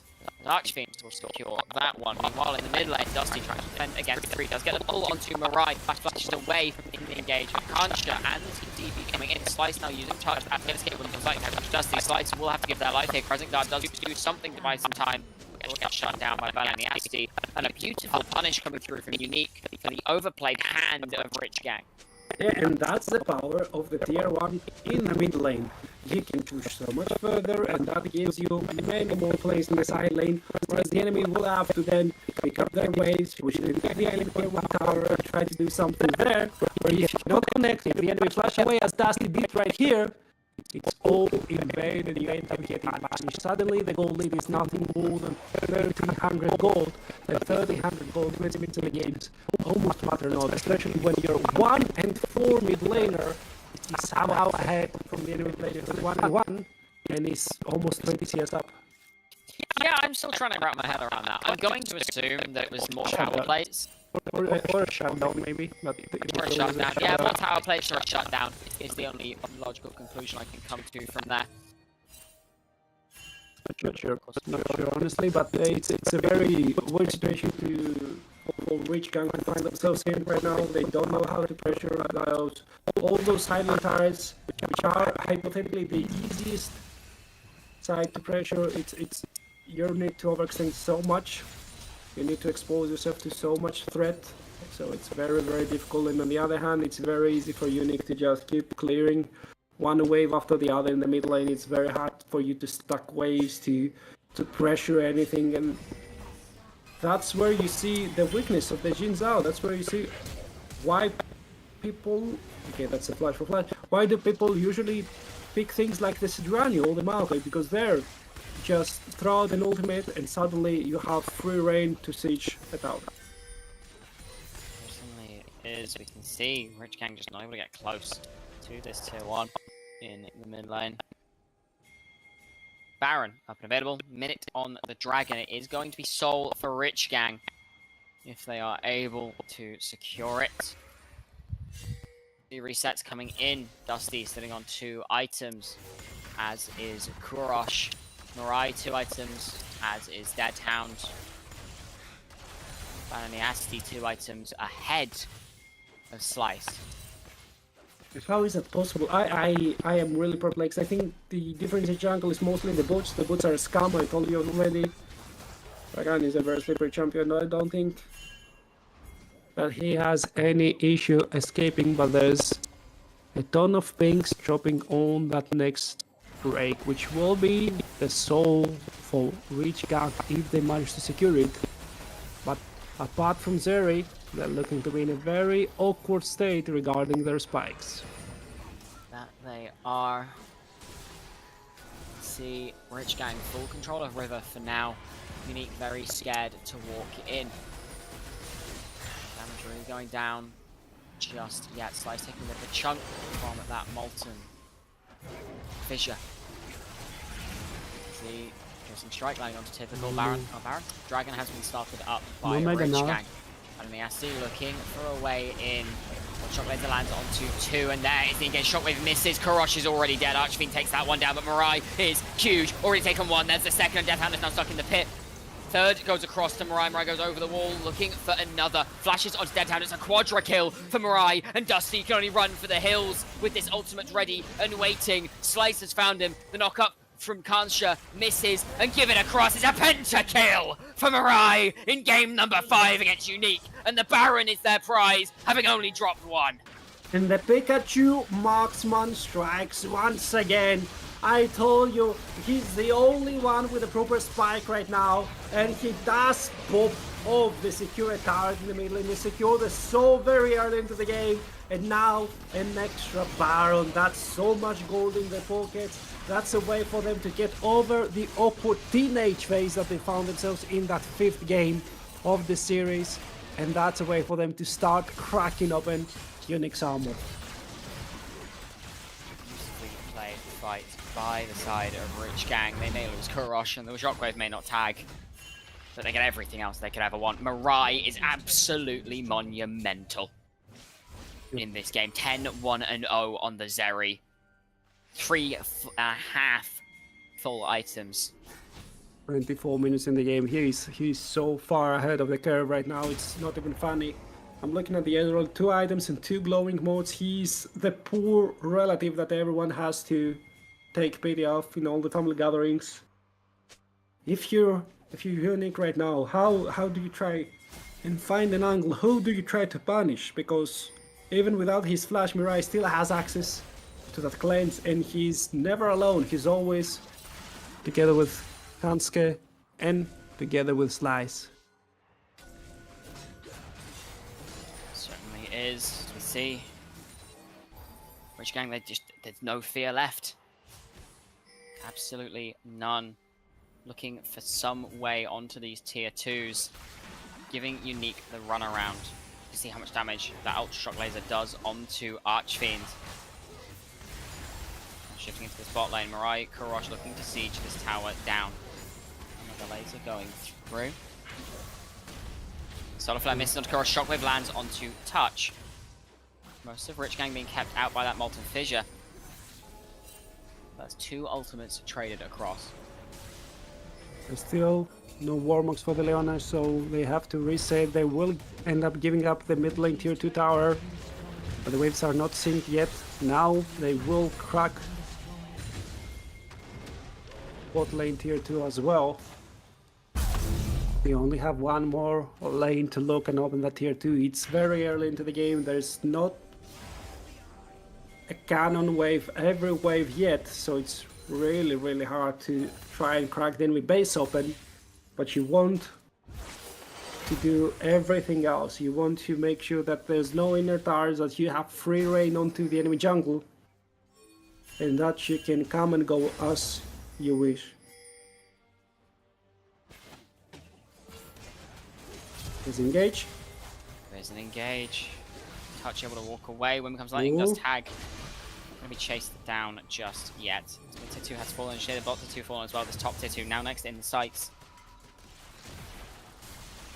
of Rich Gang. And it will fall. Confined to their base is what Unique is here. Very little damage to their names. Root onto Slice. Archfiend looking for a way forward. Ultra Shock Laser does not tag onto anybody. That's a flank that has just gone mini. The wave clear is good. A lot of damage coming out of Dusty and Deadhound onto these minions, but you can see typical shepherding the waves in. Oh! Looking for the engage. Dusty going very low, but the spawning spell lands. Can't jump back out, but he can't do it. Yeah, that was a great engage. You didn't need to do it. You got already 1 more flash out. Yeah, they tried to get something more. They ended up biting more than they can chew. Drop 1, but that's only Kansuke. You don't really care. The Baron's gone anyway, so you will retreat, will regroup. So it's already 4 items strong. Compare that to the 2 items Ezreal. That's completely different beast. And you will still have all of your flashes in the next skirmish. On the other hand, Touch, no flash. Dusty, no flash.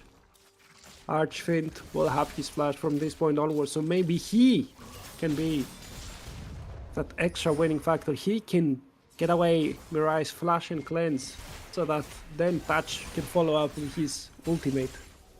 Can be the hero that Unique need in this game. We shall see. That cleanse still available, as you say, makes it very hard to catch Mirai out. Elder up in less than a minute, and Rich Gang are ready and waiting.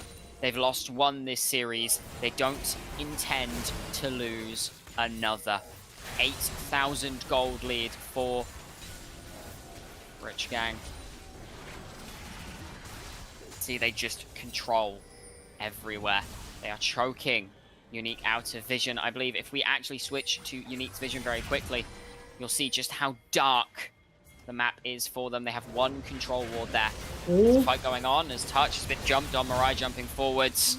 Solar Flare tags onto 2, but it's just not enough. Archfiend has to jump back out. Slice now taking a lot of damage. Kurosh walking over this Kansha, jumps forward onto Dusty. Dusty now going very low. The Crescent Guard knocks him away, but it's one more hit will do it. Slice takes that one up. Typical fighting Archfiend off to the side. Slice now still looking dead. Hound and Mirai on this wave here. Bananiasti jumping forward onto this player. In Lightning Crash, it misses, but flashing over the wall. Deadhound, one more hit should do it. It's not quite enough.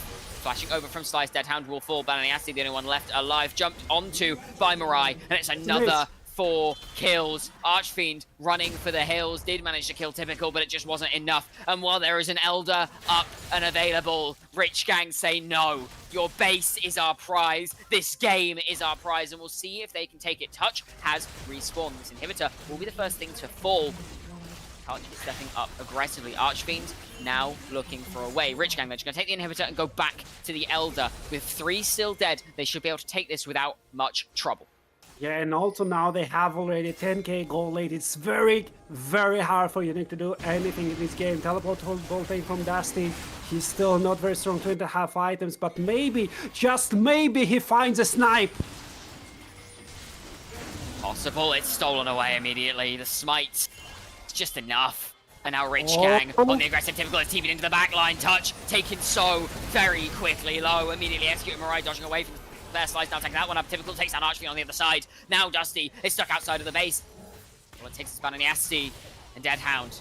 Jumping forward from Typical, ease into the Bone Meringue and will immediately lose the rest of his health. Deadhound falls to the wayside. Dusty has to reset, shepherding the wave into the base. Rich Gang, they took game 1, they took game 4. They're ready to take game 5 as if it was their birthright from the regular season, going so strong throughout. They were first finishing in the regular season, but now under the base, Mirai goes legendary. One Nexus Tower falls, and Slice will pay his life for it. The second Nexus Tower falls, and Dusty and Touch cannot survive the wrath of the crime family of Rich Gang as they take down Unique 3-2 and ascend to finals. Yeah, and in those silver scrapes, they managed to take Unique. Unique managed to get 1 win away from the grand finals, but no, to no avail. That was not enough. Mirai and Slice and Kanske, everyone actually had a hell of a game 5. They did show that they were the better team on the day, and very, very rightly, they do land in the finals. Absolutely. Rich Gang dominated through the regular split. They had to drop into the lower bracket up against 42, but they get their upper bracket finals rematch in the grand finals this Friday up against 42. Unique, they played so well, they tried so hard, they did everything they possibly could. It just wasn't enough in the end. Finishing 3rd is no slouch, though. Very well done to both teams today, and a massive congratulations to Rich Gang. Now, I do believe we're going to throw to a quick break. When we come back, we will have an interview with one of the members of Rich Gang. Do not go anywhere, for when we come back, you won't want to miss it.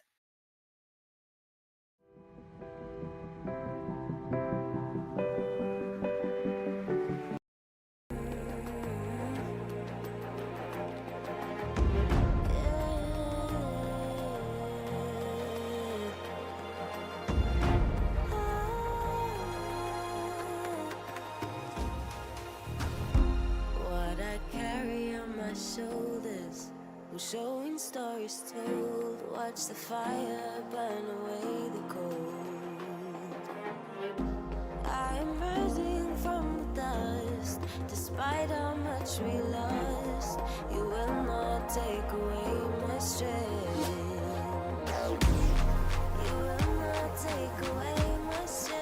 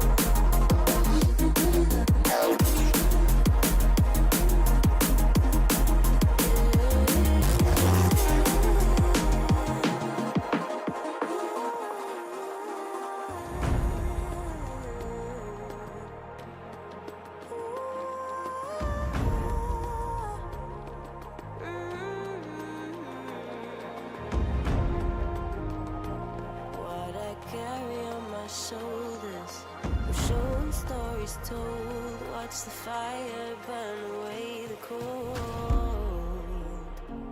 I am rising from the dust, despite how much we lost. You will not take away my strength. You will not take away my strength.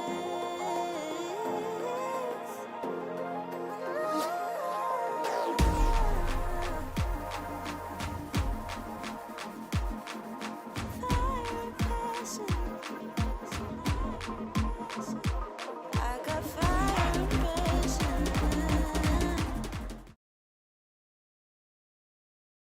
Welcome back, everybody. And after a banging 5-game series between Rich Gang and Unique, with Rich Gang coming out on top, we have an interview with Envy, team manager for Rich Gang. How's it going, dude? Stressful. Honestly, that the games, my heart was in my mouth the entire time. I was sat in a call with the coaches. Everybody was screaming with excitement when we got team fights, and then the game would drop, and we'd end up being on the back foot, and everybody was sitting panicking. And I'm just staring at the screen like, please, please, please. So yeah, overall, really stressful. Yeah, I can imagine. I mean, it was a very, very back and forth series for a large part of it. I mean, it seemed every time one team gained a lead, the other was able to actually just pull it back and say, no, this is our game now, up until that last game where you guys just played it out so flawlessly. So what were your thoughts kind of coming into the day up against Unique? I mean, we've played them before. We knew how they played. Obviously, we lost the first game to them originally during the split, and then we beat them afterwards. So we basically sat down before the game. We started doing this like towards the end, like during playoffs, and we basically sat down, analyzed their games, and we were like, okay, they do this. Like, look for any tells, look for any. Do they ward here at a certain point? What do they do? How do they play? The guys were really all for it. They really wanted to get into it and basically just analyze their opponent and think, right, okay, so how do we beat them? Don't get me wrong, I was feeling nervous, as anybody would be. We lost to 42, which put us in losers bracket. So yeah, overall nervous, but judging by the games today, the guys knew what they were doing, and we played really well, in my opinion. You gave me an excellent pass there. You said that you lost to 42 and you lost in quite convincing fashion, at least goal-wise, 3-1. And considering that you were on top of the league for like half the split, was that more of a surprise to you, or maybe a wake-up slap? And you think that's something that your team needed for you to not get too cocky towards the end? I mean, yeah, we did really.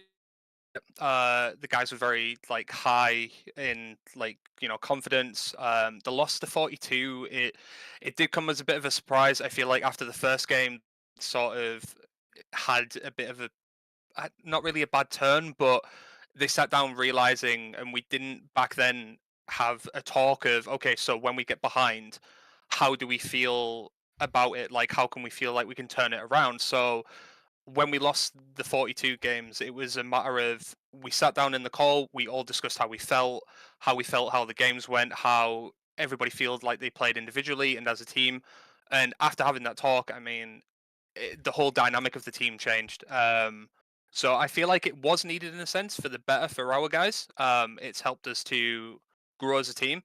I love the guys to pieces. Honestly, they have the fallings out as friends do, but generally overall, they're amazing people. They're great to work with. So I think we needed it, and it's given us that boost that we need.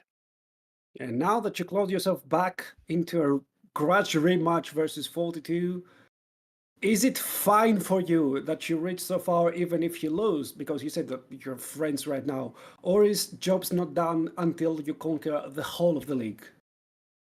Yeah, I mean, obviously we have our spot in promotion series.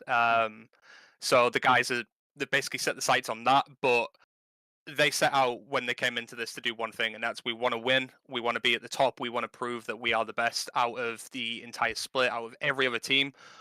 We did that throughout the split. We ended up on top.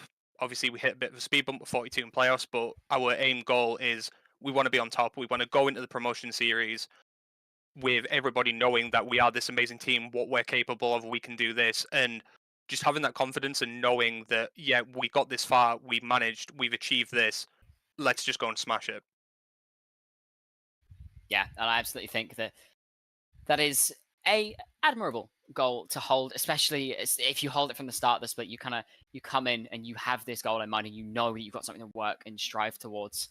Now, following up on that, I have to ask, looking ahead to Friday, looking ahead to finals, how are you feeling going up against 42 again? How are you feeling after how upper bracket finals went? Are you confident? Are you optimistic off the back of this series? What's the feelings going into finals? My personal opinion, a bit of both. So there is a bit of concern that we'll go into the game against 42 again, and the guys will basically have flashbacks of the last time we played them, and that will get to them. But as I said, when we lost to 42, it helped us, I guess, overcome something ourselves. So I have the utmost high confidence that this time we know what we're doing, and there's not going to be any concerns, any worries, anything like that. So yeah, I generally think that we can win. Um, this has been the 42 game was an emotional roller coaster for our entire team.